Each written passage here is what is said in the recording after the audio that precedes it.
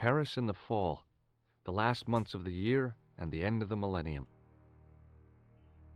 The city holds many memories for me, of cafes, of music, of love, and of death. Broken Sword is one of those games people talk about like an old memory, not just because of the puzzles, but because for a lot of people, this was adventure gaming. I actually got the game from some guy crushing on my older sister way back in 1998. The disc was scratched to hell, and every time I reached Hotel Ubu, the game froze. So for years, this weird Paris conspiracy basically existed in my mind as an unfinished childhood mystery. Back then, I didn't know anything about Revolution software. I just knew this game felt different. Most adventure games at that time felt like puzzle boxes. Broken Sword felt like an actual journey. Revolution somehow managed to mix murder, conspiracies, European cafes, and terrible tourist decisions into one of the most beloved adventure games ever. And nearly 30 years later, people are still coming back to it.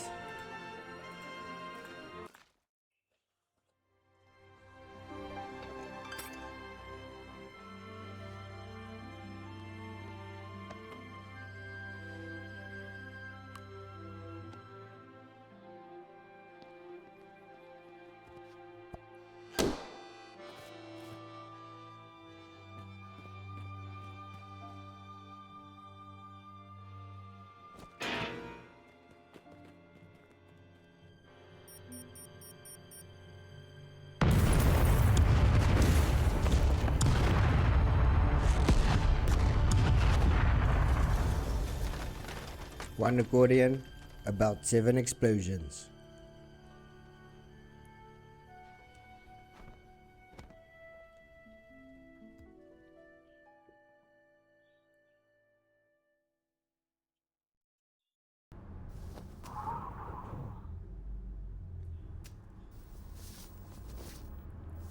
As I picked myself up, all I could hear was the ceaseless drone of traffic. Life went on around me. But the explosion was to change my life forever. George just survived an explosion, powerful enough to explode several additional times, just to make sure.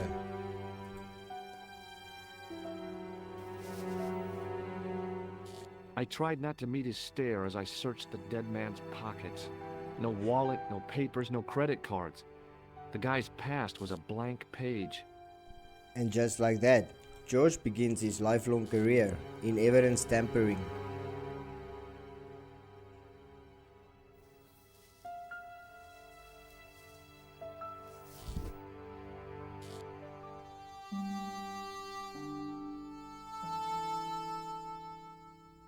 Oh, my head. Never again. How much vodka did I drink? Oh, no, don't tell me. What is your name, Sherry? George Stobbart, ma'am. Oh, American. She asked the question quite innocently, but I could sense her reserve. It was something which seemed to afflict all Europeans. You look like you could use a little help. I could use a little drink. I feel sick, dizzy, and bruised. I don't even remember the party. Just relax and take it easy. You've been knocked out. You don't say. What happened? There's been an explosion. You should try not to move. Are you a doctor? I wonder what the penalty is for practicing medicine illegally in France. Yes, I am. I studied under Dr. Benton. Who is he? Only one of the most brilliant medical minds on this planet. He taught me everything I know about medicine. Can you remember anything at all? No. I need a drink. Pour me a brandy. George may not be a doctor, but he knows how to operate a drinks tray. Hopefully. Is that straight or with ice? Just give me the bottle with a cheat on it. I guess a little drop won't hurt.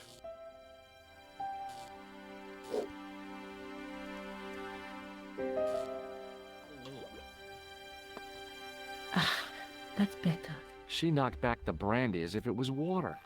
I was glad I wasn't picking up the check. What about your man? Is he dead? Yes, he is.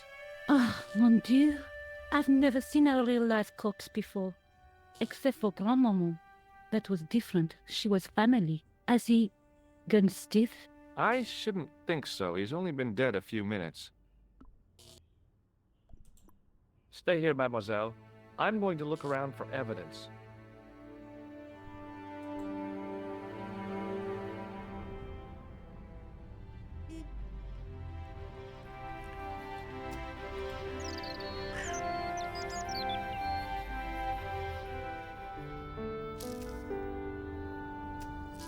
The leading article referred to the visit of a Nobel Prize winner from some unpronounceable Eastern European state.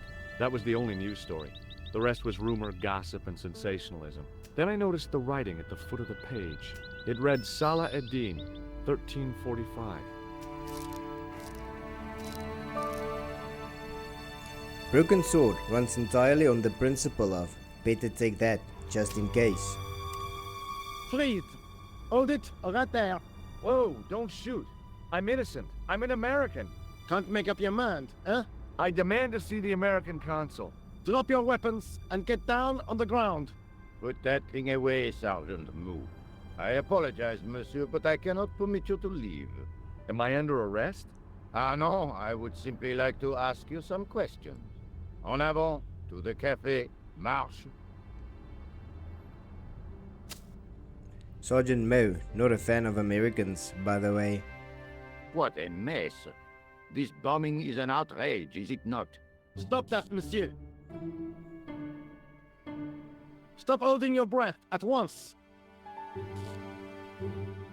Has it occurred to you that he may be dead, Moo?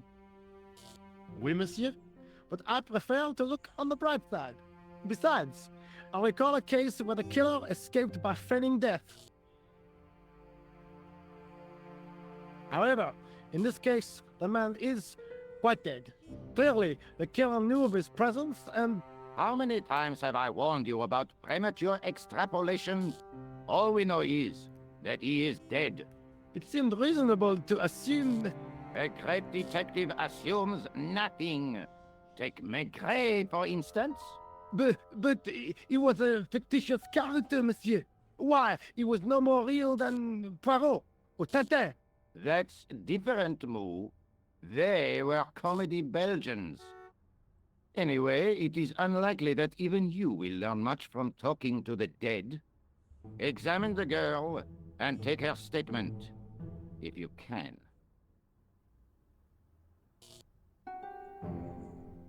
I doubt if she is in a fit state for questioning, monsieur. It smells to me as if she has been drinking. As I feared, we have stumbled upon a den of iniquity, Moo. Leave her to me, sir. I am used to handling drunken women. I do not doubt that for one moment. Ben. And maintenant, to business.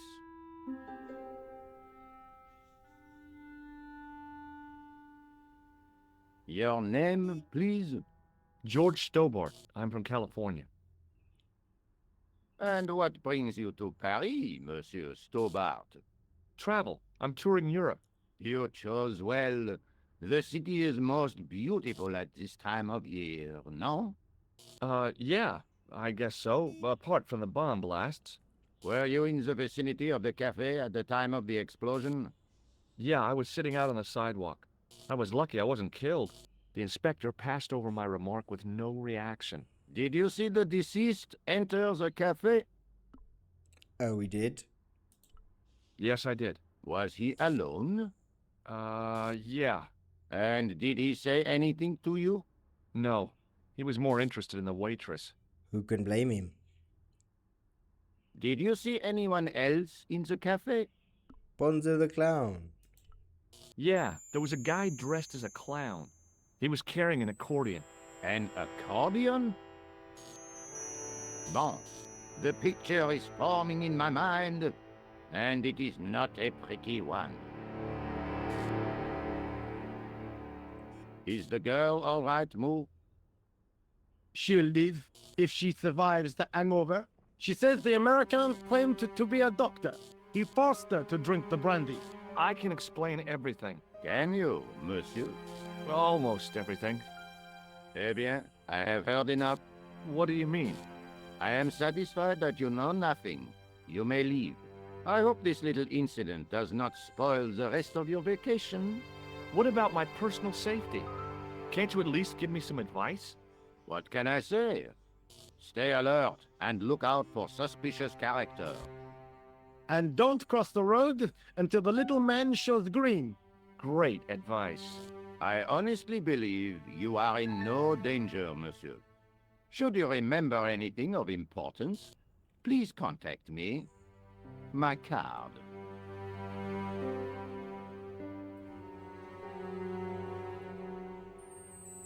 Thanks. That is all. You may go. There's not much to go on, monsieur. On the surface, no. But what lurks inside the subconscious? If the door can only be opened. Are you serious, monsieur? I thought your interest in psychic detection was purely academic. Academic? You are about to witness a scientific breakthrough.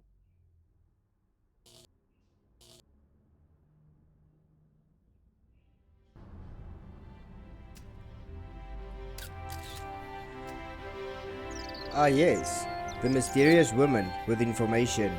Adventure games love these. Excuse me, mademoiselle? Hi, my name's George Stobbart. Oh, an American by the sound of it. Yeah, that's right, on holiday in Paris. Some holiday, huh? You were here when the bomb went off? Sure was. Sat right out front of the cafe. Did you notice a middle-aged man, maybe 60, with an hat and overcoat? I couldn't believe it. She hadn't even asked how I was feeling. Yeah, he went inside just before the bomb exploded. You weren't related to him, were you? Oh no, nothing like that. I am Nico Collard from La Liberté. Well, what's that, some kind of nightclub? No, it is a newspaper. You're a reporter? I'm a freelance photojournalist. Say, you can interview me about the bombing. You know, an eyewitness account. Minutes after the outrage that shook the whole of Paris. You know, real-life drama, human interest, that kind of stuff. I'll just stick to the facts, thank you. Did you see who planted the bomb? I know it sounds crazy, but he was dressed like a clown. Oh God, it's him again.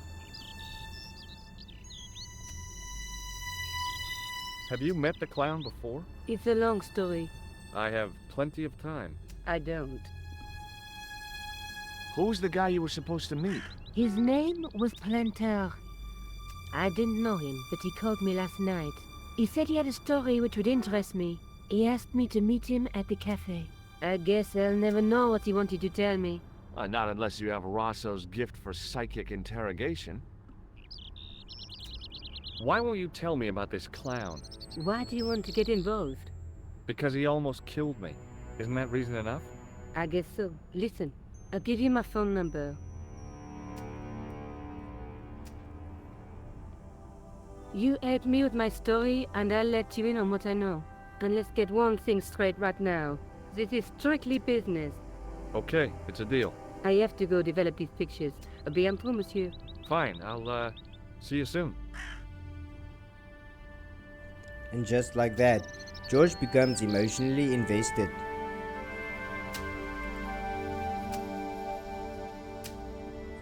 Hi, can you spare a few minutes?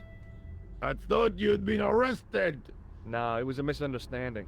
When he pulled that gun, I thought that was it. Those automatics pack quite a punch, you know? He made a mistake. He thought I was a terrorist. You? A terrorist? Ha! He was only doing his duty, I guess. Would you like to read my newspaper? I haven't got time to read that. Can't you see I'm busy? You could read it on your lunch break. 10 minutes is all I get. And if my boss had his way, I wouldn't get that. He'd have me on a drip, so I didn't have to stop to eat. Oh, take the newspaper and quit complaining.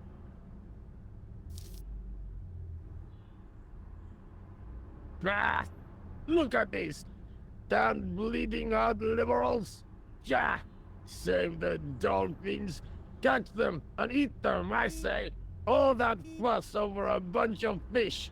Nah, that's more like it. Look at the size of those. Like champagne bottle corks, no? Ah, what's this? Saladin running in the Prix de l'Arc de Triomphe. It's a racehorse? A horse? A legend. Bucephalus reborn, mon ami. Like a streak of lightning she is.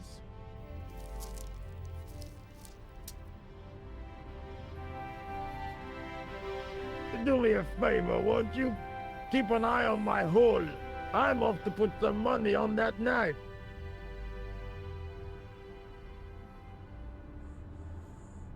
A normal person would have asked to borrow the tool.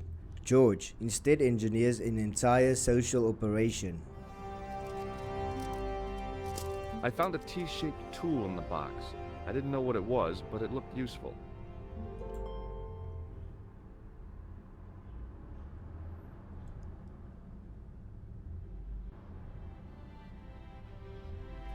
This was one of the first things I did whenever I started a new playthrough, because imagine uncovering a centuries old conspiracy while a cat remains trapped in a bin 5 feet away from It the was a battered old entire trash can. adventure.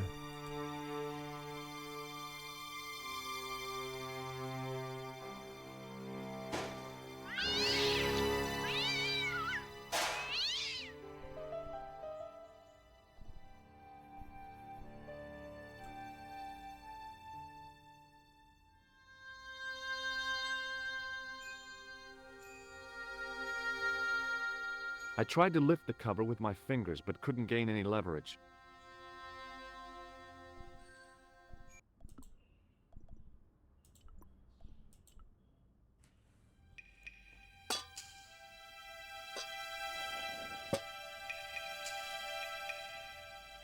I lifted the cover to reveal what smelt like the entrance to a sewer.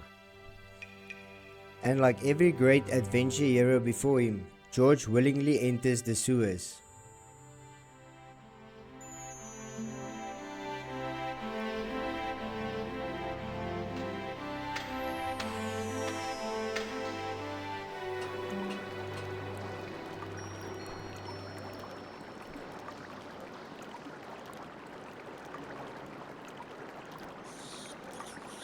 As I picked up the plastic ball, I realized it was intended to be worn. It was the clown's red nose. Nothing says serious international conspiracy like carrying emergency clown equipment.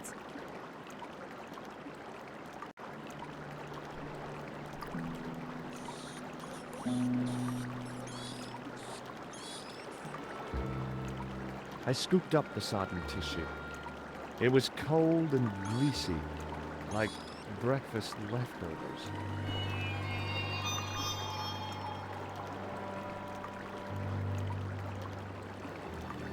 I took hold of the scrap of material and unsnagged it from the spike. At this point, George's pockets contained the contents of an entire lost and found box.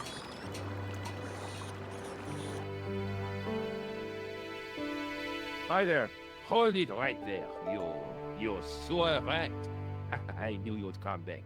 And now I've got you. What are you talking about? You're trespassing.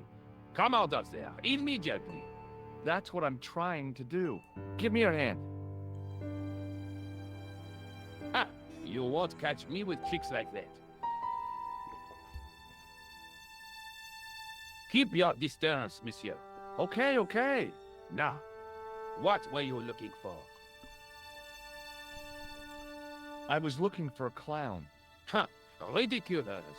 Do you really expect me to believe that? He planted a bomb in the cafe and blew it up. What? The cafe? Blown up? Mon Dieu, that is awful. And you say the person responsible was dressed as a clown? That's right. He blew up the cafe, escaped into the sewer, changed his clothes, and came up here. Ah, mon Dieu. Then, the man I chased, do you think that man and the clown are one and the same? Well, yes, it had crossed my mind. Ah, that still does not explain what you are doing down the sewer. For all I know, you are in league with him. Oh no, I'm just a tourist. Haha, most tourists are content with the Eiffel Tower, the Louvre, or the Pigalle. I didn't realize my waste pipes was such an attraction. So Broken Sword operates on the ancient adventure game rule that every civilian is exactly one item away from being manipulated. Perhaps you'd like to take a look at my card?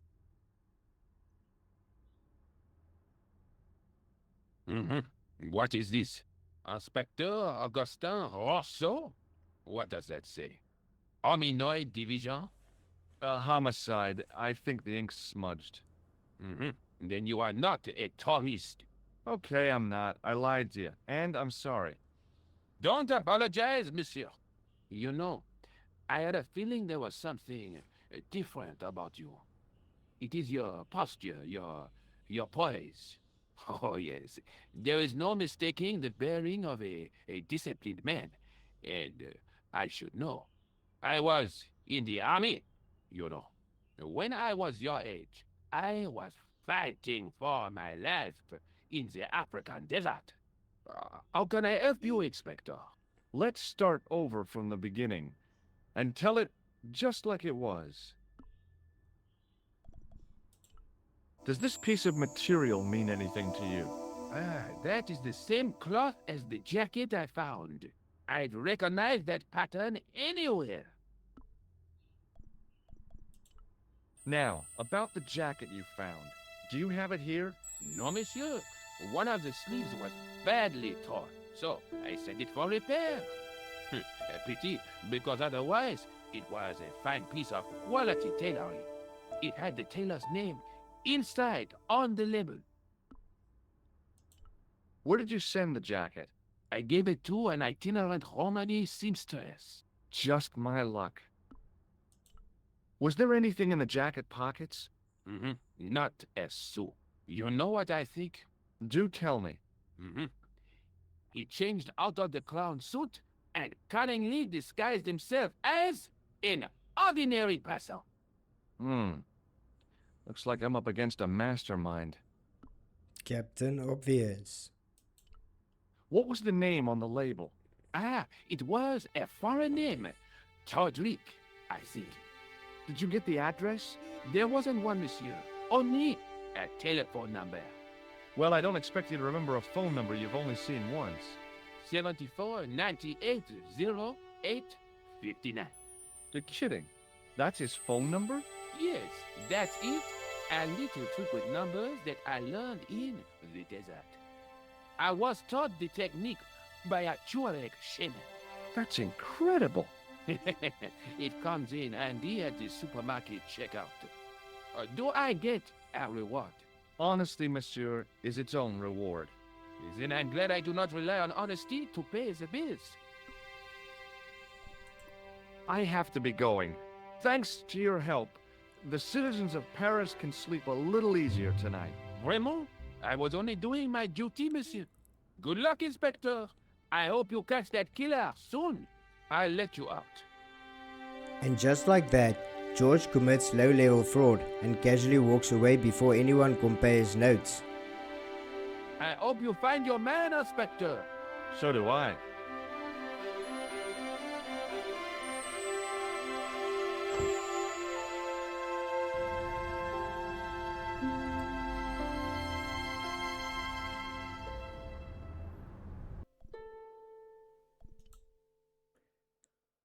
Bonjour, Collard. Oh, hi. It's George Stobbart, the American at the Café. Ah, oui. You said to call if I could help. Have you any news for me? You bet. I met a witness who spoke to the clown. And I know where the killer gets his suits. No kidding. Hey, I'm impressed. You are? Well, it wasn't easy. Look, why don't you come here to my apartment? Fine. Where do you live? 361 Rue Jarry. Okay, I'll come right over. Adventure game romance always starts the same way. Drama, conspiracy, and then coffee.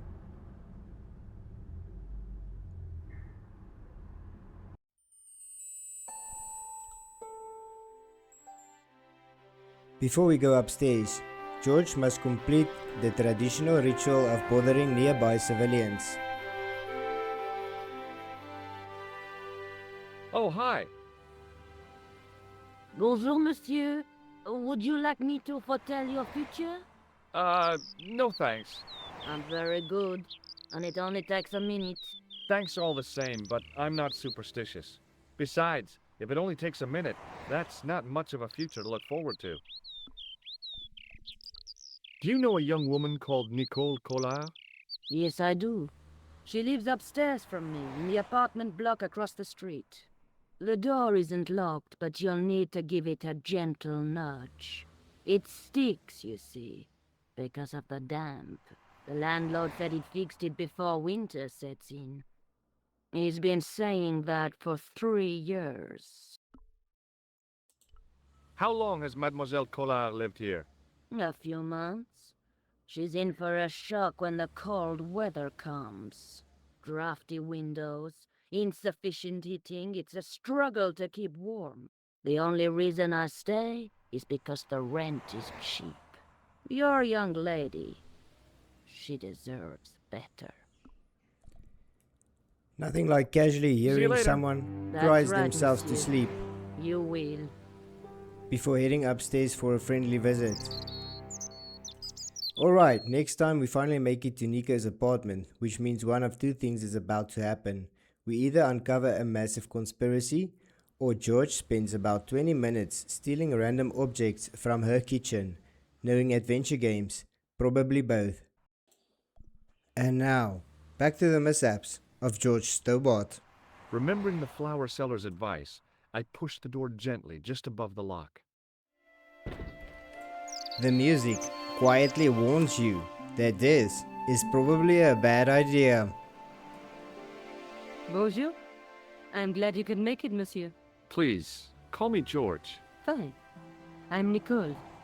Take a seat, George. When a gorgeous lady tells George to do something, he does it. No questions asked. Eh bien? And what have you been up to? I've been exploring the sewers beneath the cafe. I thought I could smell something bad. The clown used the sewer to escape and to change out of his costume. I guess he was in a hurry. He left his jacket behind. And? I got his tailor's phone number. You had better luck than I did. Luck, she said. Luck! Hard work, I'd call it. What happened? I took my photographs to the editor, but he wasn't interested. Can you believe it? He told me to drop his story. But you're not about to do that. Oh no. I am going to find out what's behind this killing. You know what I think? It's a conspiracy. The police in 3 different countries have kept very quiet about the murders. The trials don't connect them at all. They blame them on political, religious, or militant minority extremists. That covers just about everyone. George gets a random item from his pocket, I found a piece of material near the cafe. and against all logic, it actually helps. When I showed it to the concierge, he recognized it right away. It's very distinctive, all right. Just wait until you see this. I developed the film I shot at the cafe. Here, George, it's an enlargement I made. Look what that guy's wearing. Checkered pants. The same material as I found in the sewer. That's right. This guy shouldn't be difficult to find. Oh no? Take a close look at his left cheek. A scar. In the shape of a horseshoe. Oh, a crescent moon. At this point, the investigation finally starts coming together. I found this false nose in the sewer. But then, George casually produces a clown nose from his pocket. Hey, what's this inside it? The contents of someone's nose? Don't be cross, George. It says Narrated du Monde. Masks and costumes. It's a costume shop near the Gare Saint-Lazare. I'll check it out. Maybe the owner remembers who hired the clown costume. Why don't you put it on, George? No way am I wearing this. I'd look really stupid. Besides, he might have had a cold. George wastes absolutely no time volunteering to investigate the Paris costume shop scene. I'm going back out to search for that clown. Where? Well, I guess I could visit the costume shop. Good idea.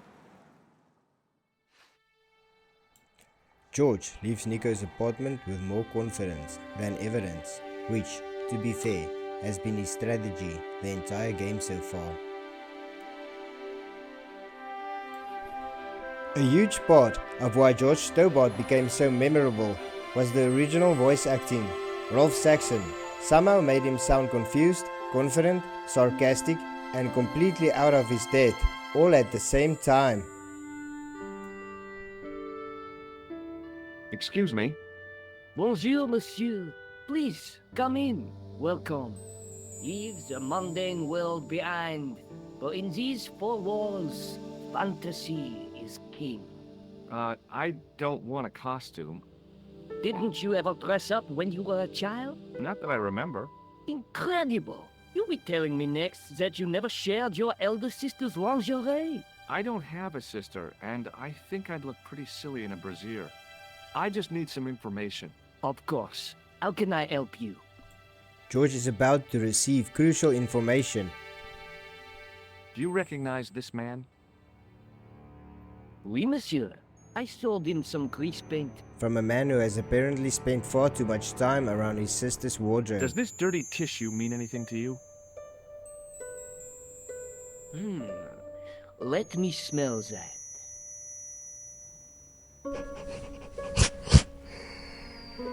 Bestheimer's number 7 white pancake. Theatrical grease paint, right? Oui, monsieur. La crème de la crème of Thespian accoutrement. Have you sold any of it recently? Yes, 2 cans. Are you sure this is the man who bought grease paint? Oui, monsieur. He chose 2 costumes. Bozo the clown and Seamus the pixie. A pixie? Very smart. Green silk with a taffeta lining. He gave me his name as Monsieur Khan. Thanks for your help, buddy. My pleasure, monsieur. Allow me to shake you by the hand. Huh? Well, okay.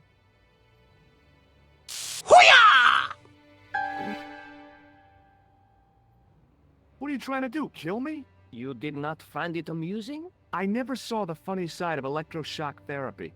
Eh bien, it is yours to keep. A gift? Do I need a license? No, but I give you a word of warning, monsieur. What? Remember to switch it off before you visit the toilet. Classic point-and-click games always included at least one NPC who seemed deeply unqualified to interact with the public. For the first time, George finally has a real name connected to the clown bombing, which means it's probably time to start bothering more civilians. Hello? Who is this? Hi. My name's George Stobbart. You don't know me. Correct, Mr. Stobbart. I don't. What can I do for you? Well, I'm trying to trace one of your customers. Could I maybe come over and talk to you? No, that's not possible. Oh, okay. Forget it. Listen, all I want is a name. What are you talking about? Who are you working for?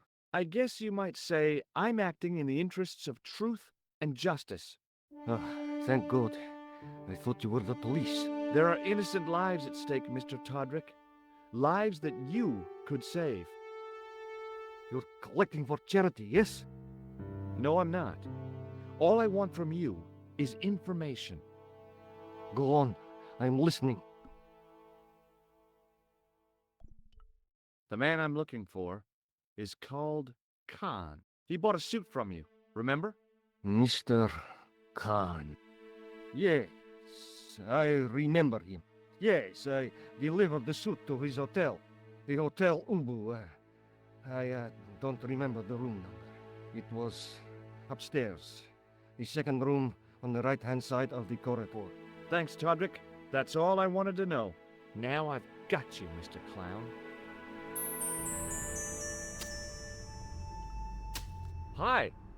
You're the guy who gave me the tip, aren't you? Huh? The racehorse. Salahuddin. Oh. Yeah, but I put every franc I had on that horse. listen, My lifetime savings. Next month's rent. Everything. Oh, God. She won by 3 lengths. I'm a rich man. Call me Lucky George, the punter's friend. So how come you're still here? Ah, I'm not going to let my newfound wealth change me, not one bit. I bought this hole, fittings and all. Now I can come and go as I please. No more clocking on or completion schedules. No foreman breathing down my neck. Thanks to you, I've found paradise. I'm getting a mushy feeling in my chest. But not half as mushy as your head. What do you want now? Would you like to shake hands with me? No, I wouldn't. One of the real pleasures of being rich is not having to be polite. I gotta go. Don't let me keep you. George may have stolen the man's tool, but in return, he gave him his own hole. Fair deal. George casually walks past two men who definitely do not look suspicious at all.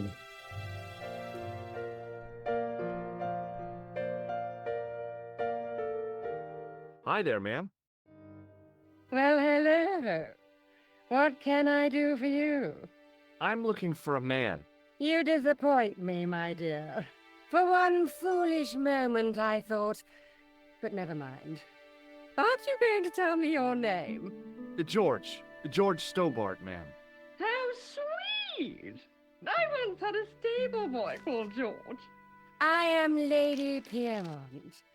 The common reaction is to kneel and stutter, but it's not obligatory. A real lady? I mean, you're an honest-to-God aristocrat? Oh, I don't know about that. Few of my ancestors are honest, not even to God. I can trace my family back to the Normans, but don't let that intimidate you, George. Beneath that impressive pedigree, I'm just flesh and blood. The blood may be blue, but the flesh is the plump beef of old England, so to speak. You appear distracted, George. Is there any way I can help you?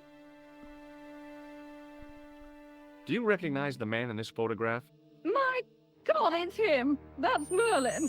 She represented everything I loved about the English. The lady was totally deranged. Merlin? You mean King Arthur's wizard? Good heavens, no! Monsieur Merlin is a fellow guest. George came to Paris looking for coffee and sightseeing. He somehow ended up investigating medieval mythology. The man you know as Merlin is a fake. What do you mean, sweetie? He's a murderer. He also uses the name Khan. I am shocked, Mr. Stobbart. Shaken. I took him to be a gentleman, a man of honor. Do you know, I'd rather like to assist you in stitching him up. When did you last see Merlin? It was no more than an hour ago. He came downstairs and spoke to that clerk chappie. Something passed hands. I couldn't see what exactly. A briefcase? No, smaller than that. A bundle of papers, perhaps. The clerk put it in the hotel safe and Merlin went out. I have to go, ma'am. George reacts to the discovery of ancient historical secrets the same way he reacts to everything else, by immediately touching things that don't belong to him. Excusez-moi, monsieur. What? You are trying to steal that key, no? No way. George loudly announced that he was not trying to steal the key. Then turns to Lady Piermont for help in stealing the key. Hi, ma'am. Hello, George. What can I do for you now? Would you distract the clerk while I borrow a key? Are you asking me to aid you in a criminal act, darling? I guess I am. Good heavens, I must be dreaming. I don't think so, ma'am. Now tell me, why do you want to get into that room? I'm hoping it's the key to Merlin's room. Well, how can I refuse? I shouldn't think my feminine charms would be much use in this case, but a good dose of English arrogance might do the trick. Lady Piermont quickly realizes the situation requires finesse, which immediately rules George out.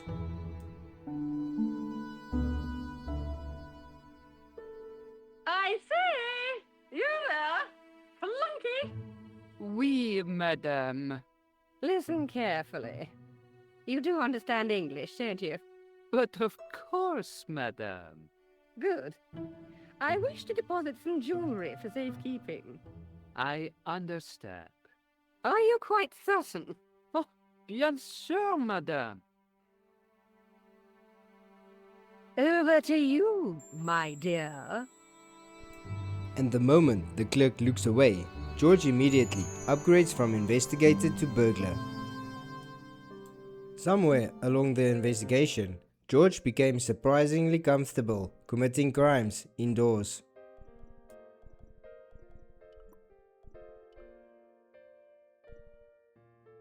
Maybe it wasn't the right room, but this was the right key. The music warns George again, but to no avail.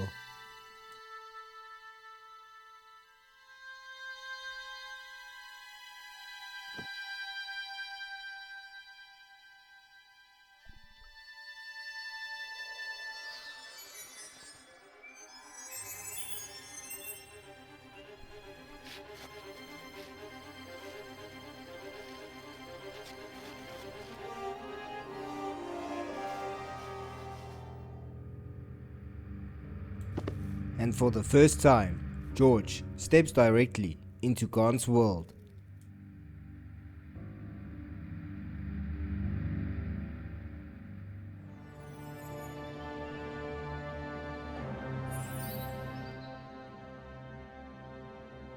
I had the kind of feeling in my stomach that would usually send me running to the bathroom.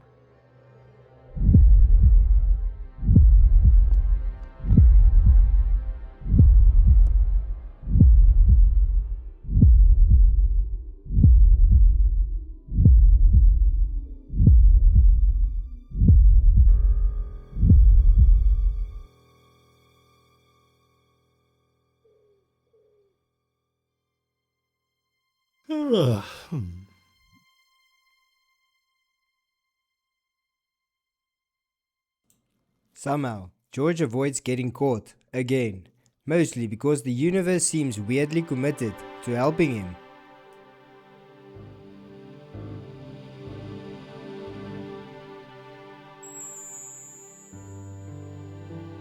I couldn't believe my luck when I found 2 items in the pockets of the pants. The first was an ordinary matchbook. No matches, no clues. The second was a pass card which read, Thomas Merlin, Gruber Electronics Corporation. George leaves Khan's room with a stolen keycard, several new questions, and absolutely no plan beyond see what happens next. Every clue pulls George deeper into the conspiracy, even though he still seems wildly unqualified for all of this. There was no one registered under the name of Khan. If the killer was staying here, he'd used a different pseudonym.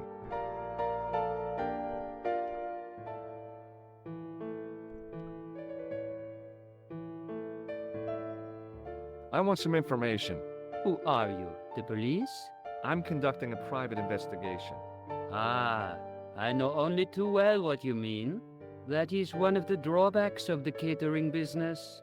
When people book into an hotel, they leave their morals at home, no? George quietly accepts this information while actively committing several crimes inside the hotel. I'd like to retrieve something from your safe.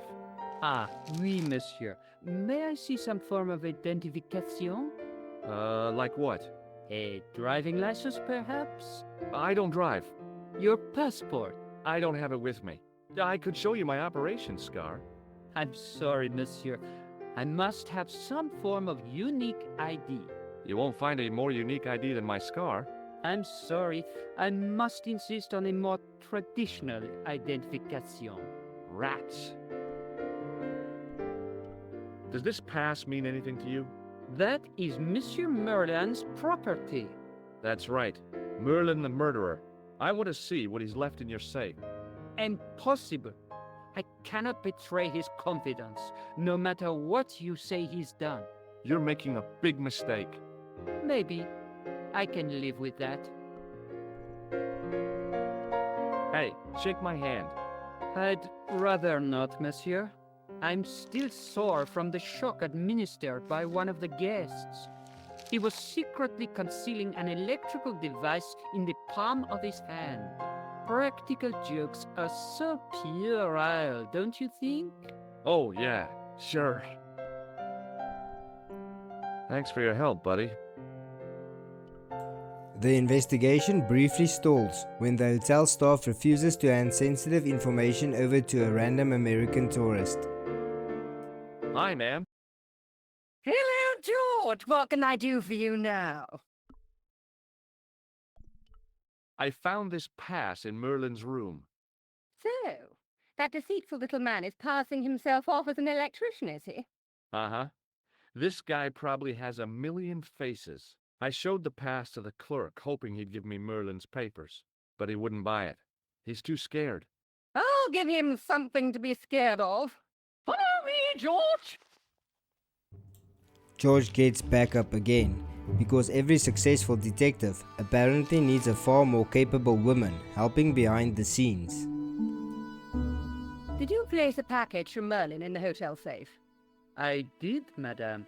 And did my friend here show you Merlin's identification? Indeed he did, but What's the problem? he isn't Merlin. A mere academic detail. Give him the package. But that is against the law. I happen to be a justice of the peace, you silly man. I own the law. If he tries anything, shoot him, George. My pleasure, Lady Piermont. One moment, please. George finally meets someone even more comfortable breaking the law than he is. You know, I haven't enjoyed myself this much since Greenham Common. I don't know what I would have done without you, Lady Piermont. Voilà, monsieur. Le manuscrit de Monsieur Merlin. Thanks. How satisfying. An Anglo-American alliance that actually worked. The clerk had given me a tightly rolled sheet of parchment. I decided not to unroll it until I was safely back in Nico's apartment.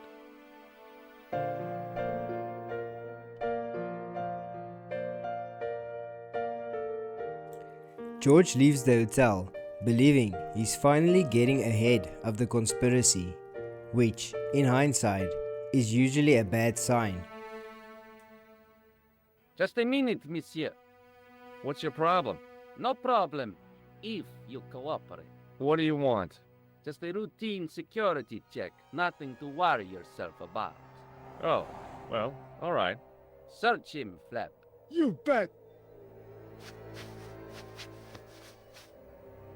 Hey, knock it off. Get off, you big ape.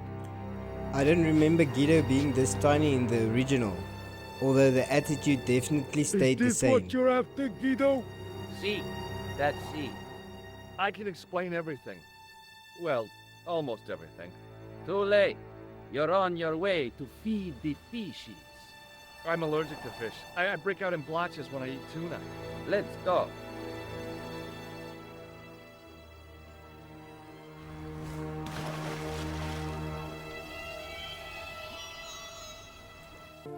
Is what would have happened if I didn't already know this game.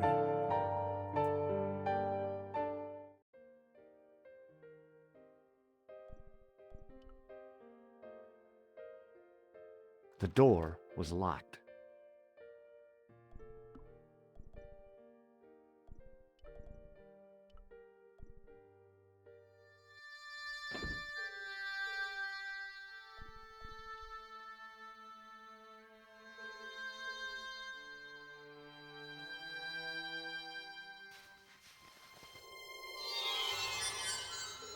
George's solution to protecting an ancient secret document is throwing it into the streets. I knew this was no way to treat an ancient manuscript, but I couldn't let it fall into the hands of the goons waiting outside.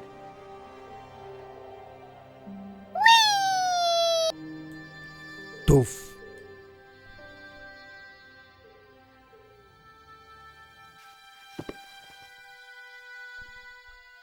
The deeper George gets into the conspiracy, the more obvious it becomes that somebody is willing to kill to protect it. George calmly walks back through the hotel after narrowly avoiding death, which is becoming a surprisingly regular part of his day.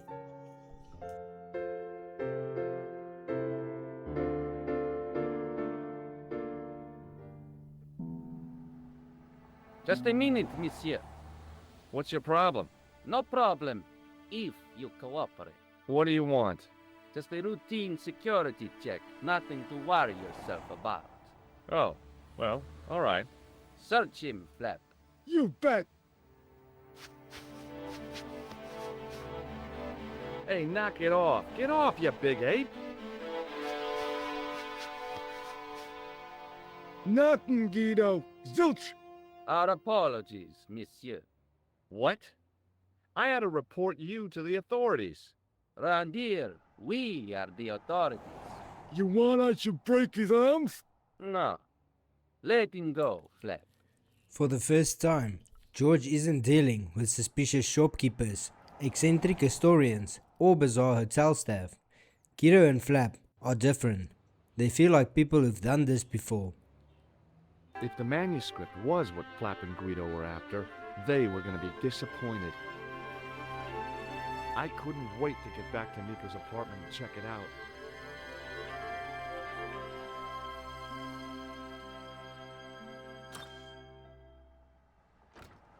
You're just not going to believe what I've found. It's not another part of the clown's costume, is it? After the sewer fabric and clown nose incident, Nico has understandably lowered their expectations. It's a medieval manuscript. Khan left it in the safe at the Ubu. It's incredible. Is this what he took from Plantark? It could be, which means it's worth enough to kill for. Look there, two guys on the same horse. Oh yeah, maybe they couldn't afford one each. What of it? Have you ever heard of the Knights Templar? Their official seal was an image of two knights sharing a horse. Whatever this manuscript means, it's connected with the Templars. How come you know about these knights? I learned about them while writing an article on the Crusades. This guy, named Hughes the Pagan, arrived one day at the court of King of Jerusalem. He offered to protect the Christian pilgrims from the displaced Muslim armies. The king would be able to guarantee safe transit to Christians in the Holy Land. Safer journeys meant more pilgrims, and pilgrims meant trade and wealth. The Templars proved invaluable to the king as a mercenary army. It was said that they never asked how many the enemy numbered, just where they were. And as the years went by, the Templars grew in wealth and numbers. They were so rich, even kings came to them for loans. But at the height of their power, they fell foul of the King of France. He rounded them up and turned them over to the Inquisition. Thousands of Templars were subject to torture and confessed to heresy. Of course, at the hands of the Inquisition, there wasn't much they wouldn't confess to. The last Grand Master Jacques de Molay was burned alive. But the treasure of the Knights Templar was never found.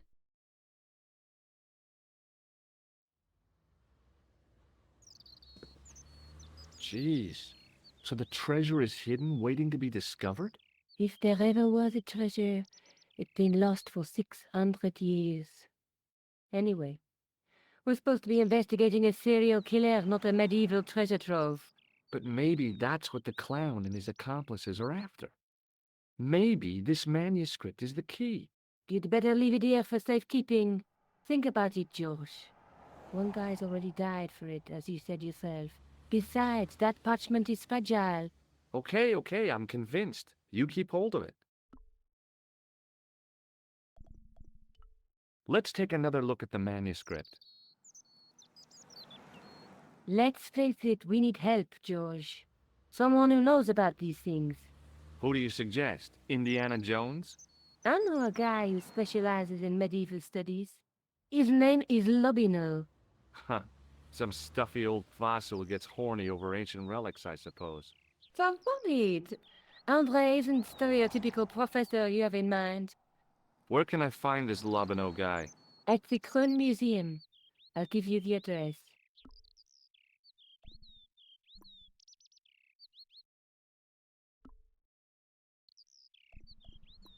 Maybe I'll check out the Kroon Museum. I'm sure you'll find it useful, George. George, once again, leaves Nico's apartment with more questions than answers, which has basically become the theme of this entire trip to Paris. Next time, the investigation leads us to the Kroon Museum and Andrew Lobineau, a historian with a suspicious amount of knowledge about the Knights Templar, medieval conspiracies, and absolutely no understanding of personal boundaries, which, unfortunately for George, becomes important later.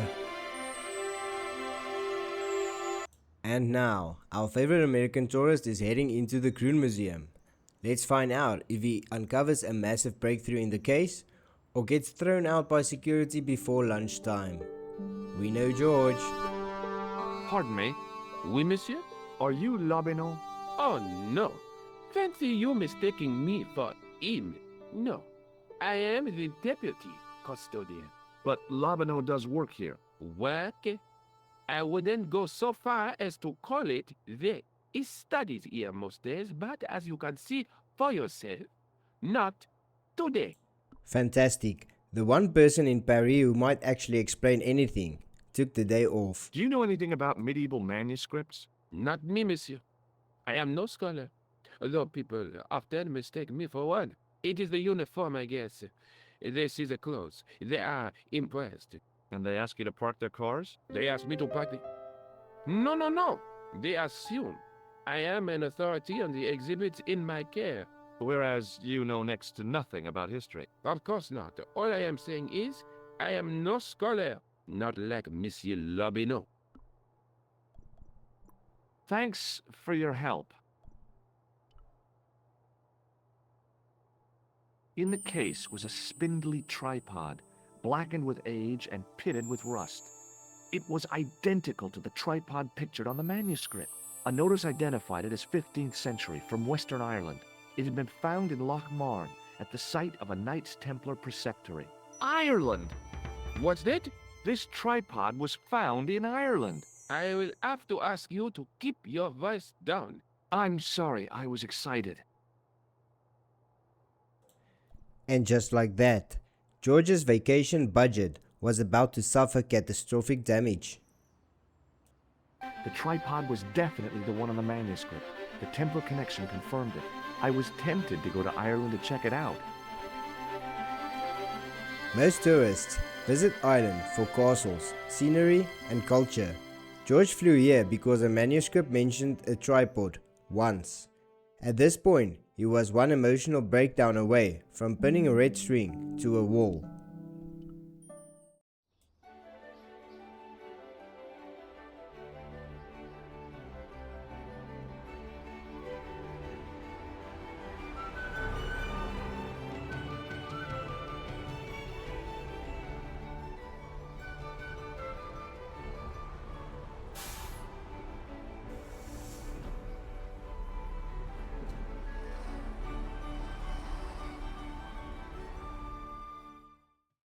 Several hours later, I arrived in Ireland, the Emerald Isle. I'd been lucky to get a bus from Dublin to the tiny village of Lochmarn. On the way out, the driver told me there was only one service a day. There's something about Irish pubs in adventure games that always feels dangerous. Either you get useful information, or somebody throws a chair at you. Sometimes even both.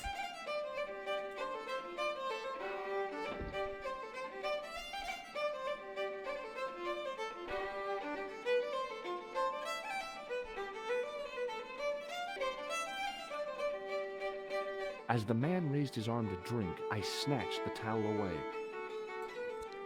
George has now fully transitioned from tourist to petty criminal. Hi there, old-timer. What? Nasty cold you've got there. As soon as the words left my lips, I regretted them. Is there such a thing as a cold which isn't nasty? I put the question to Father Mahoney. Father, says I, why were we born to suffer snot? What did he say? He said, it's my reward for being out all night like a sinner. Oh yes, prig. Anyway, this is no ordinary cold. 'Tis the hay fever. Pollinosis? Thank you. You're not a policeman, are you? Excuse me? Police? No. I'd know it if you were.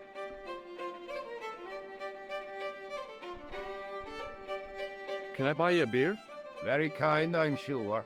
But I don't drink the stuff Leary sells. What's wrong with it? I've seen what it can do. Hey, would you like to shake my... no, on second thought, forget it. I'll see you later. Only in Paris can a man sit inside a bar, terrified of the beer. Most people worry about hangovers. This guy looks like the lager personally wronged his family.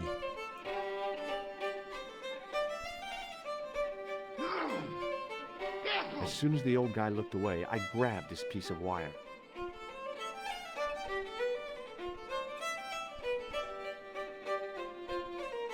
Hello there. My name's George Stobbart. Pleased to meet you, I'm sure. I'm O'Brien. Can I help you? George doesn't need help anymore. He needs a full-time therapist and a bodyguard. What can you tell me about the castle, Mr. O'Brien? It's a fine sight now, isn't it? Dates back to the 10th century, you know. Most of the existing building was added much later, of course. Are the ruins open to the public? Oh no, it's much too dangerous. Anyway, there's nothing of interest remaining. Can you tell me about the tripod which was found at the castle? Now there's a bone of contention and controversy. It was dug up by an Englishman of the archaeological persuasion. Who was this Englishman? Professor Pegram, the same man who dug up the gem. Do you know where I can find Pegram? You're too late to meet that fella. Is he dead? Not that, but he's gone from the village. I saw a pint with our esteemed host, I might add. Do you know where Pegram has gone? I'm sorry, but I don't. He upped anchor in the dark and shipped out before the dawn. Why did he do that? Who knows? A guilty conscience or a secret assignation. Whatever the reason, he'll not be missed in Lochmar. Maybe now the fuss about the gem has died down, we can get back to normal. Goodbye for now. O'Brien said everything would return to normal with the confidence of someone trying to convince himself. Meanwhile, the entire town looked like one bad afternoon away from a mob with torches.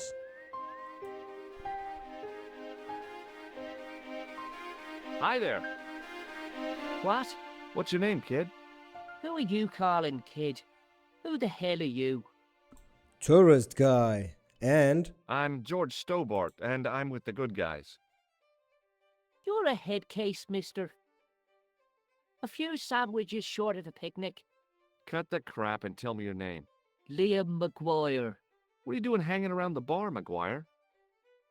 I'm on the run from me dad. Why? Did you do something bad? I ain't done nothing, boss. You can tell me, kid. Is it your dad? Oh, sir. He drinks every last penny down his evil throat. And there's me poor old mother, bedridden and dying of presumption. I tried to buy her medicine. Chopped firewood for Father Mahoney till me fingers bled. The old skinflint cheated me too. But I took the pennies he gave me back home. Look, Ma, says I. See what your darling son has earned with his own sweat and blood. When suddenly, me dad appears and grabs the loot. I'm off to Dublin heavy drinking, says he. Watch out till I get back. That's why I runned away. Something in the grin on his face told me he wasn't being strictly truthful. Compared to him, Huckleberry Finn was a candidate for Altar Boy of the Year. Do you know a man called Pegram? Can you describe him like on the telly in the cop shows? He's an English archaeologist. I know the man you mean. If this he's kid the has not read The Little Boy Who Cried Wolf. Can you tell me where I'd find Pegram? No, I can't, 'cause he's not here now. But if I sees him, I'll ask him. Do you know what Pegram was doing in the castle? Digging for buried treasure. Jewels and gold and skeletons, like in the films. What can you tell me about the castle, Maguire?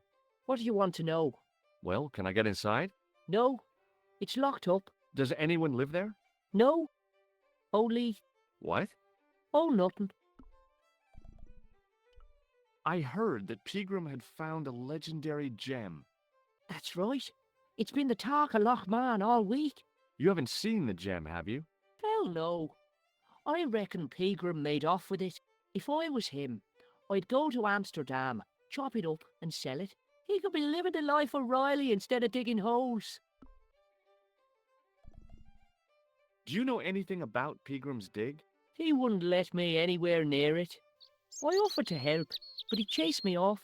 I didn't want to see his smelly old hole anyhow. Did anyone from the village work at the dig? Pegram bought some students and bums with him. He reckoned no one in Lochman would know what to look for. The only local guy who worked for him was Sean Fitzgerald. What does this Fitzgerald guy look like? Big head, big ears, and face irons. What? You know, spectators, glasses. He's blind as a bat without him. See you later, kid. Okay, mister. At this point, the boy had told so many lies. I was starting to admire his dedication. He could probably lie about the weather while standing in the rain. Mr. Fitzgerald? What? I need to speak with you urgently.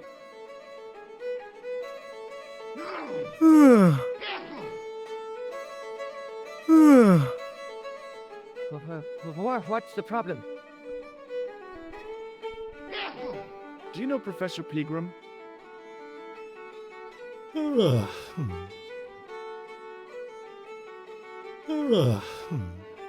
He's the archaeologist, isn't he?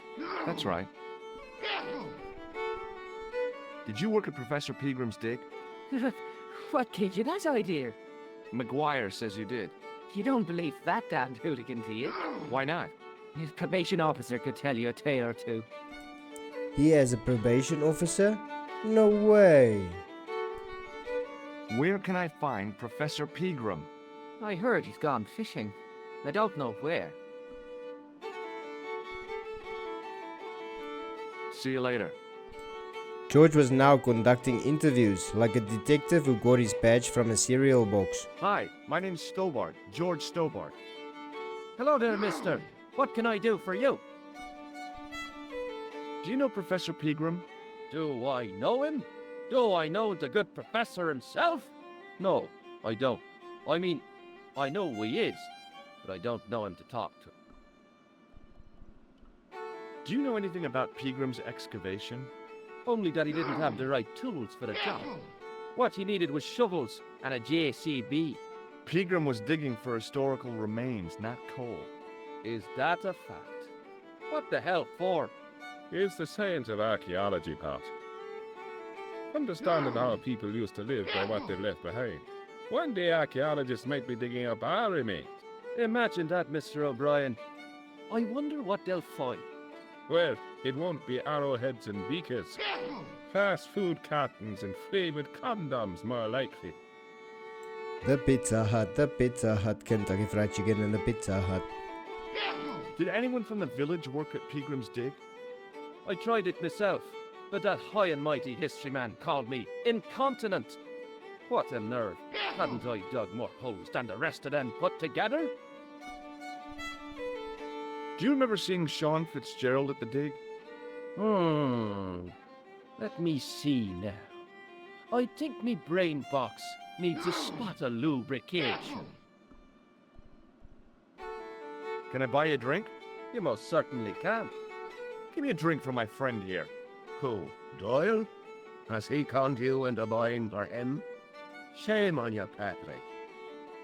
Same again. Just a point this time, Michael. 1 point of brown coming up. Well, at least the bartender pretends to care that you're being scammed. But he's making money. Do you remember Sean Fitzgerald now? I can picture the scene as if it was only last week. Come to think of it, it was only last week. Fitzgerald was there all right. Him and a bunch of students. He was speaking with the boss man. Alcohol, one of history's most effective interrogation techniques. Bye for now. After all the interrogations and running around the bar, George gets a little distracted from saving the world and decides the perfect use for his time is shocking random strangers with a handshake buzzer. Hey, McGuire. What do you want to know? Give me your hand. Get lost. Oh, come on, I just want to show you a little trick. No way, mister. I don't do tricks. Father Mahoney told me I'd burn in hell if I did. I just want to shake your hand, that's all. Oh, all right. Gotcha. Neat, huh? Didn't feel a thing. Are you sure Fitzgerald worked at the dig? Oh, yes. It was him, all right. Would I tell a lie? Well, he denies it. I saw them together only last night. I wish you'd told me that sooner. What were they doing? Pegram gave Fitzy a box. He didn't look too happy about it. I knew it. But how am I going to persuade him to part with it? Break his fingers. No, I couldn't do that. I could. Thanks for the offer, kid, but I'll try a more subtle approach. Chinese burns? Do you know where I could find Fitzgerald? He's inside, but you won't get no sense out of him. How come? Is he drunk? He's like a frightened rabbit. A real bag of nerves. Find a fella's scared of his own shadow. See you later, kid. Okay, mister. At this stage, George has spoken to every person in town, except maybe the livestock.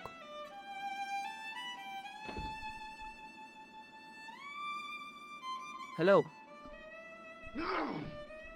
McGuire says he saw you working at the dig. What's more, he saw you talking with Pegram.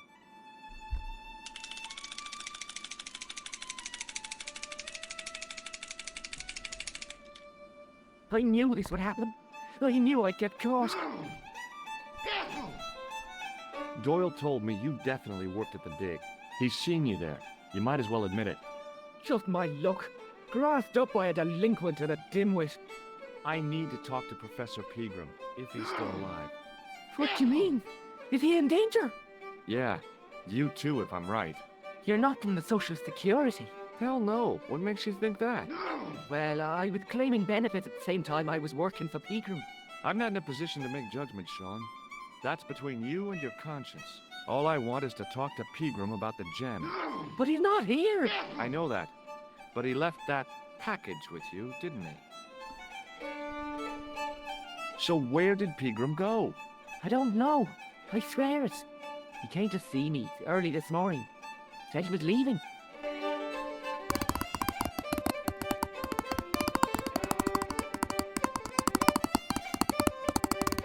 He asked me to give this package to a guy called Marquet. Show me what's in the package, Sean. I can't do that. Why not? I promised the professor. So what? You didn't have any qualms about your benefit scam. So where's the harm in taking a peek inside Pegram's package? You don't know these people. I can't. I don't dare. This is your last chance to show me the package, Fitzgerald. I've been patient with you, but now it's time to kick ass. But he'll kill me. Who will? The man from Paris. Jack Marche. Pegram told me if I gave him the package unopened, I'd hear no more about it. But if I double-crossed Marquet, I'd be dead. I'll deal with Jacques Marquet. Give the package to me. No. Why should I trust you? I don't know who to trust anymore. I wish I'd never even heard of the Lochmarn gem.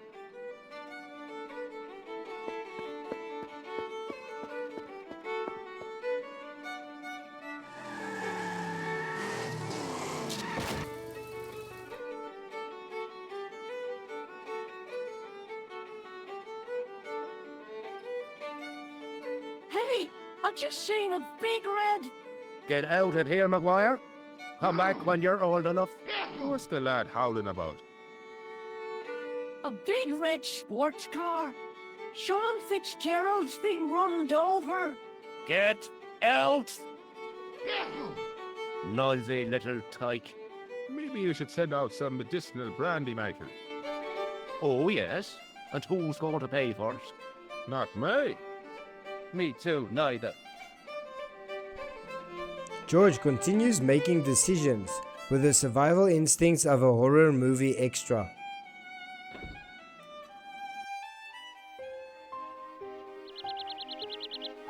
I was telling the truth about Fitzy, mister. Okay, calm down. Now tell me what happened. I was standing here, minding my own business, when I saw this beautiful red sports car coming up over the hill. Would you look at that, says I. And I going over to take a closer look. Next thing, Fitzy comes tearing out of the pub and nearly knocks me on my ass. Well, the car just flies at him. It was too fast for poor old Fitzy, and ate him an awful wallop. He goes flying up on top. Jesus, says I thought he was a goner. Next thing, the driver hops out, and I couldn't believe my eyes.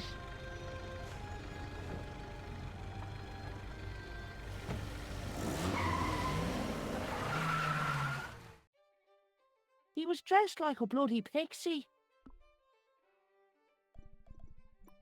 See you later, kid. Okay, mister. George forgets for one moment that he's actually a fake electrician. I pushed the switch down, but in doing so it snapped off in my hand. It was a trap door in the sidewalk. George decides the investigation can wait 5 minutes because apparently the next logical step in solving a murder is going inside O'Leary's and ordering a beer. Professional detective work, mostly phone. Top of the morning to you. I beg your pardon. Well, that's what you Irish say, isn't it? Do you want something? Or are you just flaunting your xenophobia? Well, I was trying to be sociable. Is it a room you're after? No, thank you. I don't plan to stay too long. Who does? Most folk take one look at Lochmarden and jump back on the bus. I'll try a glass of beer, please. Is this your first pint of real ale? Well, I guess so. What's real ale, anyhow? Beer that's brewed from natural ingredients to traditional methods. It shouldn't be kept under pressure or refrigerated. And finally, it should have a good body and distinctive character. In other words, it's flat and worn with bits in, and it makes you fall over. I'm sorry, but the pump appears to be broken. I can fix it for you. I don't think so. This is a job for a professional electrician. Oh well, at least the glass washer is still working. It's not my beer, is it? George's fake credential strategy was somehow still working. It just so happens I'm an electrician. Check out my credentials. Well, no. Isn't that marvellous? Here's a house bedeviled with faulty wiring of a wayward nature. Here's you, an electric man, with a little plastic card to prove it. I still want to see what you can do before I let you touch me beer pumps. You can make a start on the glass washer.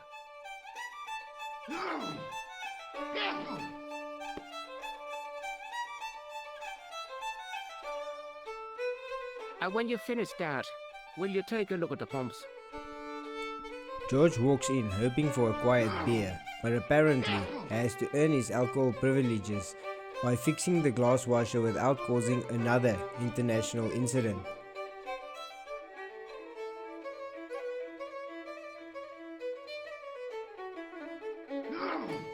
I replaced the fuse with a piece of wire. I knew it was dangerous, but I was desperate enough to disregard everything I knew about standard safety precautions. Excuse me, Mr. Leary. I fixed your glass washer, no problem. Bingo! and a blessing to all the saints. A free half-pint to that man, on the house. Now, could you take a look at the beer pumps? Well, I guess so, but I'm not making any promises. If you can't fix them, I'll have a riot on me hands. The pumps are in the cellar, right? That's right. You'll find a flashlight down there somewhere. Now, every adventure game eventually forces you into a dark basement. This was ours. What a dumb place to store a flashlight. A dark cellar. The only way I was going to find anything down there was to feel around.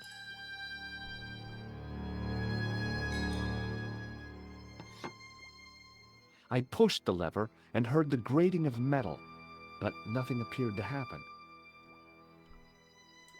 George leaves the cellar, carrying enough stolen plumbing knowledge to qualify as an emergency bartender. At this point, the investigation has completely fallen apart. We came to Paris to solve a bombing, and somehow ended up doing unpaid maintenance work for a pub owner that doesn't even trust us near the beer taps. And honestly, fair enough. George does have the energy of a man who'd pull the wrong lever and flood the entire building with castle light. I lifted the trap door and an overpowering smell of stale beer rose from the cellar below. I looked down on a stone-tiled floor, way too far to jump.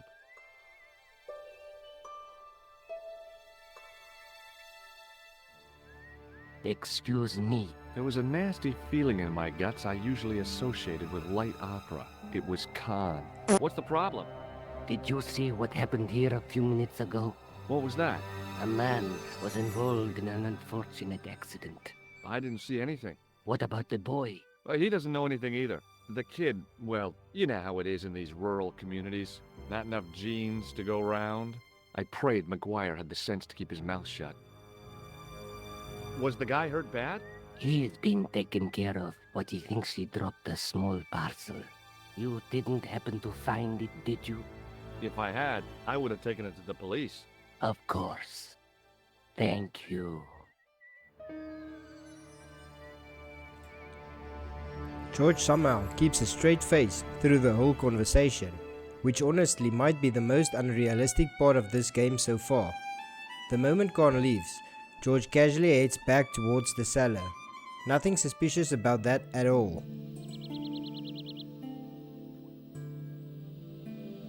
Then I noticed a flash of light. Something sparkling beneath the open trap door.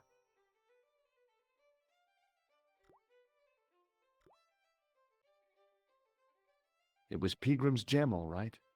A large, uncut blue stone. As I held it aloft, I realized the fascination it could command. I guess I was already under its spell. Did you find it? What? Whatever you was looking for. Yeah. Listen, McGuire. I want you to keep this to yourself. No problemo. Just chuck us up a crate of lager. No way! You're not old enough! We can sell it and make some cash. Forget it, kid. I couldn't betray Mr. Leary's trust. I could, for sure. That old misery guts deserves it. If you want to do me a favor, keep a lookout for that guy in the suit. Okay. But it'll cost you a packet of chips. Oh, and shout if you see that Ferrari.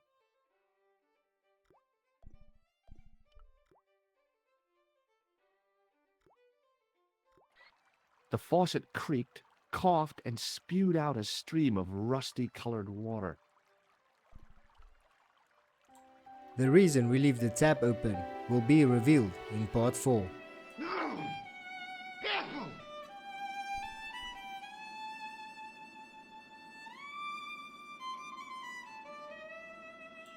What started as George visiting a museum somehow turned into us fixing beer pumps in Ireland, crawling through the cellars, and nearly dying for a package hidden under a pub grate.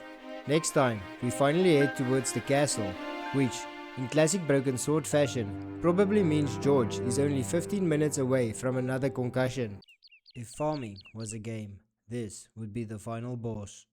Hi, do you speak English? Well, now, what if I was to say no? An implication of cognizance shrouded in denial. A pretty poser of a paradox indeed. I gave him the look I'd perfected when I was 12 and was going to be the greatest hypnotist of all time. It was a killer. Are you attempting to hypnotize me, or is it the constipation you're suffering? I was a little out of practice. George's hypnotism attempt lasts about 3 seconds. Did you happen to see a red sports car down on the road? I caught a glimpse of a flash of red on the hill and heard the racket. Sure, it was an awful noise. A sports car, you say? A Ferrari, to be exact. A racing car? And what was it doing here? The poor fella must have been lost. Ferrari in a rural island equals wrong turn. The driver of the Ferrari was involved in an accident. Is that so? Yeah, he knocked somebody down outside the bar. What an idiot! How could a thing like that happen? He was traveling too fast. So fast, he ran right under the car? I mean, the car was traveling too fast. But you'd have thought the idiot could have heard it coming. Apparently, if a Ferrari hits you on island, it's your own fault. Have you seen Professor Pegram? No, he's packed up and gone. Do you happen to know where? Back in England, I suppose. Maybe you know the guy who was hit by the Ferrari. His name is Sean Fitzgerald. Oh, I know him all right. That's me nephew, the idiot responsible for the stacking of my hay cart. Was he killed by the car? Oh no, but he has been abducted. Well, that's a relief now.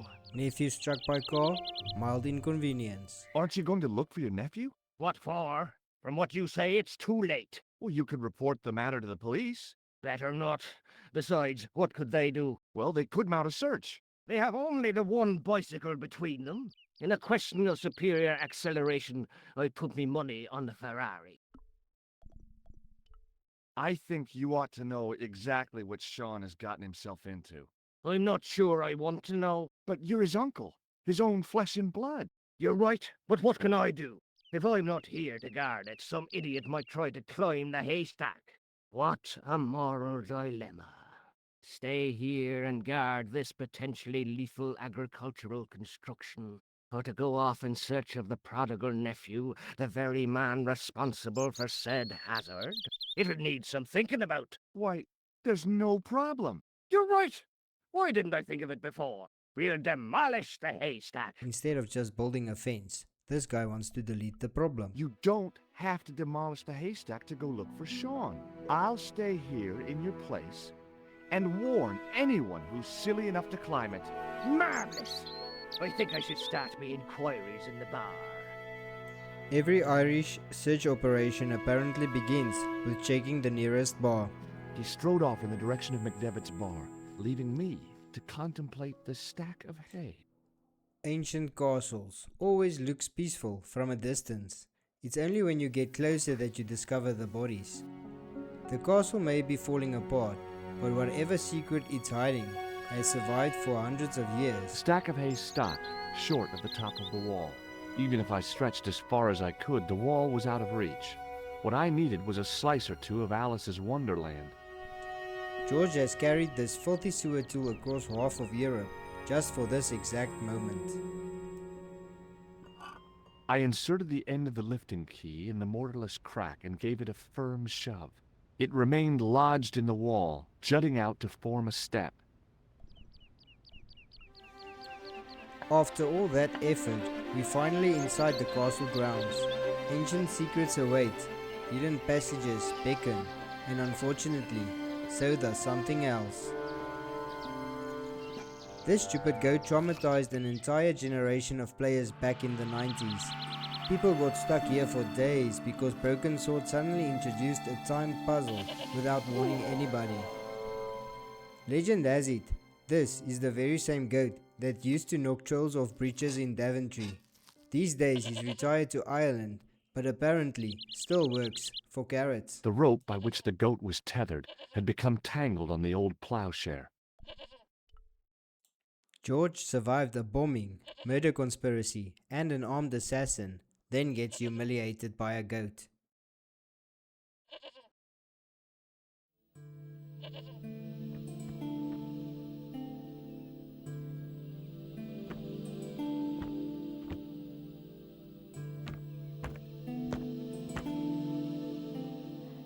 After centuries hidden underground, the first thing the tomb loses is some plaster. As I dipped my fingers into the soft white powder, I realized what it was. Plaster of Paris. I'd used it in kindergarten to make casts of animal paw prints.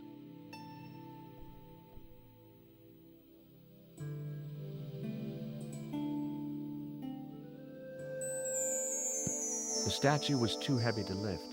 It overbalanced into the sand.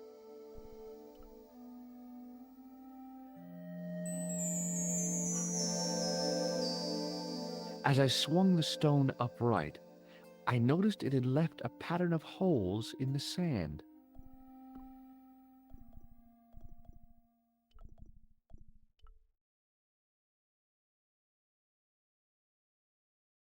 I sprinkled the plaster on the sand until the holes were filled.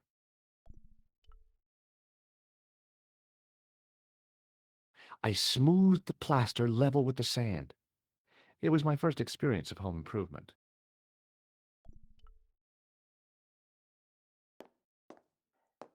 Classic broken sword design right here.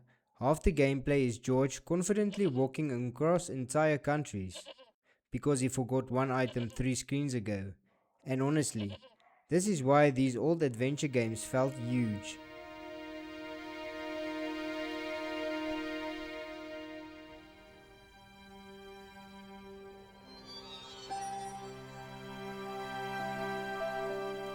A clue in Paris leads to a manuscript.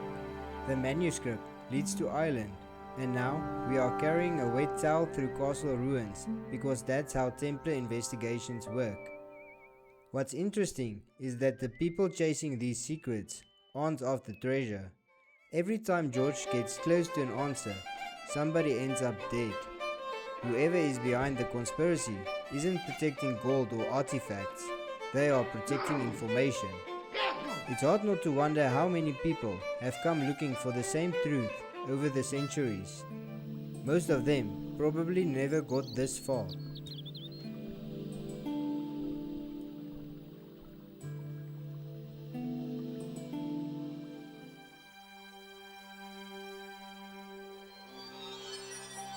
I held the towel under the faucet and soaked it with water.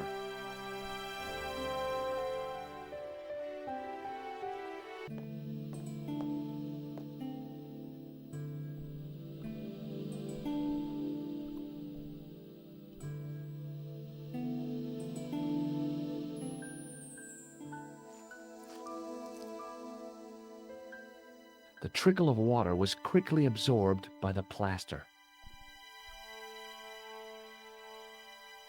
I eased the solid piece of plaster from the sand.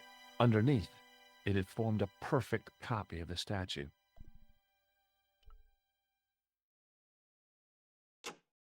The hardened plaster cast fitted snugly into the 5 matching sockets. There was a soft thud, then silence.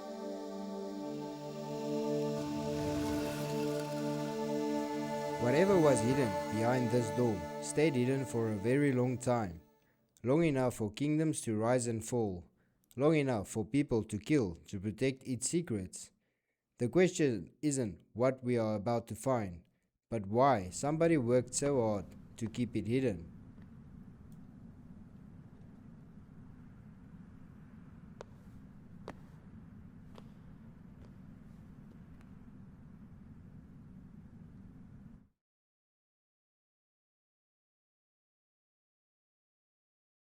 So, where did you stay last night? At McDevitt's, I got to drinking with Doyle and a couple of the guys. That explains why you look so ill today. Did you get any sleep at all? Not much. I had to share the room with another guy. Did he snore? Hardly. He was dead. Then Leary woke me in the middle of the night to help bail out the cellar. The cellar was flooded? Yeah, some idiot had left the faucet running. And you say Pegram has disappeared? Without a trace. But my visit wasn't a complete waste of time. Pegram's gem? The Templar's gem. Whoever Jacques Marquet is, he's in for a disappointment. Jacques Marquet? He's the guy who should have collected the gem from Fitzgerald. I've been reading about P-crime in this magazine. Nico's been doing actual investigative journalism, while George has been busy getting attacked by livestock in The Ireland. media got its claws on him. Yeah, if I was his agent, I'd get him to lose the pipe.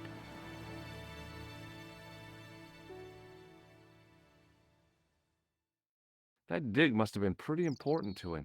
He resigned his chair at Durham University to go to Ireland, and now he's disappeared.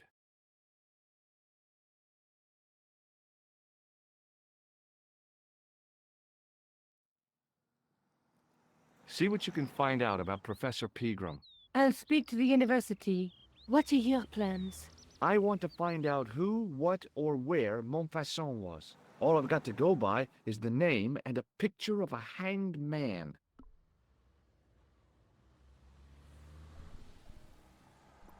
I can't sit here all day, much as I'd like to. Okay. Don't forget to look for Lopinot at the Krone Museum. And why don't you see if Rosso has heard anything? Okay. Anything else I can do for you while I'm out? Shopping, a trip to the laundromat? Just take care of yourself. I do love the relationship between George and Nico at this point in the story. Officially, they are investigating a conspiracy together. Unofficially, Nico keeps giving George homework. Go to Ireland, George. Visit the museum, George. Check the police station, George. At this point, George is less a private investigator and more an unpaid intern. He complains about it, but does everything she says.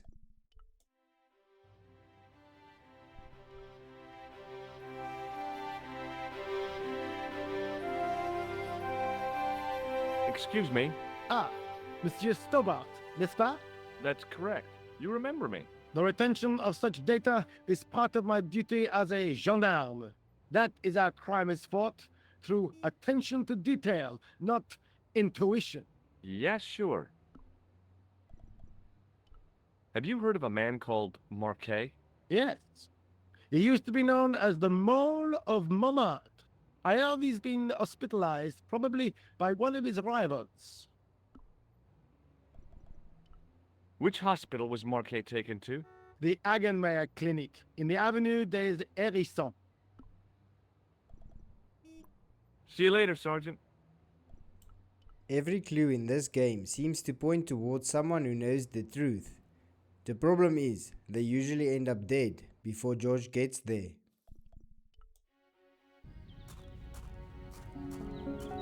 The old building managed to retain some of its original grandeur, but the modern additions look like a baseball cap on a statue of a medieval saint. George doesn't seem impressed with the hospital, which is fair. Most hospitals are designed to make you feel uncomfortable before you even got inside. Still, somewhere in this building is a man who knows more about the Templars conspiracy than anyone we've met so far. Excuse me? Yes, sir? Is this the Hagenmeyer Clinic? That's correct. I thought I was in a garden center. Oh, the plans. They were my idea. A little greenery to evoke the spirit of nature. How may I help you? Amazing how far one borrowed ID card gets you in this game. Look at this ID pass. So you're Merlin. Marquet's been asking for you. For me? Yes. He was shouting your name when they brought him in here. Now, let me see. He was on Ward B12, as I recall. Oh, he's being transferred to... Oh dear. He's on Ward J2. That's... Nurse Grendel's ward. What's so bad about Nurse Grendel? She runs that ward like a South American prison. Keeping a well-disciplined ward isn't a crime, is it? Well disciplined. In the discipline and punishment stakes, she'd whip the butt off the Marquis de Sade. Everything, I mean everything, is done to a strict routine. 6 o'clock, alarm call. 6:10, bowel movements, and woe betide anyone who doesn't have a result. Those patients of hers are like Pavlova's dogs. She sounds like a real nightmare. And then some. If Nurse Grendel is that bad, how come the authorities tolerate her? She's like part of the furniture. Oh, you mean she's been here a long time? No, I mean there's not a man in this clinic who hasn't sprawled out on her. I was beginning to get the picture. This woman was jealous, with a big green capital J. How do I find Nurse Grendel's ward? Down the corridor on the left, turn right at the senior consultant's washroom. Right again at the executive coffee lounge. Bear left past the administrator's sauna. And turn left at the end. That's J2. And good luck. Thanks for your help, ma'am.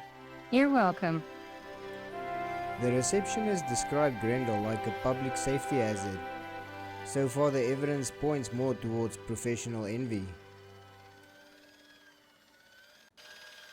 As I turned the corner, I saw the source of the hellish noise which echoed through the corridors. It was an industrial polishing machine with an odd-looking guy in tow. George's plan here is quite sophisticated.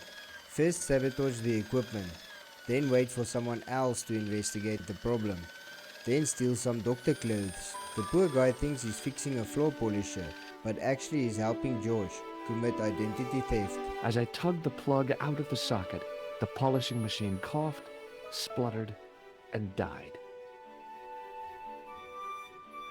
Mr. Shiny, what's wrong, pal? One thing I've always liked about Broken Sword is how grounded it feels compared to other adventure games from the same era. Sure, we're chasing Templar secrets and ancient conspiracies, but most of the game is just George talking to people. George isn't a chosen hero or a super spy. He's just an ordinary guy who keeps finding himself in situations way above his pay grade.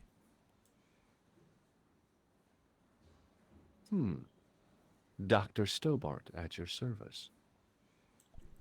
Dr. Stobbart at your service. His qualifications include surviving a bombing, annoying the French police, and being attacked by a goat.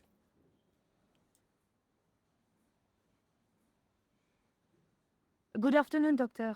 Oh, hi. Is this Ward J2? Yes, sir. The patients are ready for your inspection, Doctor.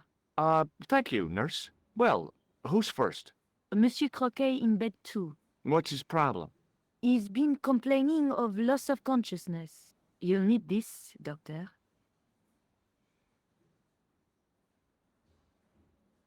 She gave me a long, narrow metal box and a stunning smile.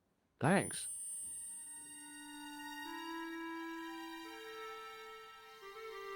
Hi, I'm Dr. Stobbart. Hello, Doctor. The nurse told me you keep losing consciousness. That's right. I've had the problem as long as I can remember. It's a real out-of-body experience. Like death, but not so conclusive. I see. How long does it last? Just a fraction of a second, and then I recover. I might not have been a doctor, but I was formulating a diagnosis all the same. This guy was nuts. I know exactly what you mean. It's known in the medical field as blinking. Is it serious? Of course it isn't serious. It's perfectly natural.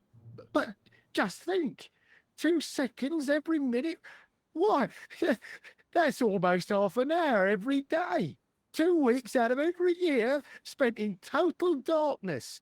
I don't have time to listen to this baloney.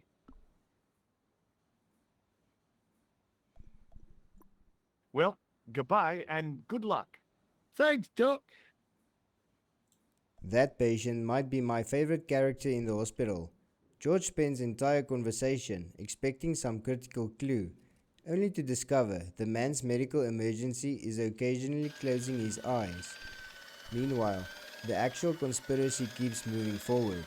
Just when the story gets too dark, Broken Sword throws in a completely ridiculous conversation to remind you not to take everything too seriously. Maybe an actual doctor might know what's going on.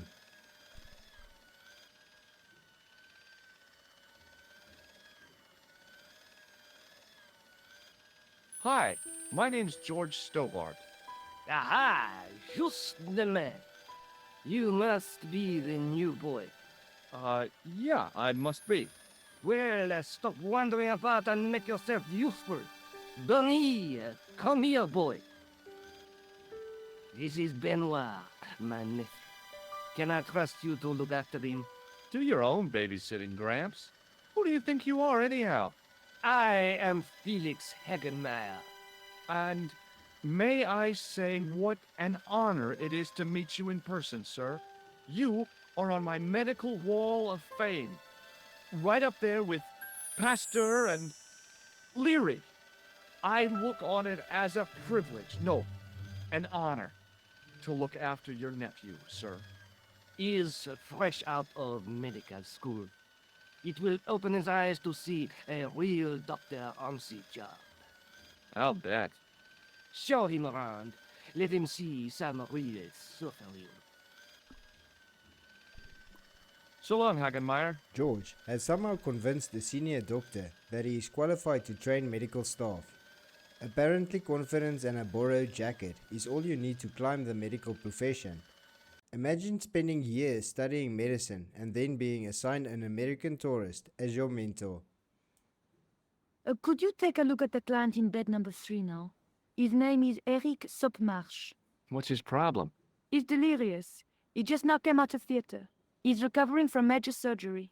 I'll have him up and about before you can say, Lazarus, get out of your bed and walk. A bold claim from a man who became a doctor roughly 15 minutes ago.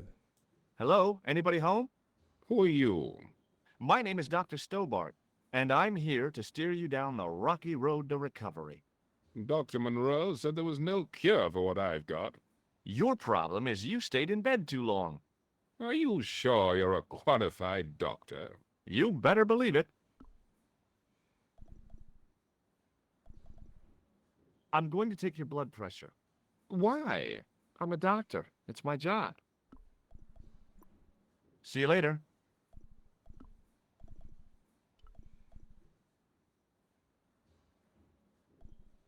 Hey, Benoit. The blood pressure gauge has finally found its way into qualified hands.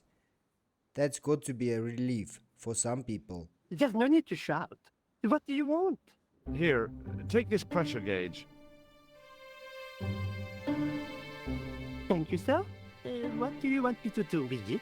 Well, keep it safe until I think of something. Doctor, What is it? you haven't taken my blood pressure. The patient wants a medical examination. George wants somebody else to do the medical examination. I can't take a satisfactory reading while you're excited like this. I'll come back later.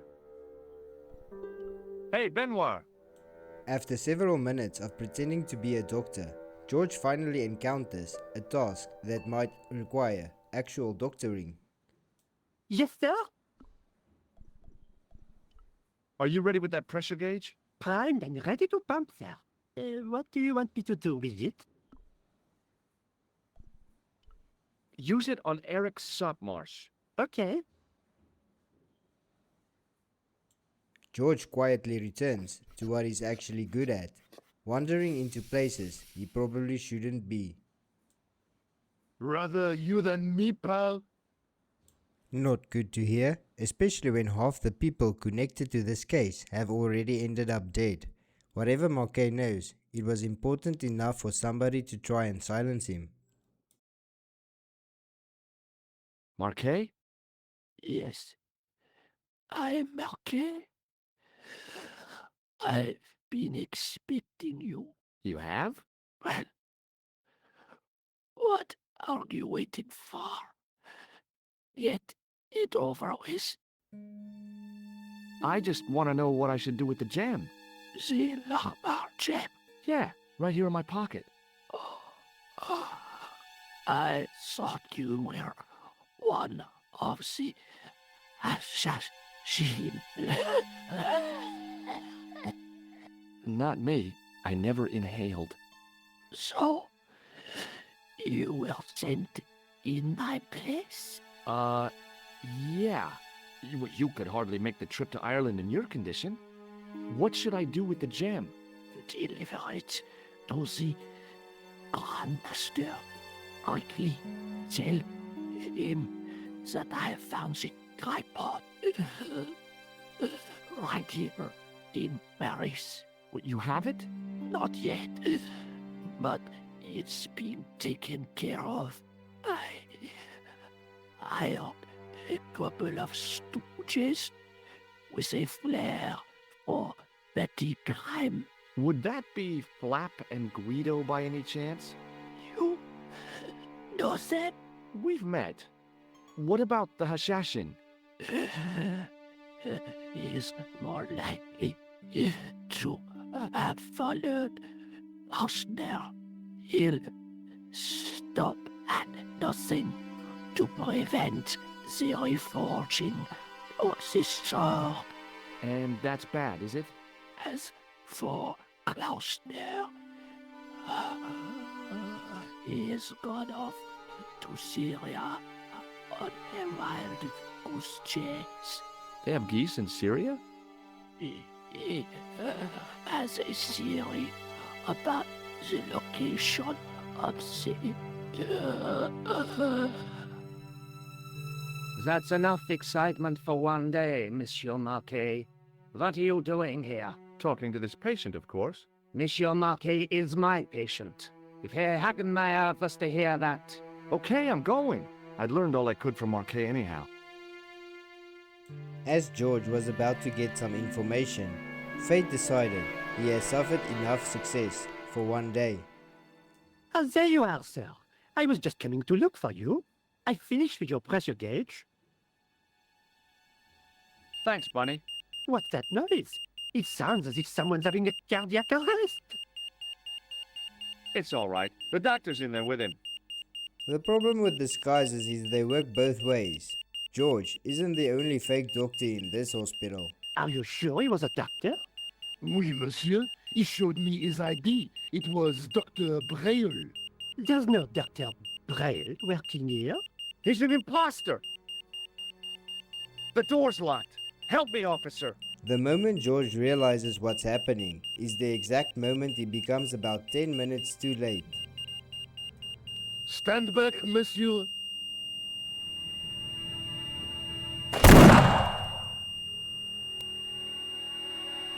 Marquet was probably the closest George had come to getting real answers, and just like Pegram before him, somebody made sure those answers stayed buried. The worst part is knowing we were only a few moments too late. I found Jacques Marquet. Did he talk? Yeah, he talked.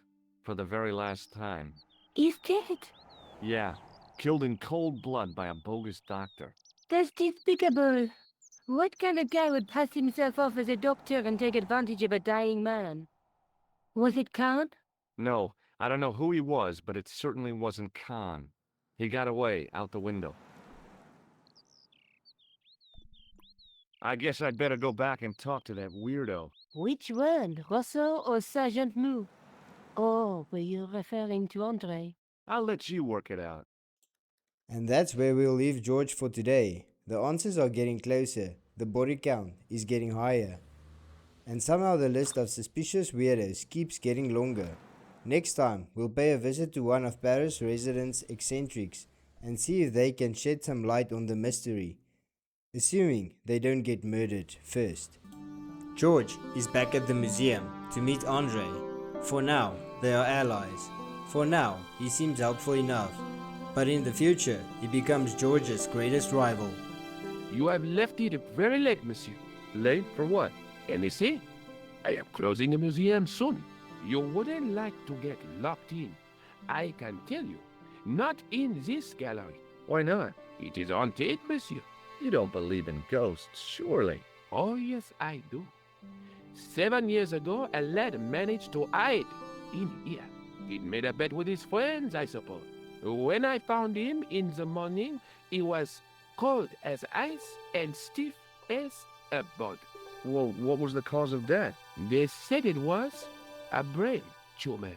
But on his face was a look of stark, desperate terror such as I have never seen before. Scary. Forget it. Security gets full marks for wandering tourist. I beg your pardon. Are you Andre Lobineau? That's me. You want my autograph? No, I was told you may be able to help me. Help? My name is George Stobbart. I'd like your professional opinion. Well, okay, shoot. George will regret this later. Does the name Montfaucon mean anything to you? Sure, it was the most grisly spectacle in Paris until the Revolution. A public toilet? Montfaucon was the place of execution for many thousands. A dark temple of death, with row upon row of arches, each one framing a grim exhibit. Scores of rotting corpses swung on creaking rope, while the crows devoured their flesh. That explains the image of the hanged man. I found a reference to Montfaucon in Ireland, in a village called Lochmarn. Lochmarn? That's where Pegram was digging. That's right. He'd left the excavation before I arrived. George has actual evidence. A rare and confusing moment. Where was the site of Montfaucon? To the northeast, near the Canal Saint-Martin, but there's nothing there now. The old gibbet was torn down during the Revolution. Thanks for your help, Andre. You're welcome. The plan is simple. Wait for the guard to move, open the window, and avoid being caught. George's plans usually start simple. They rarely stay that way. The rod turned smoothly, and the window above me opened. Nothing suspicious here. Just a fully grown American climbing into an ancient Egyptian coffin in the middle of a museum.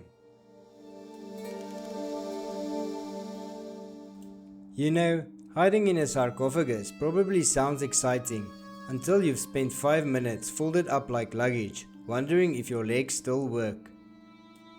It is closing time, Monsieur Lobineau. Already, there just aren't enough hours in the day. More than enough for me. I can't wait to get home and put my feet up. Eh bien, see you tomorrow. Good night, Monsieur. Andre talks, then talks some more. Then somehow finds new things to talk about. George might fossilize before the coast is clear. And right now, on cue, here comes Guido and Flap. Two men who somehow make every room feel less intelligent the moment they enter it.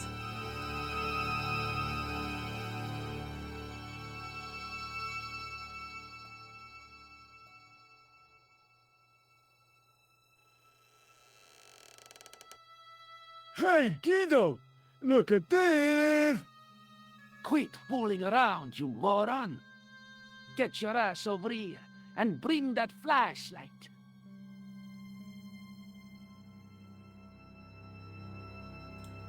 Let's see what happens if George tries to be a hero. Oh, Guido! What's the big idea, you dummy? Shine the light down here.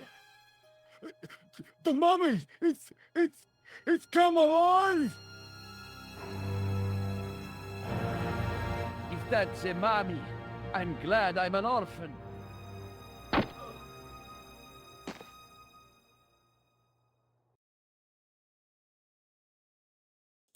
And there you have it. Undeniable proof that George is not supposed to be the hero. What the... Who's there? Let's get out of here!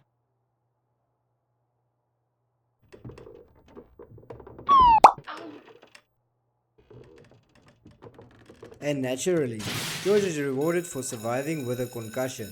Just when things look hopeless, a lady in black appears, kicks a bad guy, somehow saves George, but refuses to explain anything. And when I woke up, I was at the police station. Luckily, I managed to persuade Rosso I was innocent. Poor George. What a mess. I bungled the whole thing. I don't think so. You made a pretty good job of distracting those two crooks. Yeah, but the killer got away with the tripod. No, he didn't. He's not the only one who can dress up in costume. You mean... it was you who stole the tripod? Oh, hell, Nico. I could have been shot. Those dogs are more likely to shoot their own feet. I just wish you'd told me your plans. We're supposed to be in this together. And how come you dressed up like a pantomime cat? Don't suck, Jersey, please. Oh, rats. And don't call me Georgie. Oh, I really thought you'd be pleased. After all, we've got the tripod. Aren't you going to try putting the gem on the tripod? I guess so.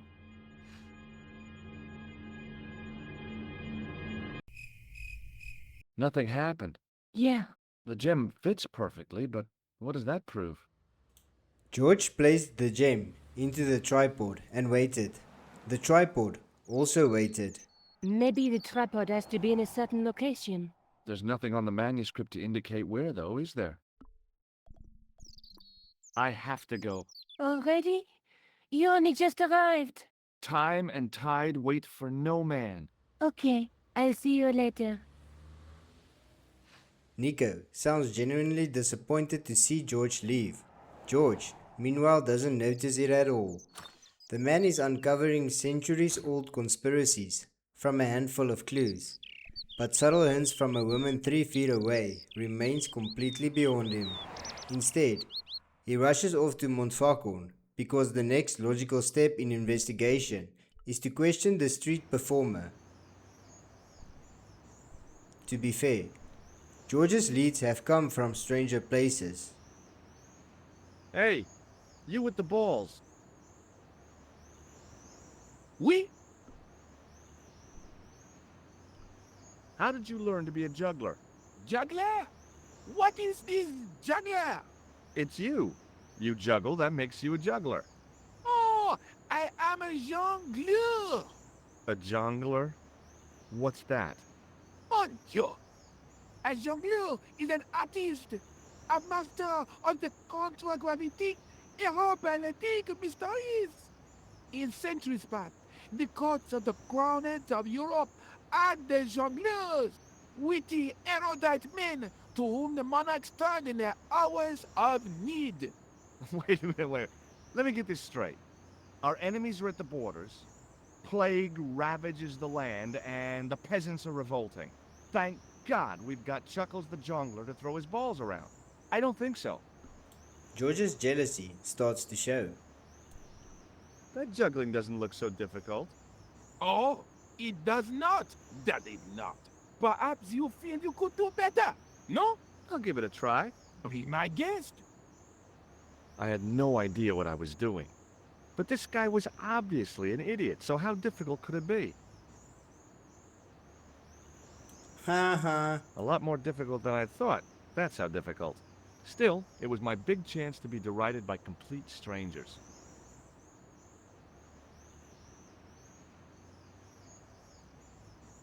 Not so easy after all, is it? No, I guess not. Catch you later. Au revoir, monsieur. The clown seems pleased. George not so much. Excuse me, officer. And how may I help you? What do you think of the juggler? Ah, he is excellent, most watchable. But he's blocking the thoroughfare and obstructing traffic. So? He is amusing. The traffic isn't. If he wants to block it, who am I to say no? You're a cop. Ah, oui. So I'm...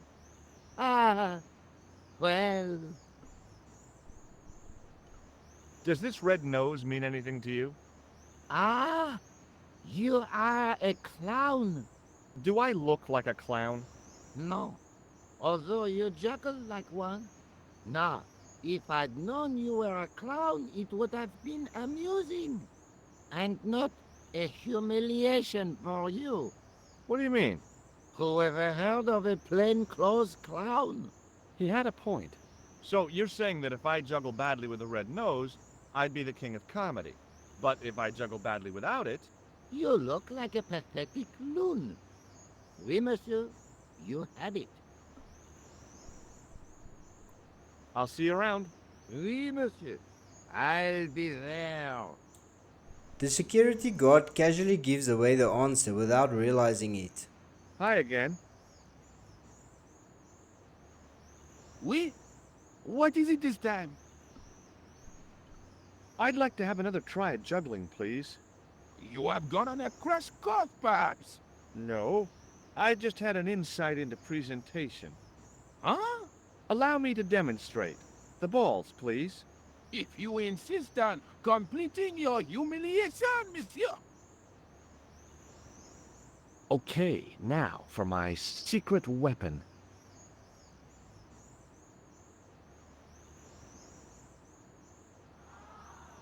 The juggler was speechless with rage. You could have mistaken him for a mime. And without a word, he collected his balls and left in a fury. Hey! You forgot one of your balls! Hey! But he didn't hear. Better still, deprived of his entertainment, the gendarme decided maybe he ought to do some policing for a change. After proving beyond all doubt that he should never pursue a career in juggling, George returns to the investigation. Fortunately, the semi-policeman wanders off, leaving the sewer entrance unguarded.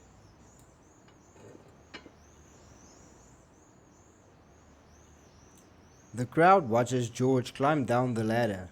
Not one person offers an alternative plan.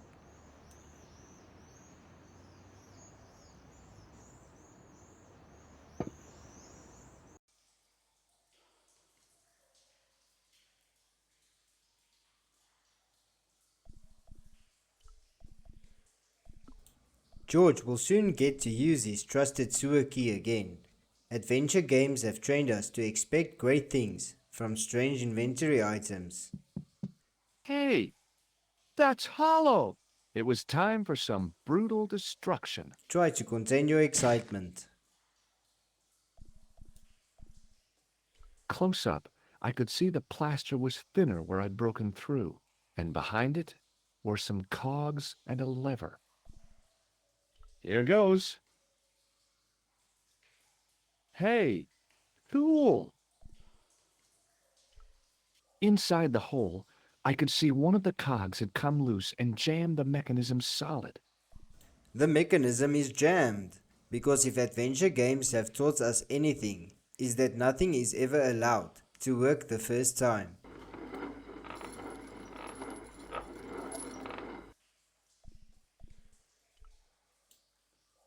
George once again has a simple solution. Find a winch, find a chain, and attach everything together.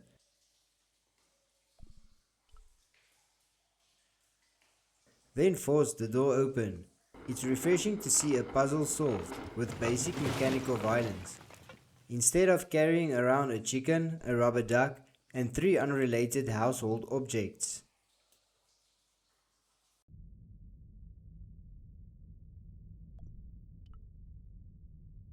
And there it is. Proof that sneaking through a sewer wasn't a complete waste of time. In the beginning was the end. An end wrought by our enemies began our darkness. In the end will be a beginning. An end to our enemies heralds our new day. Report. The military establishments are in flux. The end of the Cold War has left them with no clear goal and as obvious targets for budgetary cuts. We have successfully promoted a sense of betrayal in the upper echelons. They feel that the politicians have cast them adrift. The pattern is emerging. Our time is now. Good. Mademoiselle? Governments are giving the corporations more respect than their own citizens. A groundswell of dissatisfaction and dissidence is growing. The corporations are becoming too large and complex for their own executives to control them.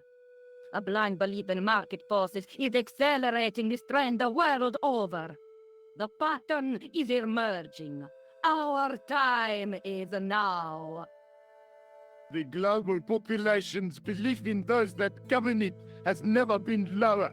We have inculcated a sense of immediacy and action over forethought and planning in all the major governments. They are acting on hasty decisions that cannot be completed or revoked without appearing foolish. The pattern is emerging. Our time is now. Excellent. The tired old governments are dying a slow death from their own incompetence and our machinations.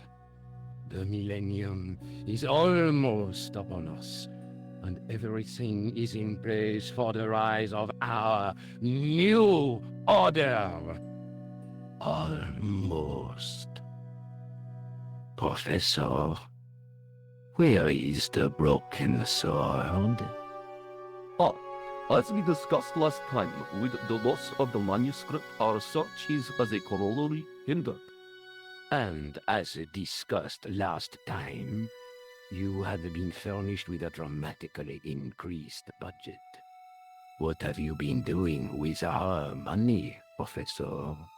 We are working on the principle that the Templars, that is to say, our predecessors, Hold on.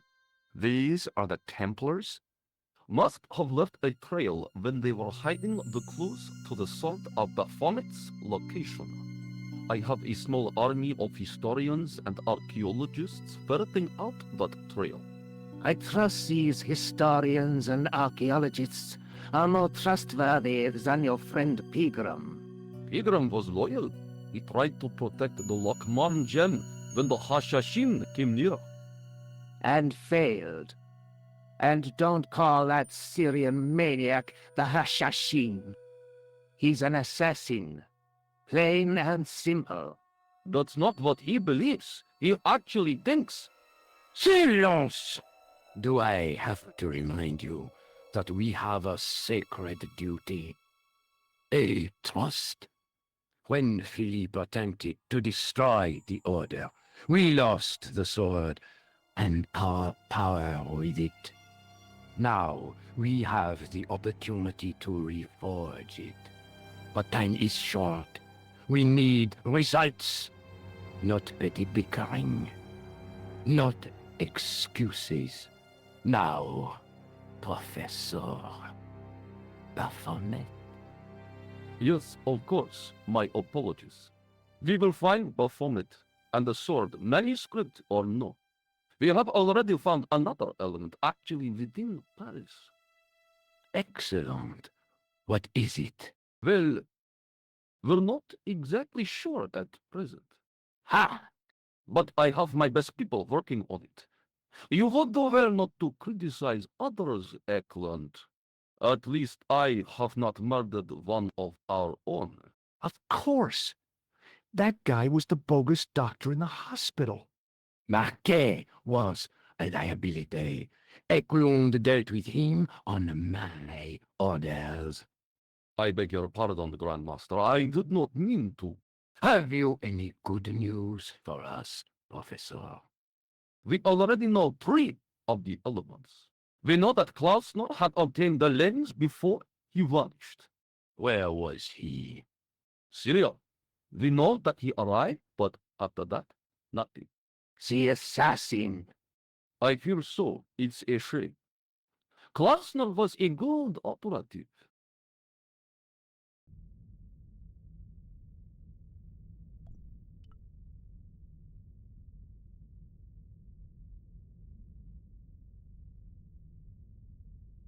I could hear voices from the lit area. George receives every possible warning sign imaginable and decides to continue anyway. To be fair, if George listened to danger signals, the game would have ended several hours ago. This was it.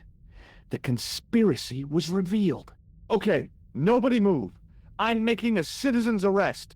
At last, I had them. I could see the fear in their eyes as their little scheme came to pieces. You're all going away for a very long time. And you can just drop those guns. You're impressing nobody. While trying to establish dominance, he instead established a new underground parking space for himself, improving a situation by looking through the hole twice. This will be our last meeting in person until we locate the sword of Baphomet. I hope that I don't need to emphasize the importance of finding it. Without it, our endeavors come to nothing. With the sword reforged, we will have the power to sweep the stage of all opposition. The new millennium will belong to us. The next time that we meet, it will be to become the princess of this world! With the very, very long meeting over, George finally has a chance to snoop around again.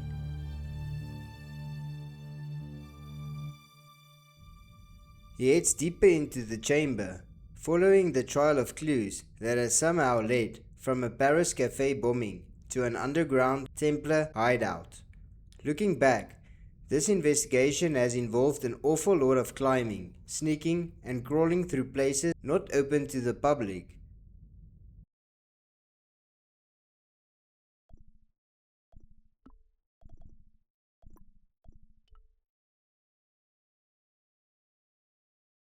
As George places the tripod, the music changes.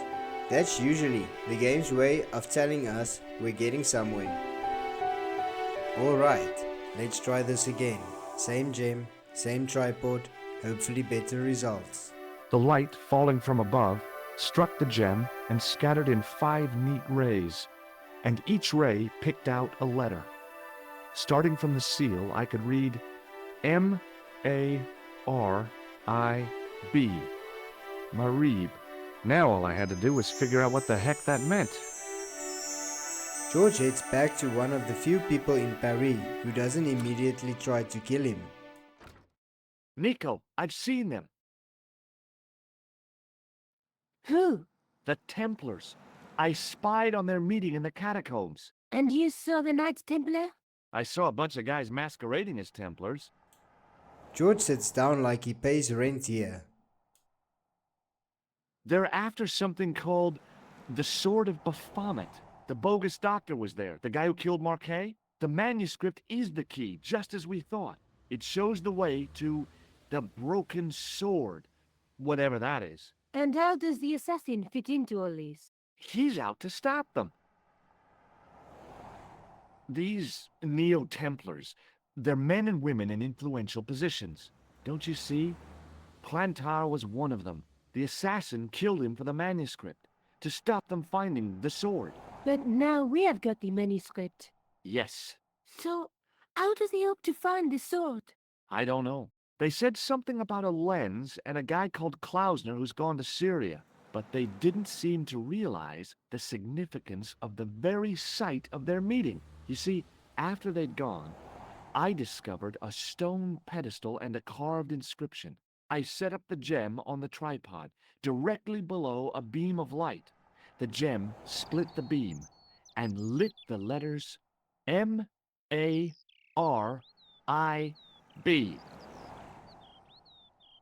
Marib is a village in Syria. Then the Neo-Templars are ahead of us. Klausner beat me to it. You're not thinking of going there yourself, are you? Why not? These guys are crazy and dangerous. That reminds me, you should leave the gem here. Okay. What about the tripod? I'll send it back to Andre, anonymously. Do you think I should go to Marib? Syria is a long way, George.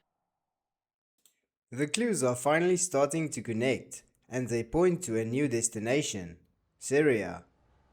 George may not know exactly what he's looking for yet, but he's certainly willing to travel halfway across the world to find it.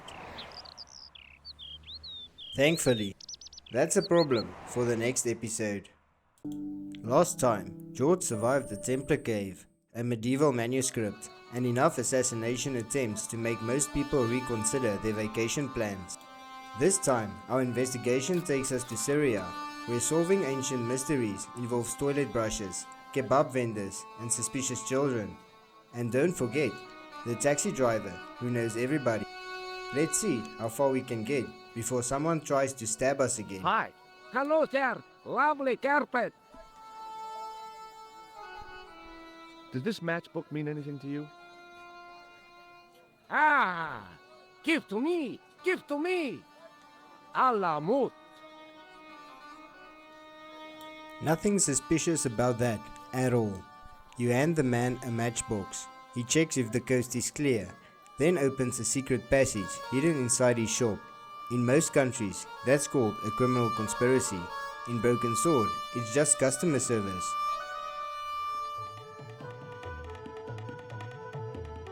Many beneficent greetings, my most fortunate possible friend. Huh? Do I know you, mister? No, no, and again I say, no. But, my friend, do you not see our mutual good fortune in this meeting? How frank do you want me to be? You are a traveler, yes? Boy, you must be the world's greatest detective. No, I am told that is Sherlock Holmes of the big forehead and slipper full of shag. I, as contrast, am world's greatest luxury taxi driver. I can see where this is going. I am Ultar, taxi driver and luxury guide per excellent, yes. This I had to hear. Where does your heart desire to go? Simply mention the name to your obedient servant and we shall fly there, swift as the eagle. Oh, well, I don't really want to leave Marib yet, but I'm sure that if I do, you'll be the first to know. Is good. You know where you want to go, you come to Ultar. Thanks. See you around, Oltar. Be having a pleasant day, full of shining experiences and happiness, my friend. George uncovers a secret passage and immediately gets trapped in a taxi sales pitch. Damn, the door's locked. I'm sorry? Did you say something? He say you not to go in toilet. Read sign, matey. Matey? It lose something in translation. By staring hard at the notice and squinting, I discovered I couldn't understand a word of it. Solving ancient mysteries now require bathroom research. Hello again, Ultar. Great hellos, munificent foreigner, and possible future client. Well, you never know. Would you mind talking to me? It's most agreeable. This is how Ultar learns such splendid English, yes? Yes. Could you tell me what that sign means? It's a door stay shut until brush come back. Signed, the management. Oh, well, what does that mean? Manager buy lovely new toilet brush, leaves it by wash basin for 10 minutes, come back, it been stolen. Not even out of wrapper. He damn cross. Lock up toilet and say, nobody use fine pristine toilet until brush given back. We say, what we do till then, eh? He say, cross legs and use superior willpower. And that's what you've been doing? No, Ultar use bucket. See you around, Ultar. Fare you most splendid, good sir. Only Broken Sword can stop a Templar investigation dead in its tracks because somebody stole a toilet brush. Somewhere, there are secret societies plotting world domination, and George is standing here listening to a detailed explanation of bathroom policies.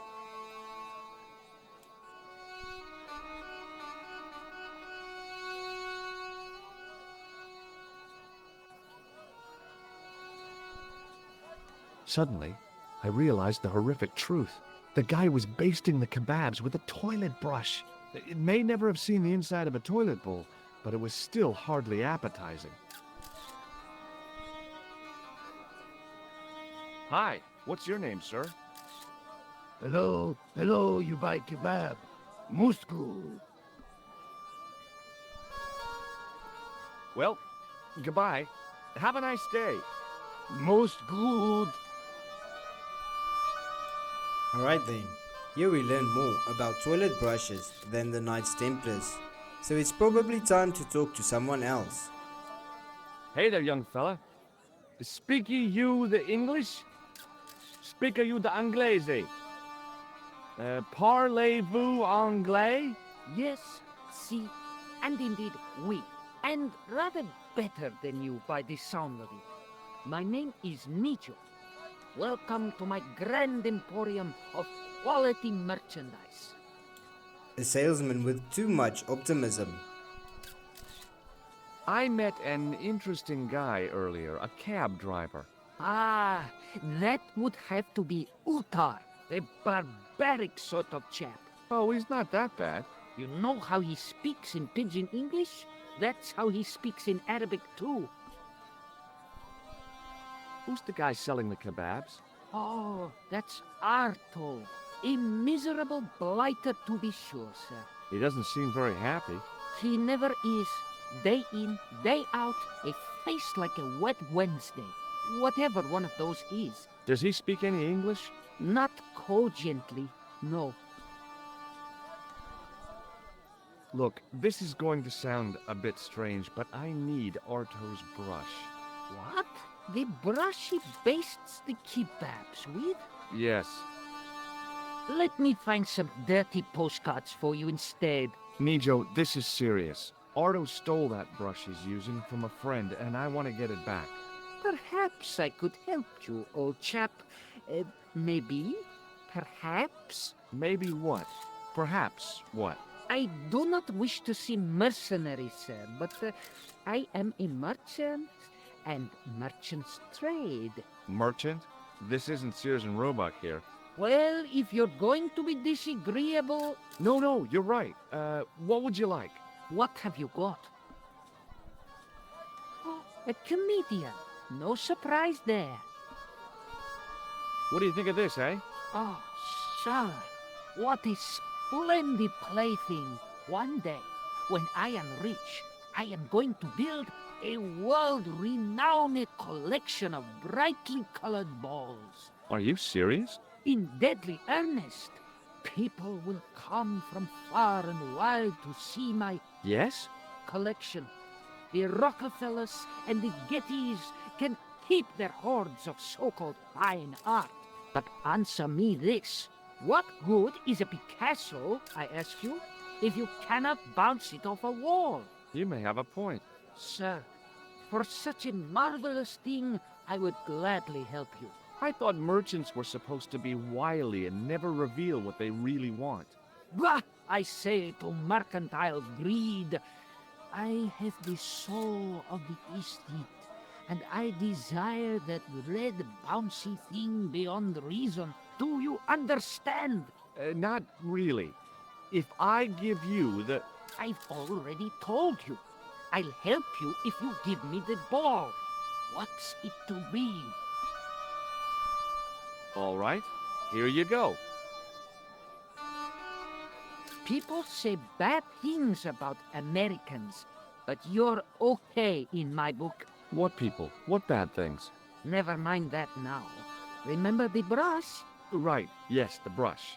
All you have to do with Arto is be polite. It lightens his day, makes it all worthwhile for him again.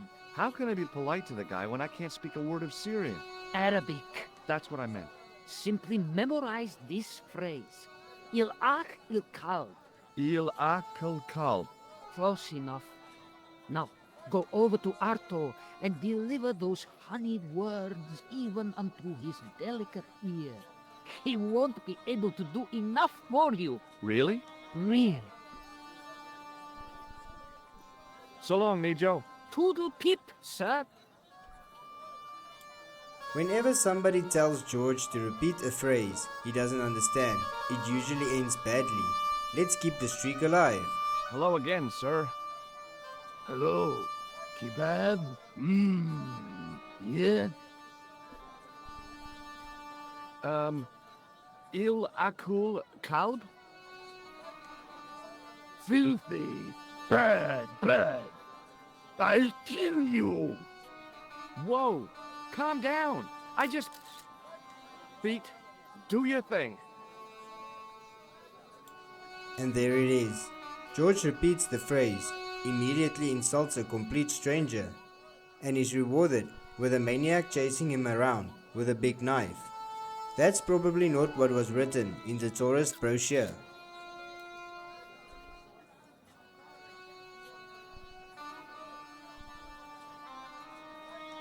Hi, Nico. What the heck did you tell me to tell him? Patience, sir. Patience? Patience?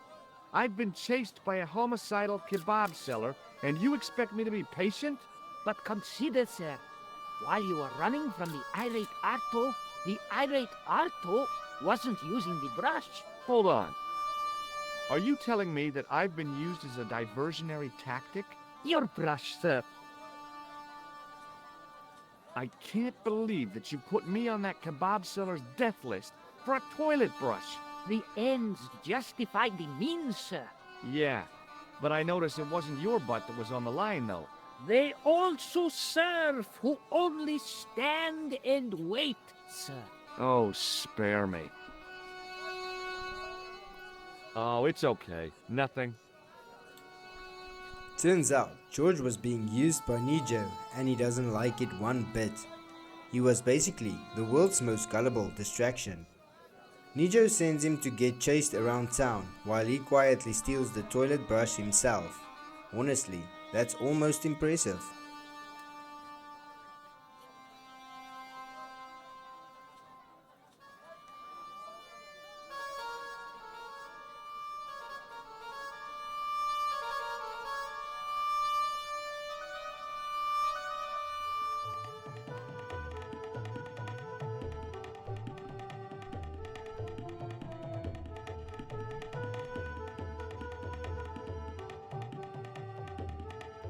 Hi. Nice club you've got here. I was wondering if you could help me. What? I mean, I beg your pardon? I'm sorry, but I don't understand. No surprise there, alrighty. He says sorry, but he not speak English. But he didn't say anything. He not have tongue. No tongue? What happened? It was bet. And he lost. He won. You should see other chappie. Oh, yes. Here's your brush, sir. It wasn't easy getting it back. After risking life and limb, George finally delivers the most important artifact in Syria, a toilet brush. The manager took the brush from me, gave me the toilet keys as my reward, and stomped off. What was all that about? Manager, he say, bah, look at state of this. Need much cleaning in detergent before go around my you bend. He said all that? Body language account for much, you know. Oh, yes, indeedy. Ultar can apparently translate entire conversations from a single grunt. Linguists have been trying to achieve this level of efficiency for decades.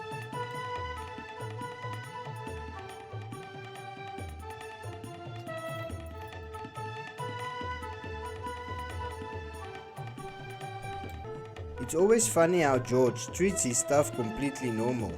Secret passages, ancient conspiracies, hidden manuscripts, and now he broke into a toilet roll dispenser like it was the next logical step in his investigation. You know, if somebody had told George back in Paris that the key to uncovering an ancient Templar conspiracy would involve breaking into a toilet paper dispenser in Syria, he probably would have booked an earlier flight home. Yet, here we are. Somewhere there's a secret order guarding centuries of knowledge, and we're standing in a public restroom stealing paper towels. Adventure games really do have their priorities.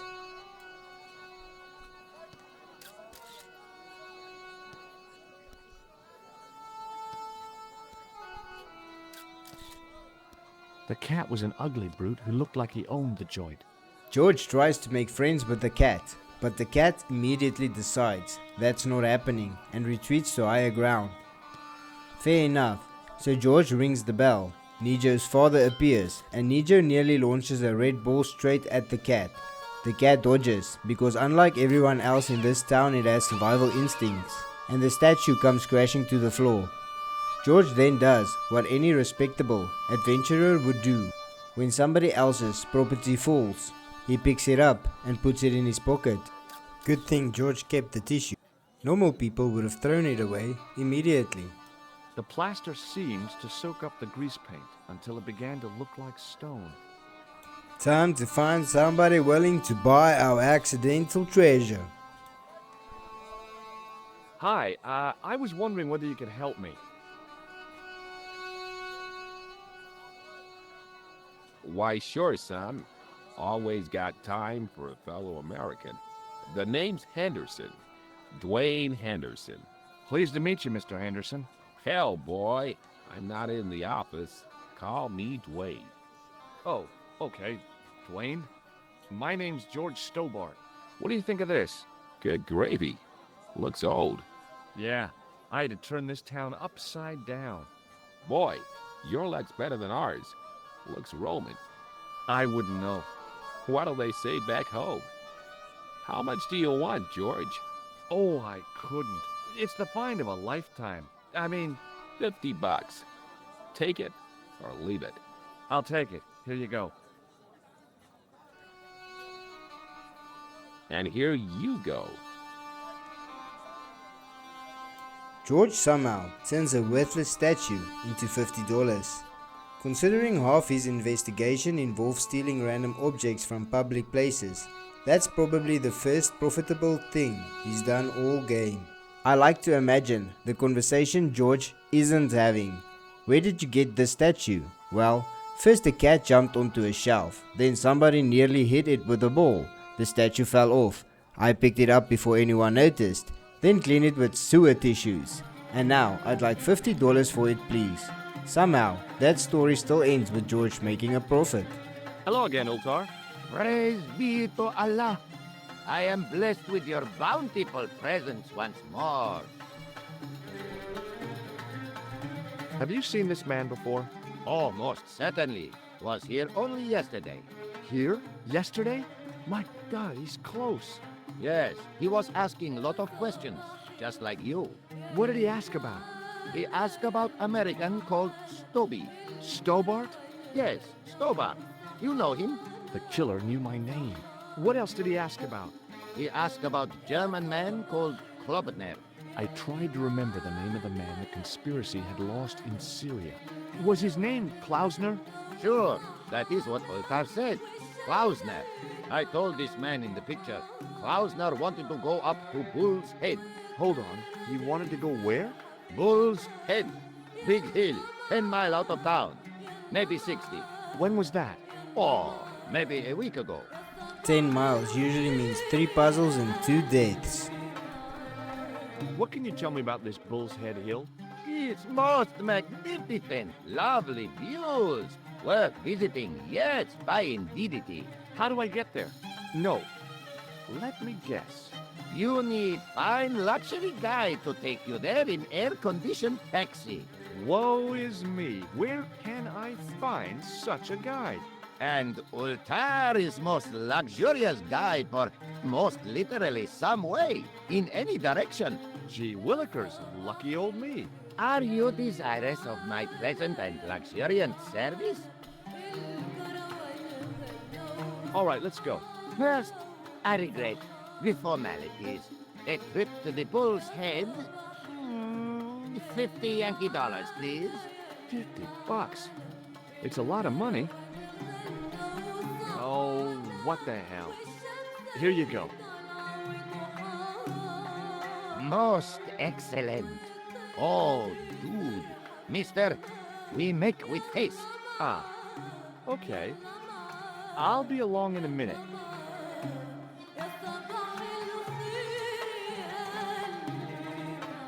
It didn't seem right to take off with the toilet keys, so I left them on the bar. And just like that, the entire $50 is gone. George earned it, held on to it for about 30 seconds, and immediately handed it to Ultar. Hello again, Ultar. His most splendid and adventurous client.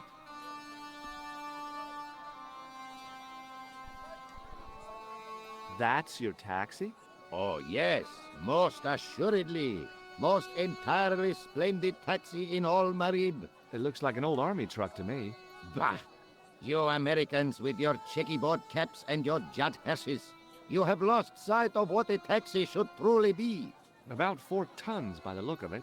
There, you have hit the nail in the nutshell. Okay already, let's go.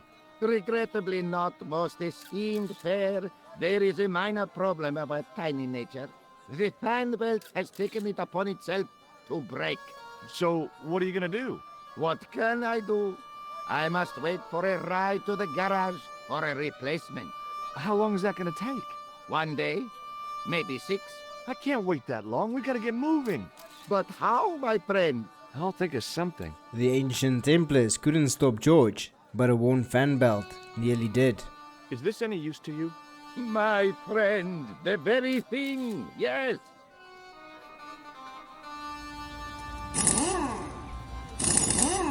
Ultar took the towel from me, cut it in 2 lengthways, and gave me half back.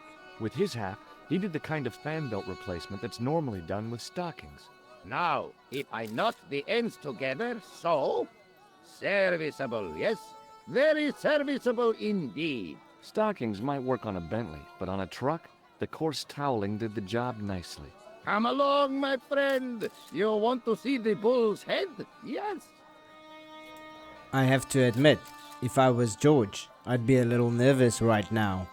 With the fan belt successfully repaired using advanced Syrian bathroom technology, Altus Taxi is once again roadworthy.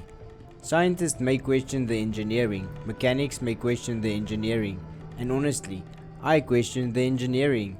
But the important thing is that the vehicle is currently moving uphill under its own power.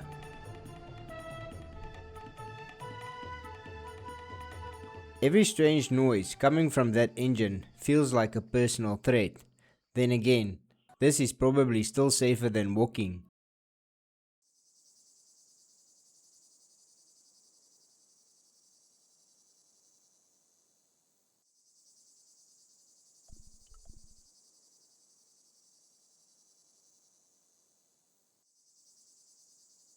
George arrives at a sacred Templar site and immediately starts snapping branches off local vegetation.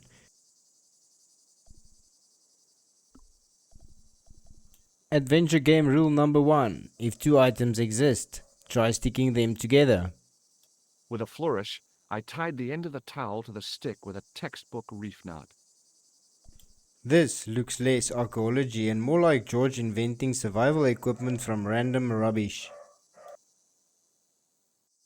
I could see that crack would make a good anchor point.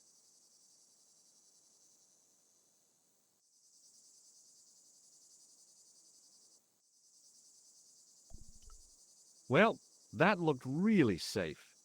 But I had no choice. I hadn't anticipated going mountaineering when I'd come to Syria.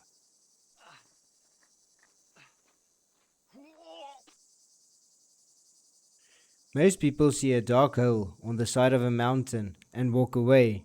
George sees one and assumes there's probably an ancient secret hidden inside. Close up, the niche looked somehow artificial. I didn't like the idea of putting my hand in there. But there was something in there. A metal ring, as wide as my hand. I took a firm hold of the ring and pulled. Whoa there! One mysterious ring later, and we were heading deeper inside, because that's always worked out so well. Around the corner, I found the corpse. Oh my God. Klausner? Large as life and twice as dead. I'd hardly had time to accept the fact when I heard the door mechanism start up again.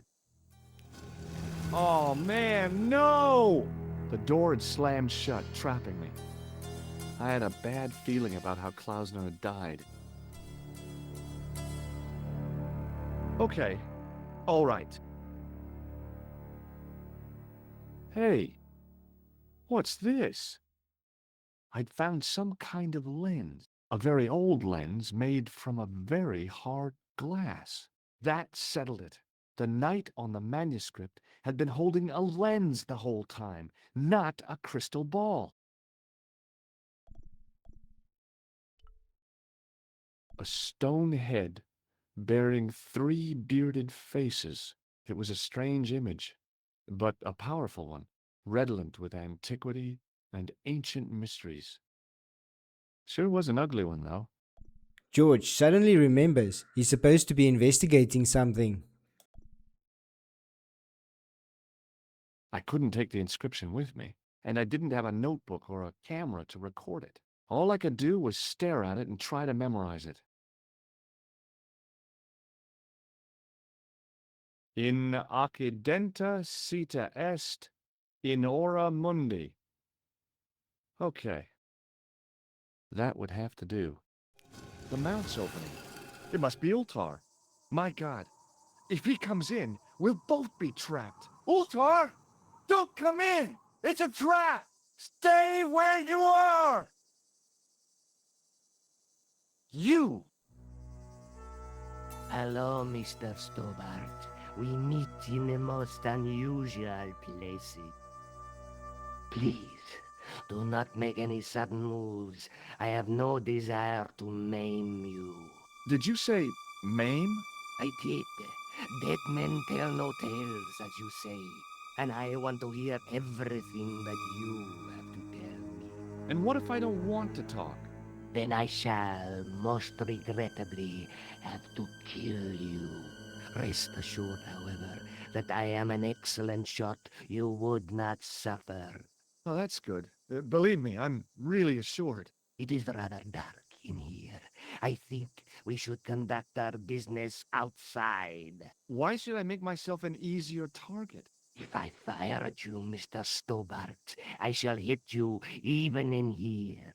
But, unfortunately, my marksmanship will suffer. It could be the difference between hitting you in the leg or the groin. Boy, it sure is hot in here. No sudden moves, Mr. Stobbart. Khan's warning seems reasonable. Getting shot would be bad. Getting shot there would be even worse. Now then, where shall we start? How about being bosom buddies and you putting that gun away? Klausner, do you know where he is? Yep, he's dead. Just around the corner of the cave. You want to look? I'll take your word for it. How did he die? Starvation or dehydration by the look of it. He was caught in this trap you were shouting about? Yes, I suspected as much. The Templars were not ones to give away their secrets lightly. Was he carrying anything of importance? Yeah, he was carrying some sort of lens. I've got it with me. Give it to me. I don't think so. Don't be a fool, Mr. Stobbart.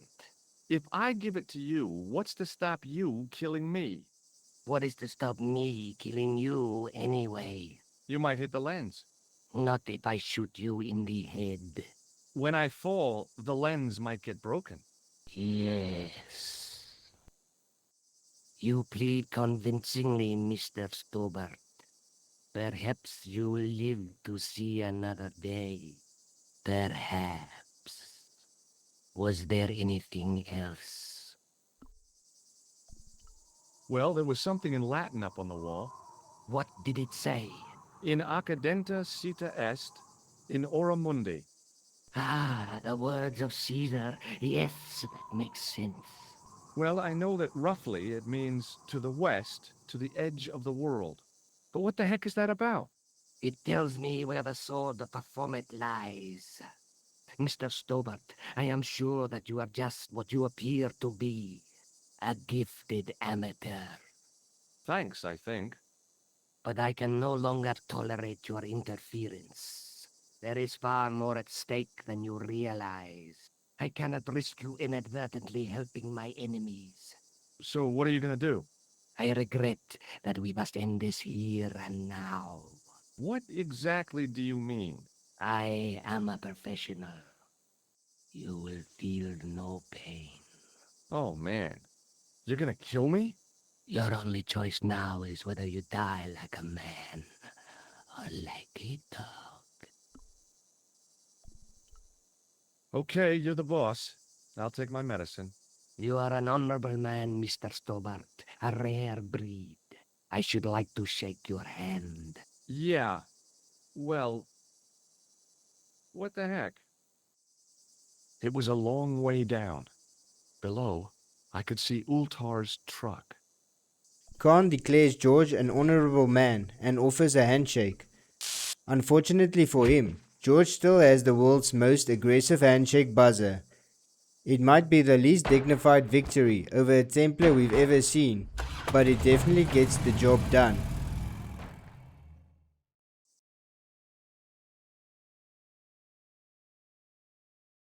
Luckily, the canopy on Ultar's truck broke my fall. Thank goodness for that. The worst part of the experience was Ultar's driving. What about the lens? Is it still in one piece? Oh yeah. Well, it's good to see you again, George. Really? Well, I have to say, I'd have enjoyed Syria a lot more if you'd been there. I wouldn't have been much help. Anyway, you did just fine on your own. I'll be back as soon as I can. Okay. With Syria behind us, George is one step closer to the truth. He also acquired a toilet key, sold a statue, and electrocuted an old man, and somehow all of this contributed to solving half of the mystery. Next time, we head back to Paris and continue chasing the Templar conspiracy. Last time, George survived Syria, uncovered more clues about the ancient manuscript, and somehow avoided getting shot in the face while doing so. Now the museum brings him back to André Labaneur, the only man in Paris who gets excited when someone mentions a centuries-old piece of parchment. And this is where George does something he's going to regret for a very long time. Hi, André. Hello, Georgie. What's with the long face? Haven't you heard? The tripod was stolen. No kidding. I just don't get it. So many other treasures, and the thieves choose the tripod. A modern-day alchemist, perhaps? Who knows? There's no shortage of crazies in Paris. Where have you been? Nico said you were away. I just returned from Syria. Syria? On the trail of the Templars? It's a long story, but I found the bull's head. It was referred to on the manuscript, remember? Yes, what is it? A secret cave built into a high cliff face. In the cave, I discovered a map bearing a phrase in Latin. In accidenta sita est in ora mundi. The island of Britain. Lies at the edge of the world, to the west. Strange. That map seems to contain a series of pointers. Like I said, it's a treasure map. Meaning it has to be pirates. I'd like your opinion on a medieval manuscript. Vraiment? Do you have it with you? No, it's too fragile. And besides, there are certain people who'd stop at nothing to get their hands on it. Intriguing. Do you have a copy of the text? There isn't much. Only a few Latin phrases. I was kind of hoping you'd help decipher the pictures. Without seeing the manuscript, that's a tall order. Just tell me one thing. What does the image of two men riding on the same horse suggest to you? The Knights Templar. Does the Templar seal appear on this manuscript? I'd love to see that for myself. The manuscript is being looked after by a friend. In Paris? Yeah. Not far from here, in fact. Well, just give me the address and I'll come round and take a look. I'm not so sure about that. Maybe I should check with her first. A female friend? Yeah, she's a woman. Maybe it was my imagination, but I noticed a predatory look in his eye. Suddenly, this friendly historian had turned into the big bad wolf. This friend, who has the manuscript? Oui, the anonymous girlfriend. She lives at 361 Rue Jarry. Ah, I know it well. I'll drop by. Just as soon as I can. Thanks for your help, Andre. You're welcome. I'm not entirely convinced giving Andre Nico's address was George's best idea. Up to this point, he spent most of the investigation either chasing suspects, narrowly avoiding death, or annoying the French police. Now he casually hands out his friend's address to a historian he's known for about 5 minutes. Still, Andre is one of the few people who actually understands what we are looking at. Every time George finds a clue, Andre somehow turns it into a 300 years of family history and a lecture on medieval Europe. Hopefully Nico appreciates the surprise visitor, but also hopefully not too much. Hey, Nico. Oh, hi. Come in. Oh, by the way, I had a visit from André Lobineau. Oh, yeah. I hope you didn't mind me giving him your address. Not at all. It was lovely to see him again. He was over the moon when I showed him the manuscript. It's not often he gets that excited. He made a sketch of the Knight's Christ to take back to the museum. I believe he's identified the family who bears that crest. I sure hope so. I'll be back as soon as I can. Okay. With Andre finished examining the manuscript, we've got our next lead, and it's back to the museum again. George is spending so much time running between Andre and Nico, he should probably charge both of them for courier services. The funny part is, George does not realize the chemistry Nico and Andre shares. Right now, it's all business, ancient manuscripts and historical research. What could possibly go wrong? Hi, Andre. Hello, Georgie. Hey, I visited Nicole's apartment. Yeah, she told me you came by. Ooh, quite a fine Georgie boy. I didn't expect anything quite so sexy. I hope you're referring to the manuscript. Well, of course. He was in fact not referring to the manuscript. What did you make of the manuscript? It dates from the time of the Crusades. We guessed that from the Templar seal. It's a story and pictures like a modern-day comic book. What story does the manuscript tell? I don't know. It was probably produced for the tourist market. Tourists? Oh, oui, pilgrims in their thousands on their way to Jerusalem. The tourist trade is nothing new, you know. It's been around for centuries. Ever since Joshua made a packet selling souvenir bricks from the walls of Jericho. Have you deciphered any of the images on the manuscript? There's very little I can be sure about. The slang of the bull could be a reference to Mithras. Who's he? A Persian god, almost as popular as Christ at one time. The only thing I can be sure of is the knight. He's Spanish. How can you tell that? The writing on the shield, the reference to Ave Maria. No self-respecting knight from Northern Europe would have borne a coat of arms like that. Can you identify the knight's coat of arms? I already did, Georgie. He's a member of the Vasconcellos family from the Costa Calida. Were they famous? No, they're not mentioned after the 15th century. Oh. The spotlight of history moved on. They're probably long dead. Thanks for your help, Andre. You're welcome. What started with a clown bombing a cafe in Paris has now led George across half of Europe in search of a noble Spanish family connected to the manuscript. At this rate, George is collecting air miles almost as quickly as he's collecting suspects. Our next stop is Spain, where hopefully the answers are easier to find than they have been up until now. The villa certainly knows how to make first impressions. Between the family crest on the wall and the size of the estate, it's clear we are dealing with people who have been important for a very long time. Unfortunately, George isn't here as a guest. He's here to snoop around for clues, which means our first challenge isn't uncovering ancient secrets. It's getting past a gardener who seems to take his job more seriously than most armed guards do.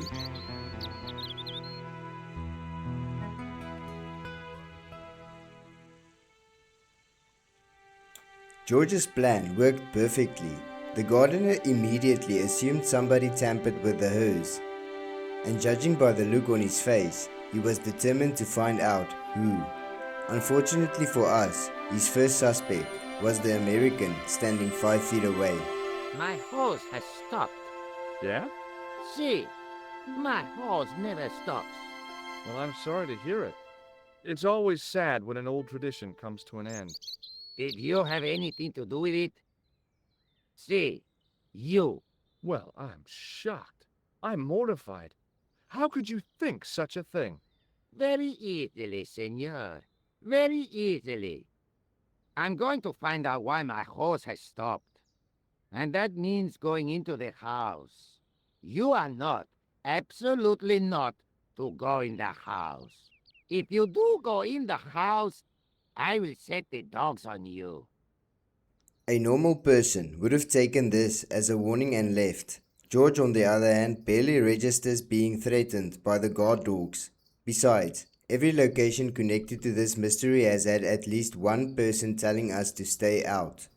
So far, ignoring these warnings has been surprisingly effective.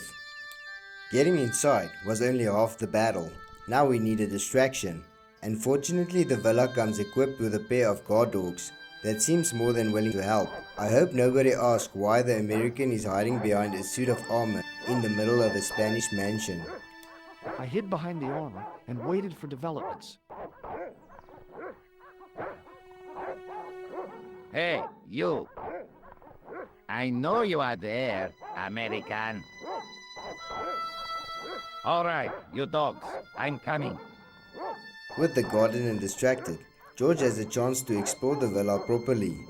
We are now wandering around a private mansion uninvited, looking for answers to a century-old puzzle. If anyone asks, I'm sure George has a perfectly reasonable explanation prepared. He usually doesn't, but there's always hope.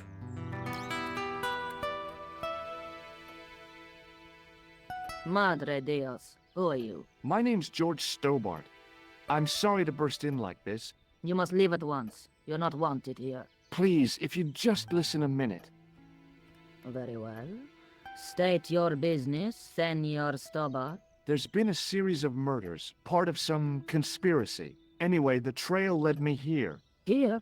There is nothing for the outside world here. Over 600 years ago there was. What do you mean? This whole thing ties in somehow with the Knights Templar. The Knights Templar are dust. They had a secret that was so important, they went to a lot of trouble to hide it. I do not see what this has to do with my family. Your family had a strong connection with the Templars, right? I believe that they've planted some clues here.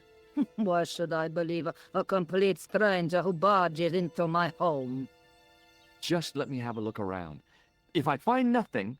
You'll be spending the night at the police station. Very well. Please, sit down. Thank you. George babbled so much, the Countess stopped being suspicious and instead started being confused. I know your family is involved with the Templars, but I don't know how. You should be asking how my family were involved, Senor Stobbart. The Templars ceased to exist centuries ago, and as for the Vasconcellos, the line dies with me. I'm sorry. Don't be. Okay, not sorry then. Okay, whatever happened almost 700 years ago. So, if the Templars left any clues, they're going to be in stuff that dates back to the early 14th century. Obviously. So, what do you have around here that's early medieval? Early medieval. Let me think. Well, the house is relatively modern, a scant 3 centuries old.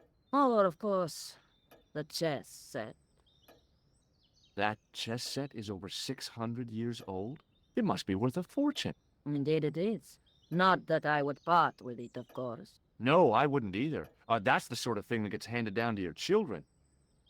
Sorry. Its value is less than you might think. The set is not complete.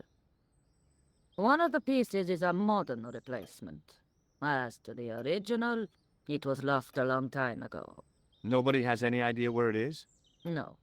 The children had it when they were taken. Children? What children? All in good time, Senor Stobbart. May I examine the chess set? Certainly. But do not move any of the pieces. Okay, thanks. Close up, the modern piece stood out like a sore thumb. There was something else odd about the set. All of the original pieces had irregular bases.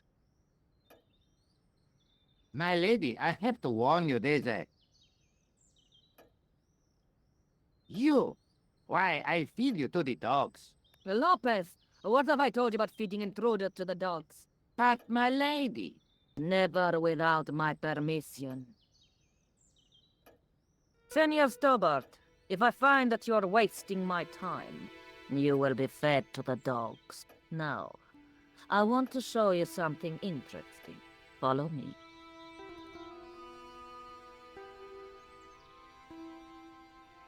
Lopez, unlock the door, por favor. This is the only remaining structure on the estate contemporary with the Templars. Nice. What is it, a summer house? A mausoleum, Senor Stobbart. Oh, Come with me. Hey, senor. yeah? I do not know what you have told my lady to be shown these favors, but I do not trust you. You've got nothing to worry about. Aren't you coming in? No, the dead do not interest me. My garden is a living thing. I will be there. George may be the hero of this story, but Lopez looks like he would have no problem at all with ending that story early. Wow, this is old. It was constructed in the 13th century as the final resting place for the Vasconcellos Templars. It's well maintained. These are my ancestors, and they deserve respect. I come here at least once a week to say a prayer for them. Mind if I have a look around? By all means.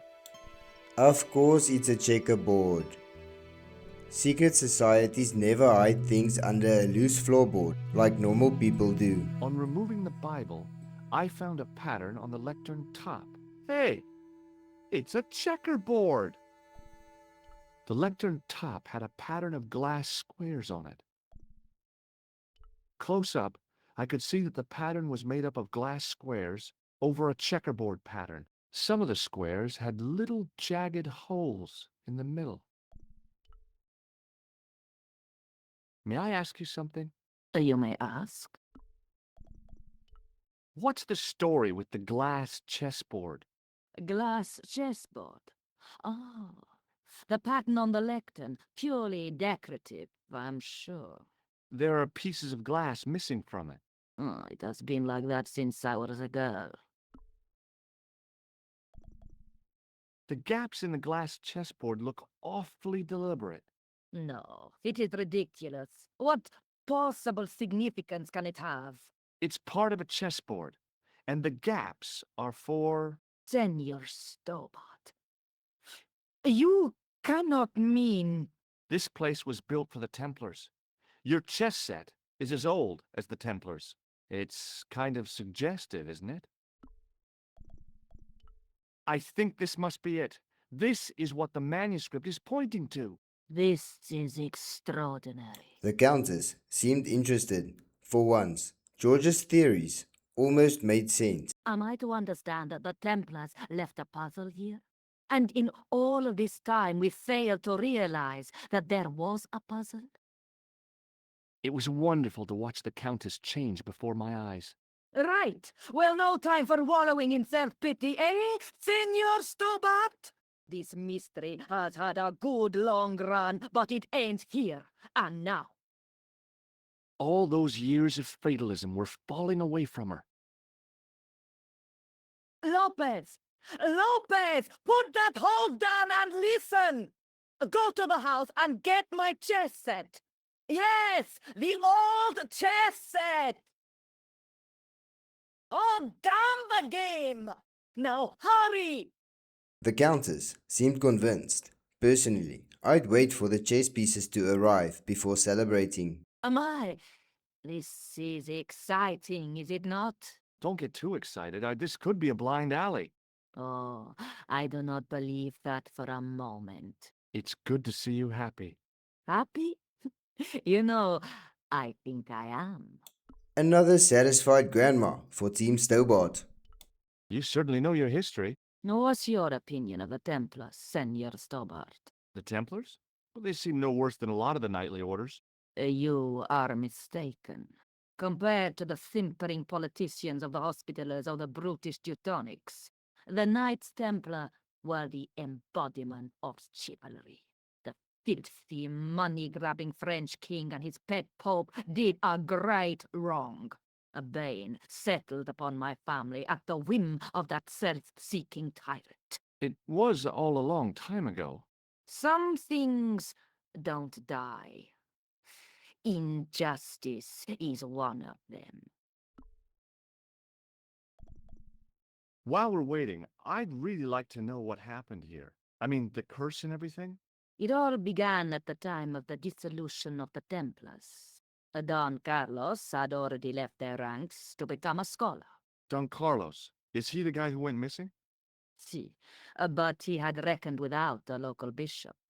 The bishop envied of our lands and determined to use the papal edict as an excuse to destroy us.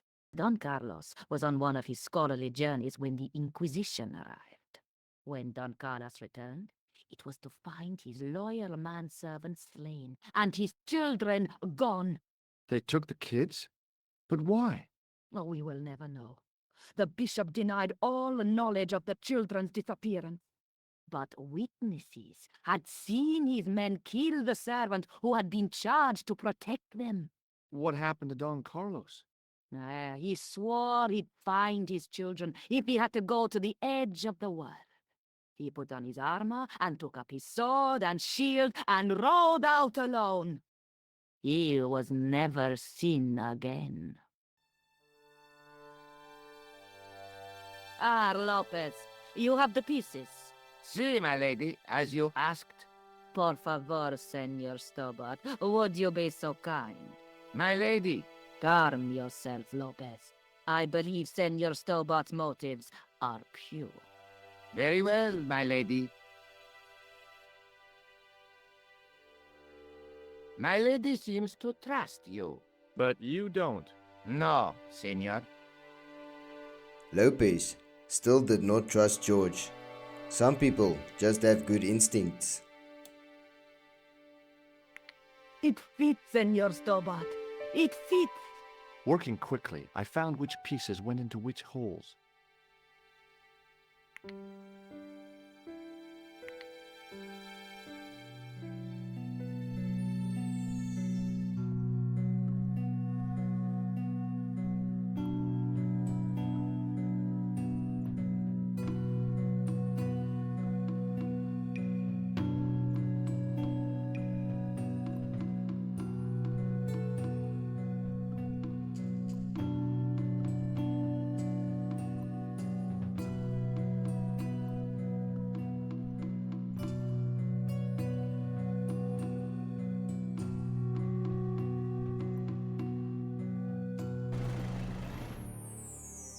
Senor Stobbart, look! What is that? It's not the Holy Grail, is it? No, Senor Stobbart. It is the communion chalice of the de Vasconcellos, missing for almost 700 years. Wow! Well, go on. I cannot. I can hardly believe it is real. Go ahead. Live a little. I'm sure. This is your moment of triumph, Senor Stobbart. Sure, I'm sure. The possibility of death traps only occurred to me a few days later.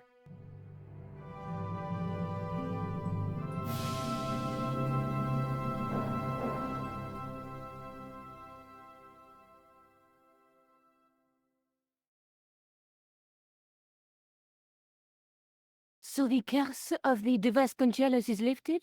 Oh no. The Countess was thrilled to find the lost chalice, but there's still the riddle of the missing knight. Well, you can forget about that now and get back to finding the Templar's secret. Actually, I promised the Countess I'd find Don Carlos. You what? I can explain everything. You have got the odds for a withered old Spanish aristocrat? The Countess entrusted me with the chalice and the quest for her ancestor's tomb. You're as crazy as she is. Haven't you got enough problems? Khan and the Templars? It's all part of the same thing. The chalice is important, I'm sure. The manuscript pointed us to the knight, and I have to find him. What then? I don't know.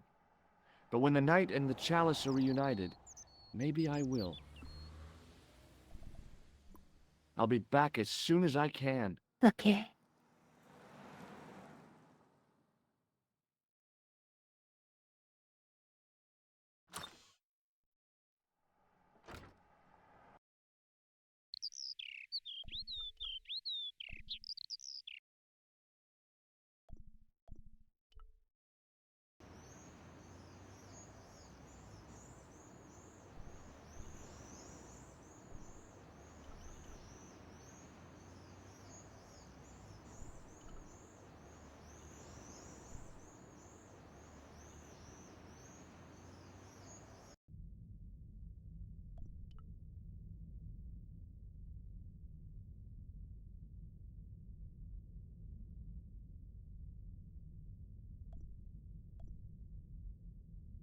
Excuse me, Father.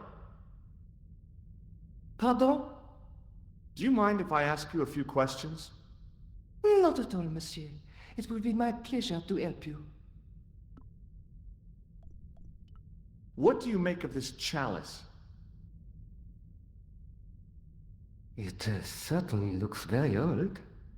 About as old as this church, I think. There seems to be an engraving on it. Yeah? What does it say? I do not know, it is very tarnished.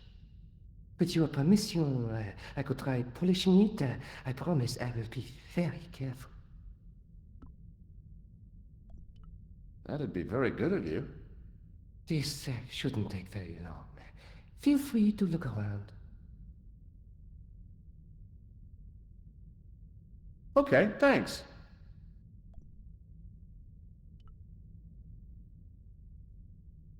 The statue had any secrets. It was concealing them pretty well. A statue of a knight holding a staff and a scroll. Per disciplinum meum lux videbis.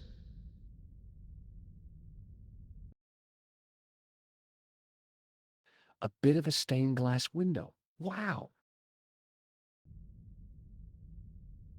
Hoping for a big insight while squinting through a hunk of statuary had been pretty optimistic, I guess.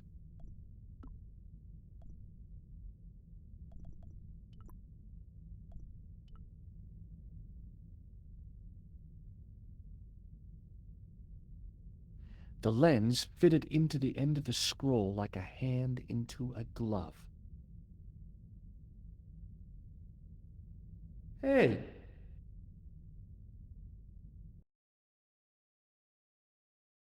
A Knight Templar burning at the stake, and a date. Let me see. MCCCXIV. That's 1314.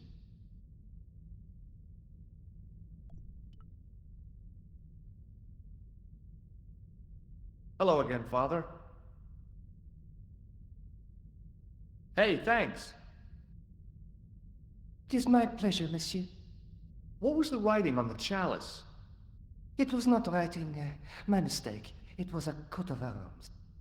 The remarkable thing is that it seems very familiar. Yeah? Oui, I think I have seen it on that wall tomb in the far corner. That winged horse is quite distinctive. Catch you later. Au revoir, monsieur.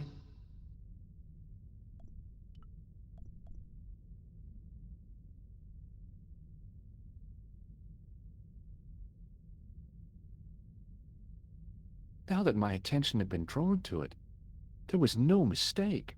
There was no name on it, but the coat of arms was undeniably the Pegasus of the de Vasconcellos family. I'd found the last resting place of Don Carlos.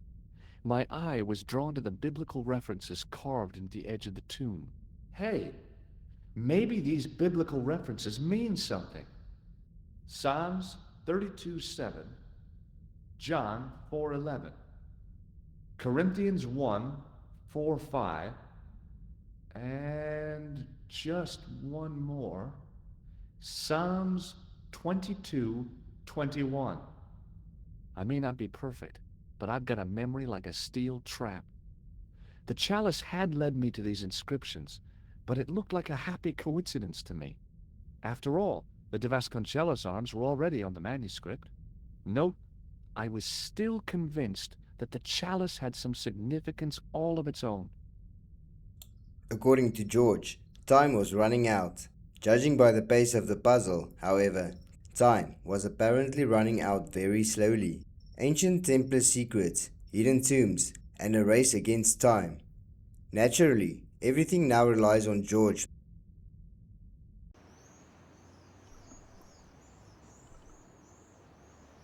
If the Templars were counting on nobody having the patience to solve this problem, they clearly underestimated George Stobbart. Last time, George survived Syria, uncovered another piece of the Templars' puzzle, and somehow managed to return to Paris without being shot, kidnapped, or nearly blown up. By broken sword standards, that's considered a quiet day. Hi, Andre. Hello, Georgie.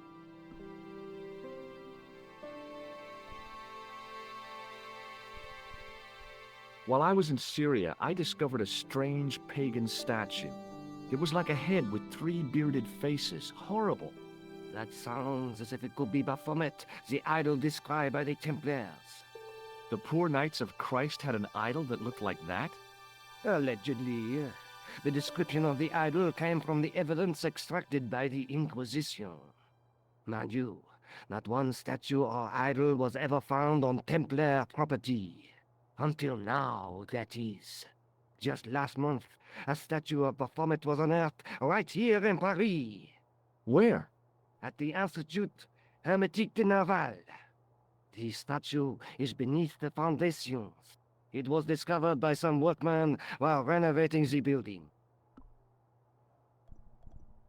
Thanks for your help, Andre. You're welcome. As it turns out, the answer wasn't hidden in Syria after all. While George was busy crossing deserts and dodging armed fanatics, somebody in Paris had been digging up the next clue this whole time.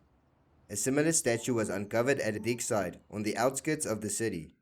No international flights, no ancient castles, and no suspicious men speaking in riddles. The site de Baphomet turned out to be less of a Templar fortress and more of a construction site with a surprisingly strict bathroom policy. George headed downstairs looking for a way in. There was a closed door with toilet scratched into the cheap veneer. That door's locked, monsieur.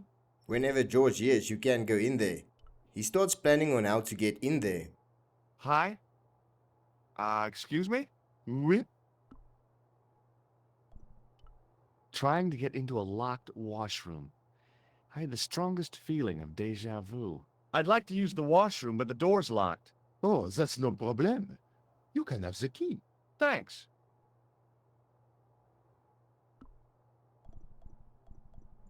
Talk to you later.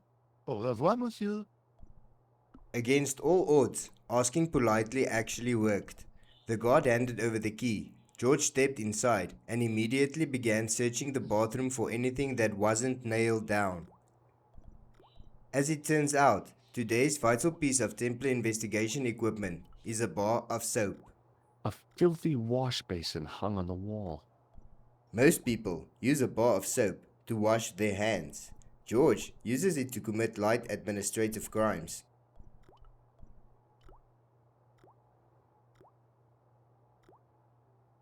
I made an impression of the big key and the cake of soap. A few seconds ago, this was just a bar of soap. Now it's becoming part of a surprisingly professional forgery operation.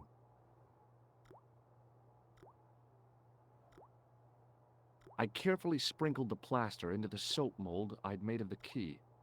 Always impressive how quickly George adapts to new situations. 1 minute, he's investigating an ancient Templar conspiracy spanning centuries. The next, he is standing in a public bathroom manufacturing counterfeit keys with the confidence of a man who's done this many times before. The hand dryer was just the finishing touches. Well, It had taken a while, but I had made myself a completely unconvincing plaster key, way too fragile to use in a lock. I'd have to substitute it for the real one. Trouble was, it looked like plaster and not metal. Then again, that plaster statue in Syria hadn't looked like stone until I'd been a bit artful with it. Maybe I could improve the key as well. George took one look at his handiwork and decided it wasn't fooling anybody. Probably a wise decision, considering it looked less like a key and more like a small plumbing accident. What is it? Here's the keys. Thanks. Merci, monsieur. With the shape sorted out, all George needed now was a little finishing work.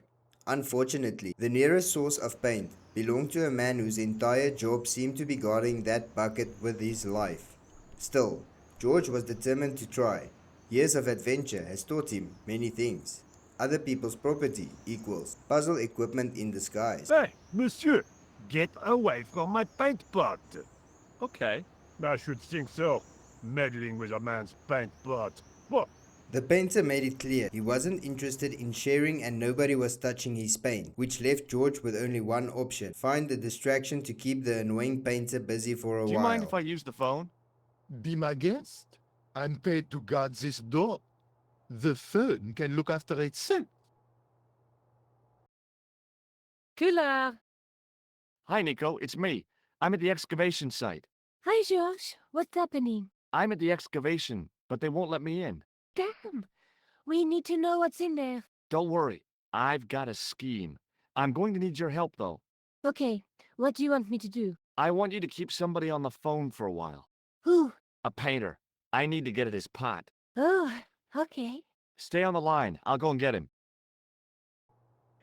Nico agreed to help, which means the plan was already more sophisticated than most of George's ideas. Now all he had to do was convince the painter that a chick was waiting for him. Excuse me, could you help me? What is it? I've got a few questions. You've got a phone call. For me? Are you certain? It's a woman. She sounded hot. What woman? She must be mistaken, monsieur. Well, she asked for that hunk of a man with the nicotine fingers in his ass hanging out of his pants. Certainly sounds like me. Stand back. It wouldn't do to keep the lady from her hunk. The plan worked perfectly. The painter hurried off to answer the mysterious phone call, leaving George alone with the paint bucket and just long enough to finish his masterpiece. By the time the painter realized there was no real conversation waiting for him, George was already in the same room, enjoying the painter's painful expression. Well, monsieur, what a strange woman.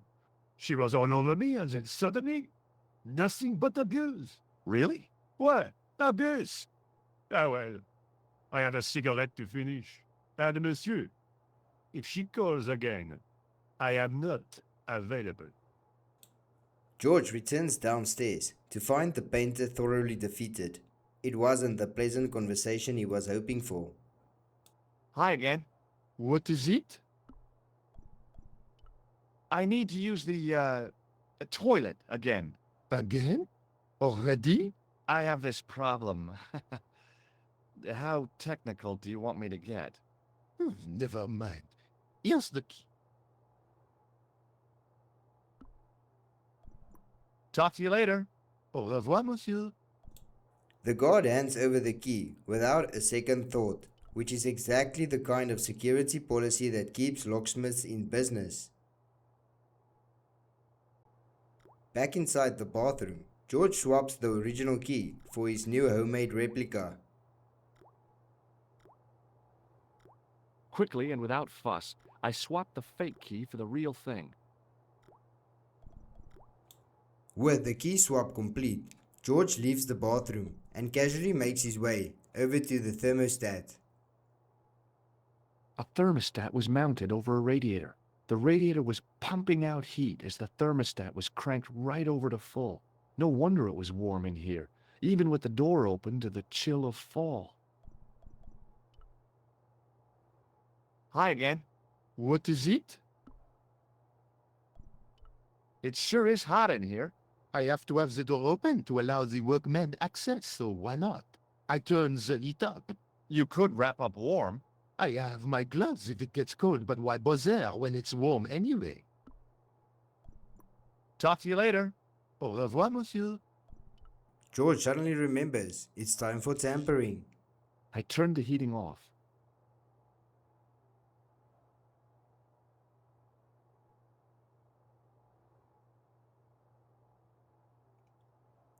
With the gloves on, the guard is far less likely to notice our homemade key copy. Hopefully it will pass its first inspection, because that's all we need. What is it?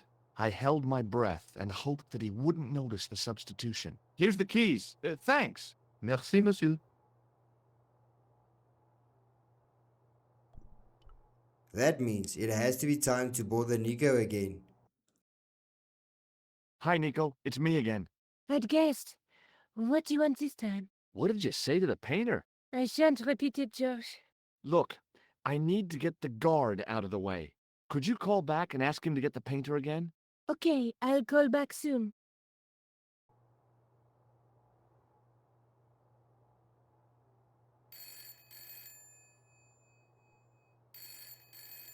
Now comes the moment of truth.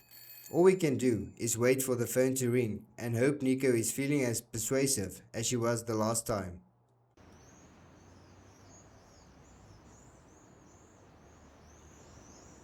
This looked like a good place to watch things develop. Hey, you! It's the phone. Yeah? Who is it? How should I know? What am I, your social secretary? It's not a chick, is it? Yes, it's a woman. Are you going to answer it? Does she have a warm, sensual voice like molten chocolate? Yes, she has a really sexy voice. Now get a move on. I'm not talking to her. I can see that. You're wasting time talking to me. No, you don't understand. I refuse to talk to her. You refuse? You refuse? I'm wasting valuable time. Don't make me laugh. Your time valuable? You just stand around all day.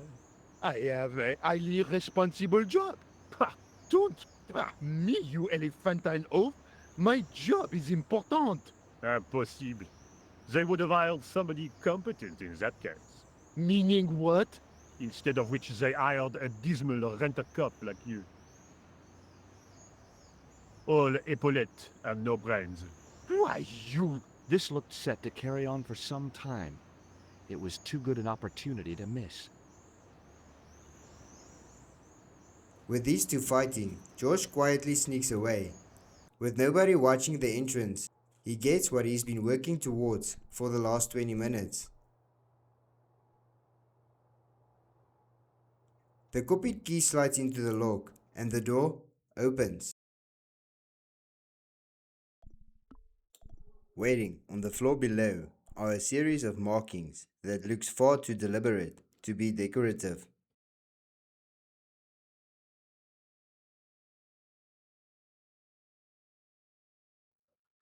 Whenever Knights Templars leave strange symbols lying around, George has to touch them. And there it was, decoded by the curves of the chalice, the image of a church.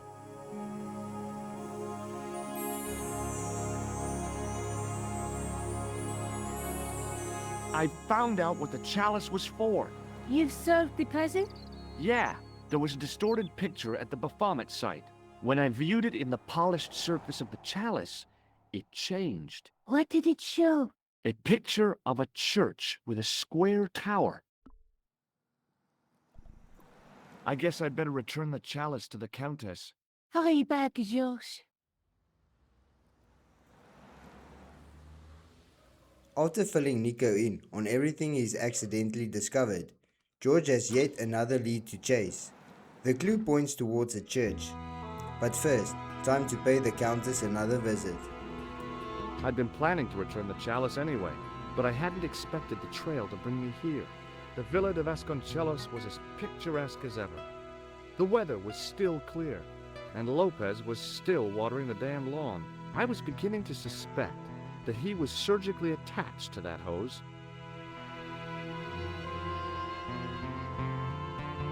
Hi there, Lopez. How's tricks? Senor Stobbart, how pleasant to see you. You are well. Fine, thanks. Is the Countess in? She is waiting for you. I will show you up. It's okay, I know the way.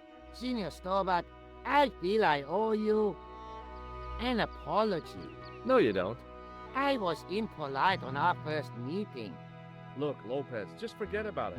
I came on like a snake oil merchant. I wouldn't have trusted me in your shoes. You do not understand. Finding the chalice has given my lady a new lease of life. It's a marvel. She smiles, she laughs. The tradesmen are saying that she is on Prozac. Lopez thanks George for helping lift the Countess' spirits. A nice reminder that George occasionally manages to improve someone's day. But we're not here purely for social reasons. Before heading upstairs, George makes a quick detour and helps himself to a mirror. Nobody objects, which continues the long-standing adventure game tradition that any unattended object is apparently public property. Senor Stobbart, oh, what a pleasure. Please, sit down. Hi, Countess. The pleasure's all mine. I brought back your chalice.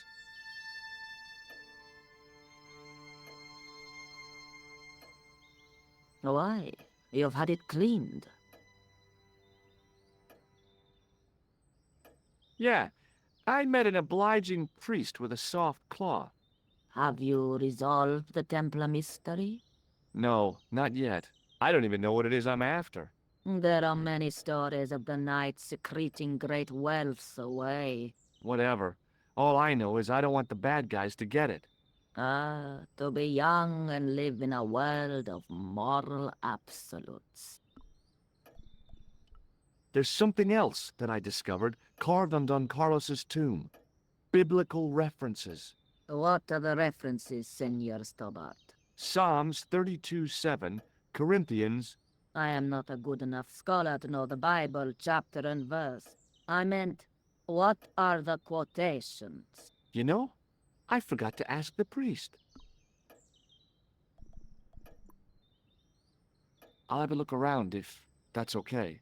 My home is your home. I shall remain here. George politely tells the Countess he's going to look around.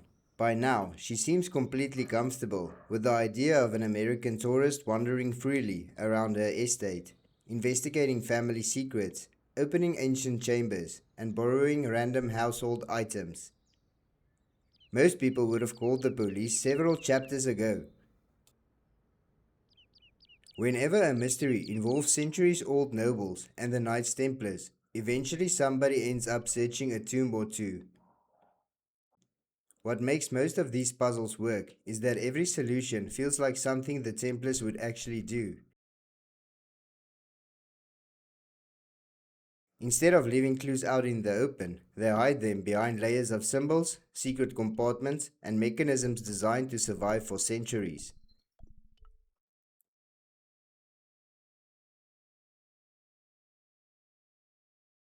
Sure enough, after a bit of improvised engineering, the large candle begins to melt.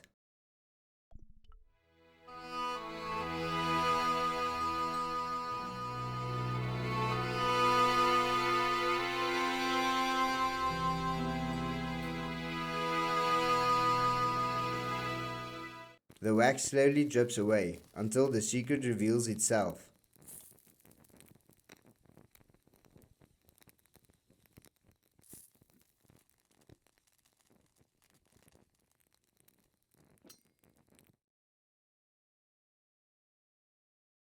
The candle had burnt brilliantly, but only for a couple of minutes. Some kind of special formulation, I guess. And had yielded up this. A complex shape expertly cut in stone. I figured it was some kind of key. With another clue uncovered, George heads back to the Countess carrying the Bible he found. We find the secret chamber leading to a chalice. The chalice leads to a church.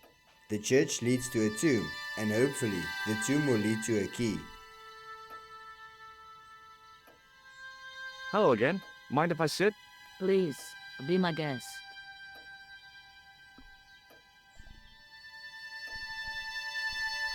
Here's the Bible from the mausoleum.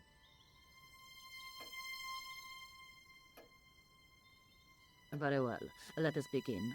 The first reference. Psalms 32:7. Thou art my hiding place. Thou shalt preserve me from trouble. Thou shalt compass me about with songs of deliverance. My hiding place. Don't get your hopes up too high. This might just be leading us to where we found the chalice. You are right, of course. The next. Okay, John 4:11. John 4:11. Here. The well is deep. The next. Quickly. Okay. Corinthians 4:5. Here it is. Will bring to light the hidden things. Any more? Just one. Psalms again. 22:21. Save me from the lion's mouth, for thou hast heard me from the horns of the unicorns. The last is confusing. Lions, unicorns, what's it mean? I can't guess. Salient points seem to be a hiding place and a deep well. In no sense is the mausoleum a well, Senor Stobbart. Is there a well in the grounds? I do not know. I suppose that there must have been once upon a time. Lopez is the man to ask about anything pertaining to the estate. I'll just have another look around. Very well. George heads downstairs to talk to Lopez about the well, hoping this lead won't involve quite as many secret compartments as the last one. Then again, it probably will. Hi, Lopez. Got a minute? Certainly, senor. How can I help you?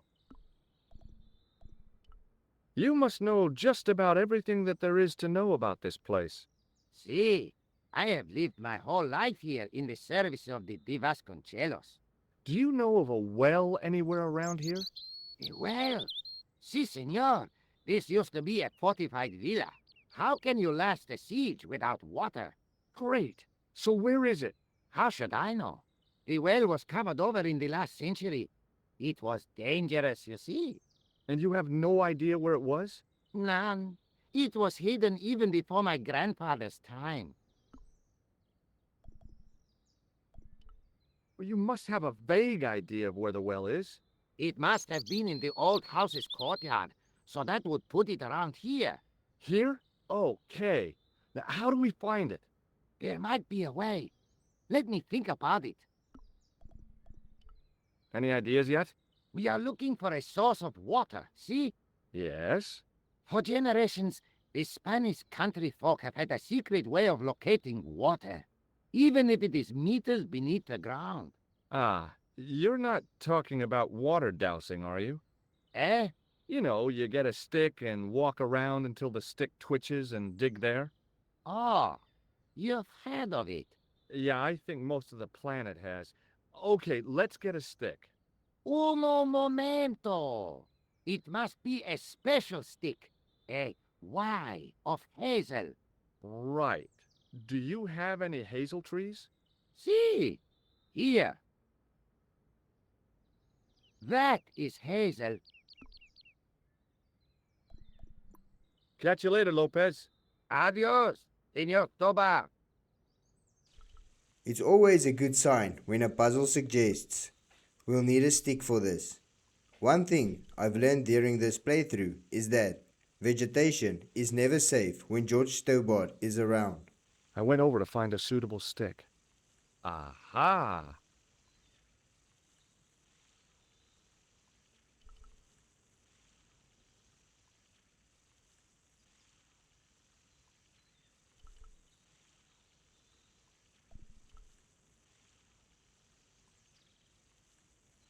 Hi, Lopez. Got a minute? Certainly, senor. How can I help you? Well, I got my divining rod. Now what? Simplicity itself, senor. Hold the wand at the upper ends of the Y. Apply a little tension with your wrists so that the slightest movement of the wand's tip is clear, and walk slowly and steadily over the area. Sounds easy enough. We'll find this well in no time.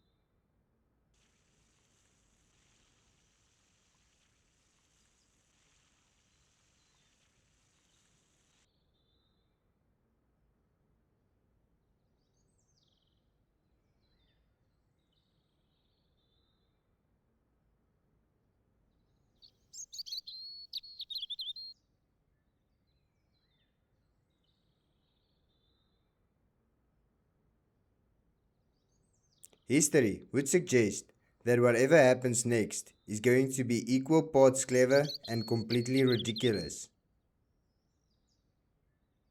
Senor Stobbart, you've found something. This is it. This is where we find the secret of the Templars. Hidden here for hundreds of years. Lost from the sight of man until now. The mystery is revealed. It's a tin can.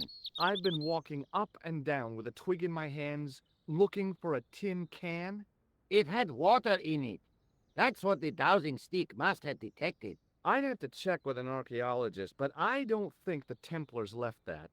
In truth, Senor Stobbart, the loan was laid many, many years ago. This can could date back to the Napoleonic Wars. Get rid of it and I'll try it again. Lopez threw the can away. It seemed to fall an awfully long way.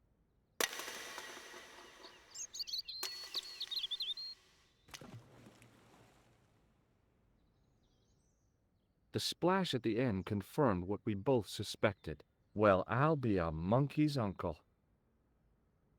It has been here all the time. All those years and nobody found it. Stood in awe for a moment, marveling at the secrets all around us. I could have fallen down that.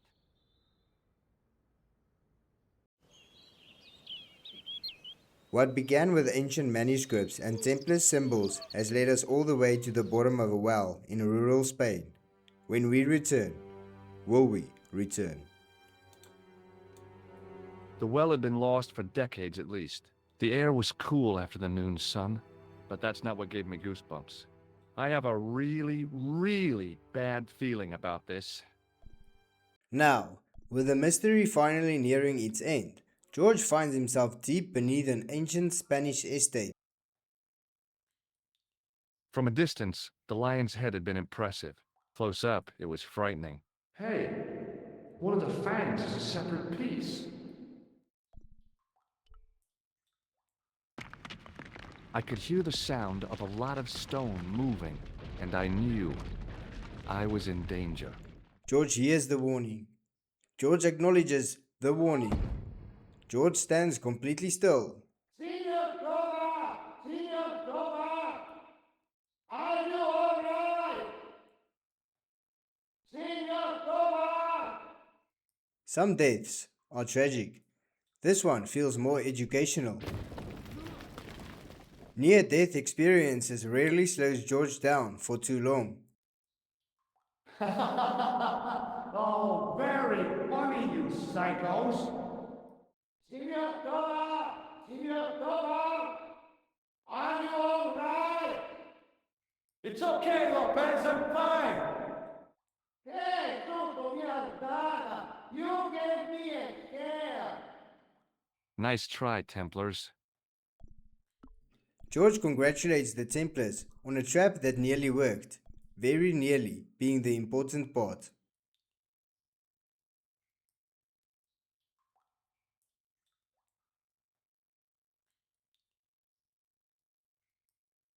There, in the middle of the door, I could see some kind of socket. It looked like this wasn't quite the dead end it seemed.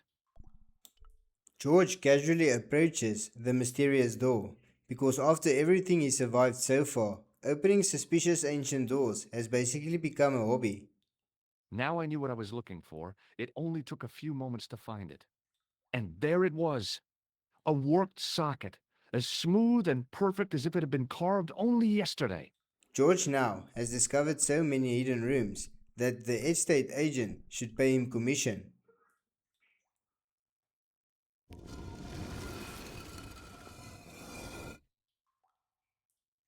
Open sesame!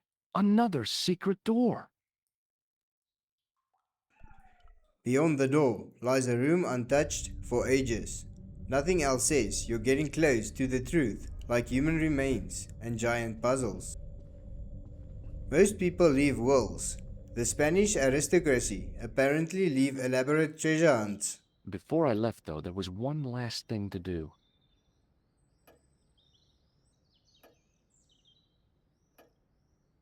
You won't be needing that replacement piece anymore, Countess. I found it with the children. You'll probably want to be alone for a while. I'll be out in the garden with Lopez. After uncovering the truth about her family's past, George chooses sensitivity over interrogation and leaves the Countess to be. George, welcome back. Come in, George. It's good to see you again. Is it? Sure. What did you find in Spain? Without Andre, we wouldn't have got this far, George. Yeah, I know. George considers Andre's theories, which is always dangerous because Andre usually sounds completely insane. The clues led to an underground chamber at the bottom of a well. The Templars had left a tapestry showing a chessboard. The white pieces were vastly outnumbered. There was a stream running across the board, and a Templar knight on a horse. Does it mean anything to you, Andre? No, nothing. Maybe we should tell Andre what else you found, George. There's a map and a Latin inscription to the west at the edge of the world. George found that in a cave in Syria. Yeah, where the assassin almost killed me. Then we've got the burning of Jacques de Molay and the date, 1314. From the window of the church in Montfaucon Square, one of the few places where nobody tried to kill me. Then we have the image of a church that George found at the excavation. I don't recall anyone trying to kill you there either, George. And finally we have the tapestry in Spain. Did I mention I almost got killed there? Not yet, but I'm sure you're about to. It was only my cat-like reflexes that saved me from certain death. Cat-like reflexes, eh? And while I was risking life and limb, where were you, Andre? Getting your glasses fogged up over an Etruscan vase? That's enough, boys. Can we get back to saving the world? Of course. My apologies. He started it. Well, the Latin phrase are the words of Julius Caesar. He was describing the island of Britain. Are you sure? The map didn't look much like Britain. How come Caesar described Britain as being at the edge of the world? To the Romans, the Mediterranean was the center of the universe. Britain was a remote, unfriendly place, inhabited by blue-painted savages. It hasn't changed much. They've stopped painting themselves blue. Except when they go to a football match. They used an extract from a plant called woad, Icetis tinctoria. The Scots were using it until fairly recently in the wars with the English. Fairly recently? I don't recall the Scots being at war with the English. How recently are you talking about? I believe William Wallace's men used it in the 13th century. They might well have been using it as late as... You can't remember, can you? 1314. Ah, we're back onto that, are we? Andre, what is it? What do you mean? 1314 in Scotland. The Battle of Bannockburn. That would explain the stream on the chessboard. That's what a burn is. Right, Andre? As in Bannockburn? Right, George. And it gets better.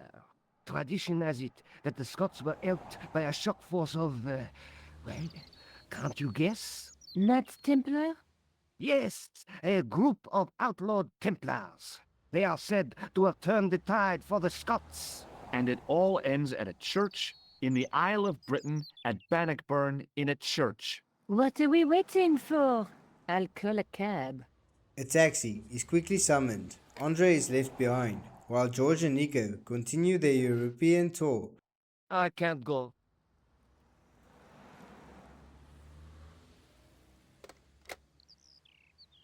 Andre, you've been loads of help, but What George is trying to say is that you shouldn't feel guilty. I was? We understand you've got commitments. Oh, listen, we have to hurry. Let's go, George. We'll see it through. Oh, and, don't worry about us. Just when it feels like the mystery is wrapping up, the trial suddenly points towards Scotland, because apparently George hasn't travelled quite enough countries yet. It must be done. Oh, I guess so. And we must be nearly there. Somewhere, out there in the dark, is Scotland. We've come a long way together to get here. Yeah. Let's hope it was worth it. George and Nico on a train to Scotland. Where are you going, George? Do I need to spell it out? Don't snap at me. If you're going to take a leak, why don't you say so? Okay, I'm going to take a leak. First time in hours, and nobody is trying to shoot them. L-E-A-K. Tickets, please. Oh, hi. That's a standard full-price peak return. Don't you have a senior citizen's rail card? I rarely travel by train. My ticket is perfectly valid, is it not? Well, yeah, but you could have saved up to a third of the cost. I do not need to indulge in puffling thriftiness. Blimey, you're a funny old bird and no mistake. Tickets, please, sir. Here.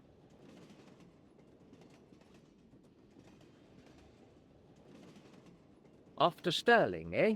Yes, we are. Well, I hope you won't be disappointed. It's a miserable place this time of year. Still, there's plenty of pubs and a lovely view from the castle. Thank you. I don't want to worry you, but there was something familiar about that guy. Are you sure? You're tired. Perhaps you're mistaken. Maybe. But I didn't like the look in his eyes when he spoke to you. Can't you sit still, George? I need to go to the John. While you're there, check out the buffet card, George. Unthinkable ideas. I am hungry enough to eat English food. Okay. While George worries about assassins, manuscripts, and the sword of Baphomet, Nico is focused on a more immediate problem. She's hungry. George is instructed to investigate the buffet car accordingly.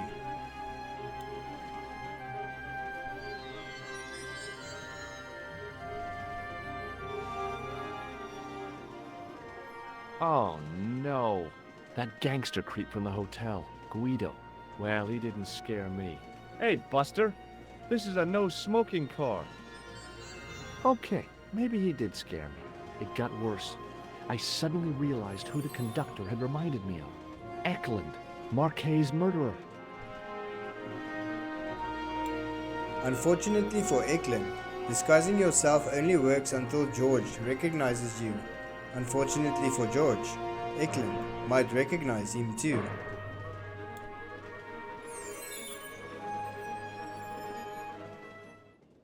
I should have known better than to leave Nico and the old lady alone. Suddenly, the sword of Baphomet took second place to finding the girl I loved. For the first time in the entire adventure, George admits what we've all known for hours. Finding Nico is more important than solving the mystery. Hi! Having a party?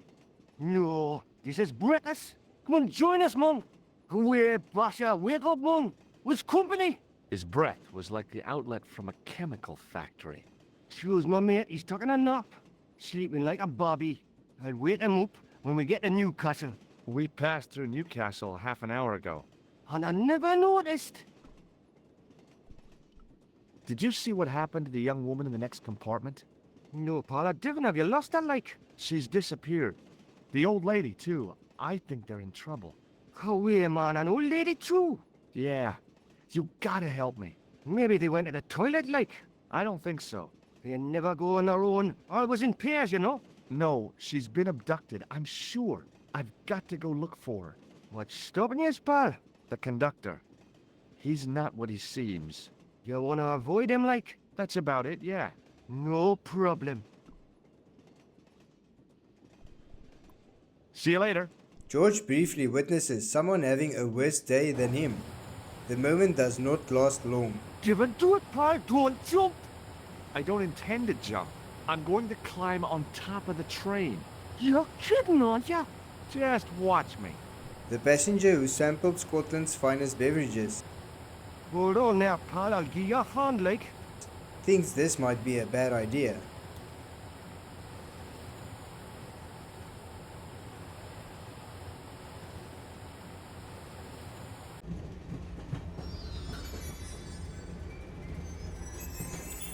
George crawls across the roof of a moving train.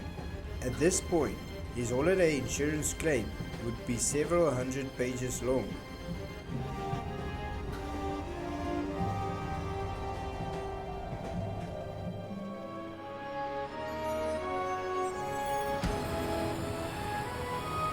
Faced with the possibility of losing again, George pulls the emergency brake. Not the most subtle solution, but will have to do. I'd always wanted to stop a train, and now was my chance.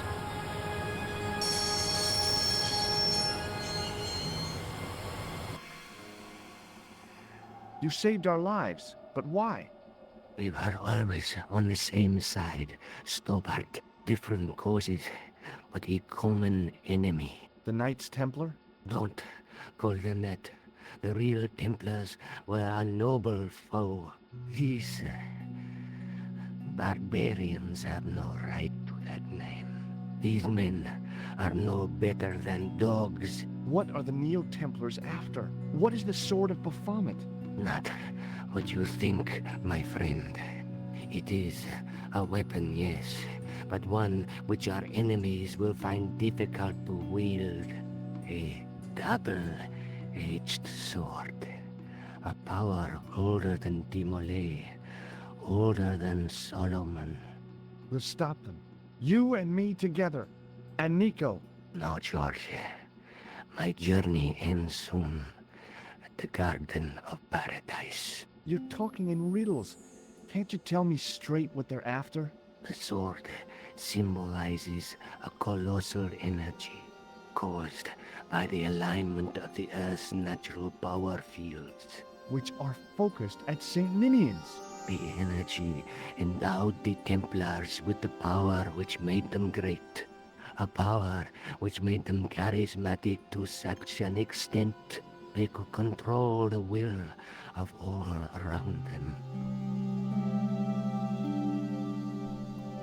May Allah guide you to our enemies. Thanks. One last thing. What? What is it? He's dead. Where do you think you're going? Don't worry, I hadn't forgotten about you. And tell me this instant, George Stobbart. I will, when I'm ready. Nico blushes, but still gives George trouble about hands being tied. That's not that, George. No. You took advantage while my hands were tied. When Eklund pointed that gun at me, I thought I was gonna die. I thought of all the things I'd never get to do, and kissing you was at the top of my list. George, Uh-huh. George, we've got to get off the train. Eklund could recover at any time. So what are we waiting for? After untying her, George confidently walks towards the exit. What are you doing? I'm out of here. Not that door. Do you want to end up like Flap? Not especially. What remains of him is well on his way back to London. I hope he was traveling on a return ticket. The wrong exit, as pointed out by Nico.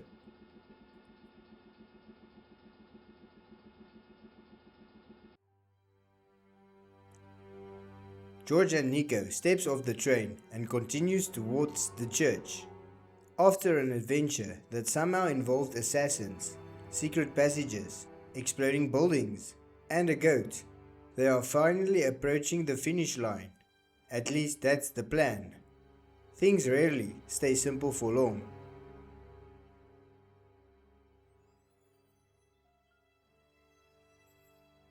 I'd feel happier if we had a gun or something. Khan gave me something. What? His handbag. Oh, great. If we run into any killers, we can give them a good buffeting. Didn't he have any weapons? You don't know the half of it. This bag's full of C4. Wow. Why didn't you say so? Boy, we'll show him now. What's C4? Plastic, George. We're going to shop our way to victory? 2 kilos of plastic explosive. The detonator's broken now. No problem. We'll buy a box of matches somewhere. It doesn't work that way. It takes a small explosion to start the big explosion. Well, that's not much use then. What does that sign say?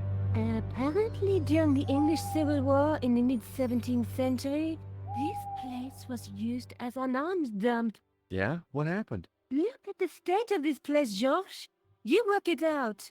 Oh, stray spark? You got it. The tower was the only thing to survive the blast. I hope the explosion didn't destroy the Sword of Baphomet. Do you? I rather hope it did. After everything they've been through, George is still trying to solve the mystery, while Nico is mostly hoping the mystery finally stays solved.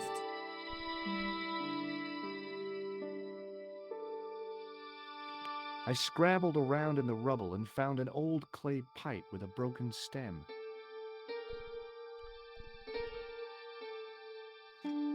Under one of the stones, I found a metal coin which was green with age. It was caked with soil, but what I'd found was a small cog and spindle. With mounting excitement, I felt something between my fingers. It was short, hard, and black. Something I hadn't expected to find here. It was a plastic pentop. George goes over to place the first gemstone. The handle turned easily and the larger wheel began to revolve. Damn! Then the handle came off in my hand.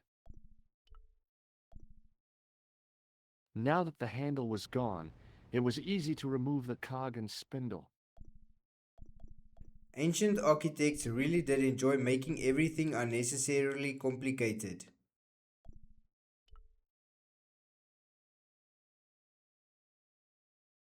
The cog slipped neatly into the eye socket. A hidden mechanism begins to react. George is now one step closer to opening yet another secret door. With a rasp of metal on stone, I eased the second eye into place.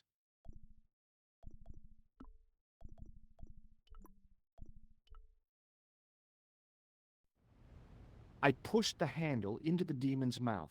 The cogs all meshed. I began to turn. Unlike most adventure game protagonists, George knows how to use a handle. George and Nico head inside, because turning back has never once crossed either of their minds. As soon as I saw the flickering torches, I realized the bogus Templars had beaten us to the sword. But where were they now? And why was it so quiet? The last door standing between them and the truth. After chasing clues across Europe, the mystery is finally coming to an end. Listen, I can definitely hear chanting. You're right.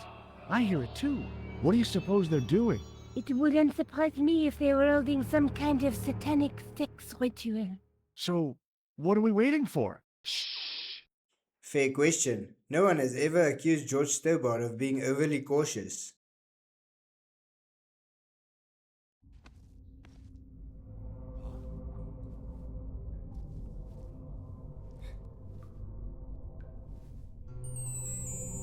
Will you look at that?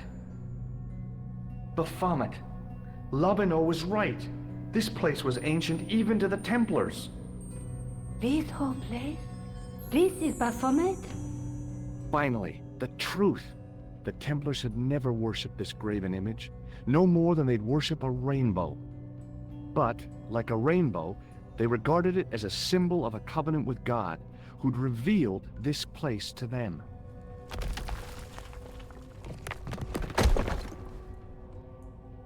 Rosso! Why, the double-dealing treacherous?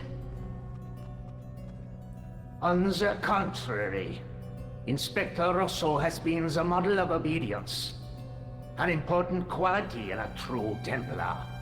Now be quiet and watch if you wish to live much longer.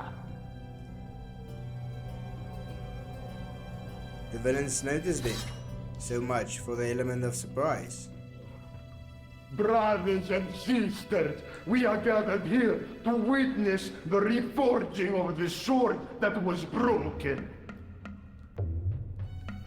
Here before God's sentinel, Baphomet.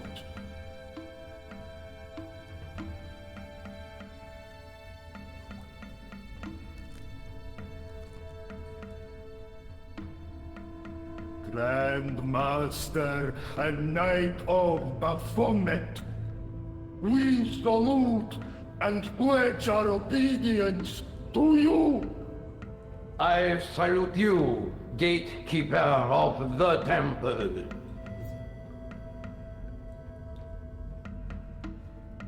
Seven centuries ago, our greatest weapon, the sword of Baphomet, was lost to us. Now we prepare to reforge it, to wield against new enemies. As the tired millennium dies, and this world looks for new leaders, we shall not fail. We shall lead the people to a new order, wherein all borders will dissolve. All will be united under the red cross of the Templars.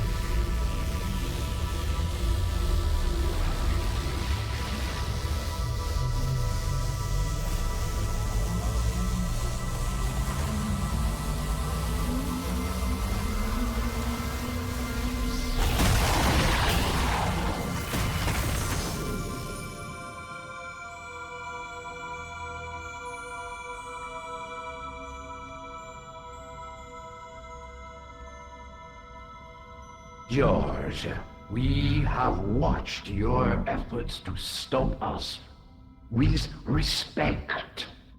But surely you realize that you have been misled by our enemies. Both of us want a better world. Fortunately, no harm has been done. We need determined, resourceful men like you. Join us, George. Join us in true brotherhood. Yeah. True. Wait. Brothers? What about Marquet? What about Pegram and Klausner? You didn't look on them as brothers, only as failures. 3 men dead, and you don't give a damn! George, you know that sacrifices are necessary. Every great undertaking. Join you? I'll see you in hell first. Oh, George. I had great hopes for you. C'est la guerre et l'on kill him.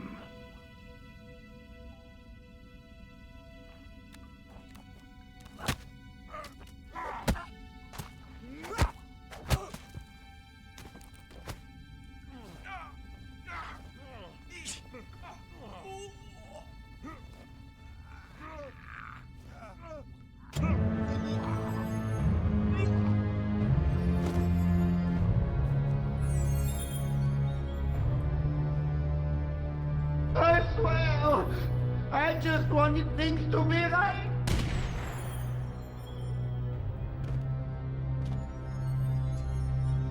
Take them. Kill them. They will not escape.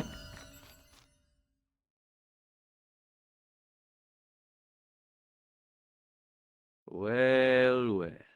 If it isn't the great detective and his beautiful assistant, it's going to be a pleasure killing the pair of you. George, what are we going to do? Okay, okay. Let me think. George apparently took too long with thinking about it. George! Guido gets bored and throws a knife. Stay away from me! So perish all enemies of the new Templar Order.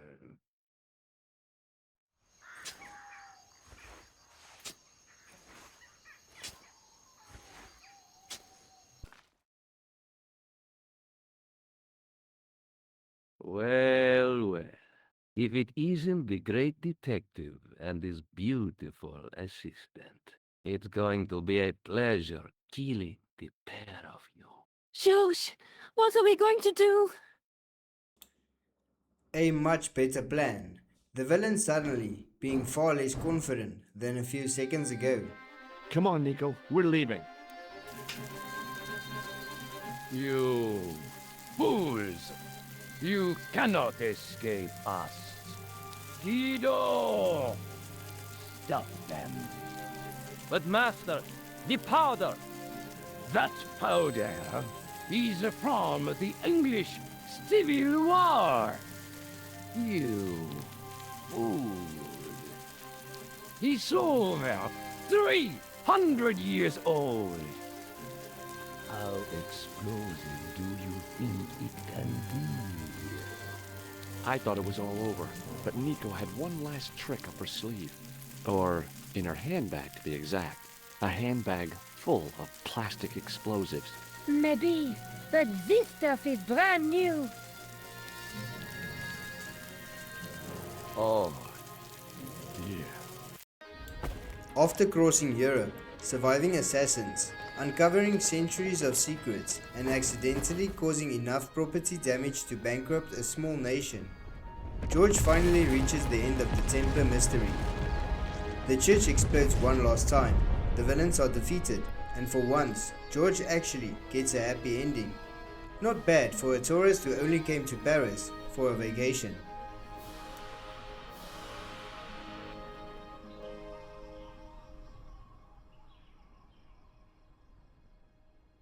You know, you'll never be able to write your story now. I don't care. I've got what I want. Huh? Just tell me one thing, George. Is our life together always going to be this crazy?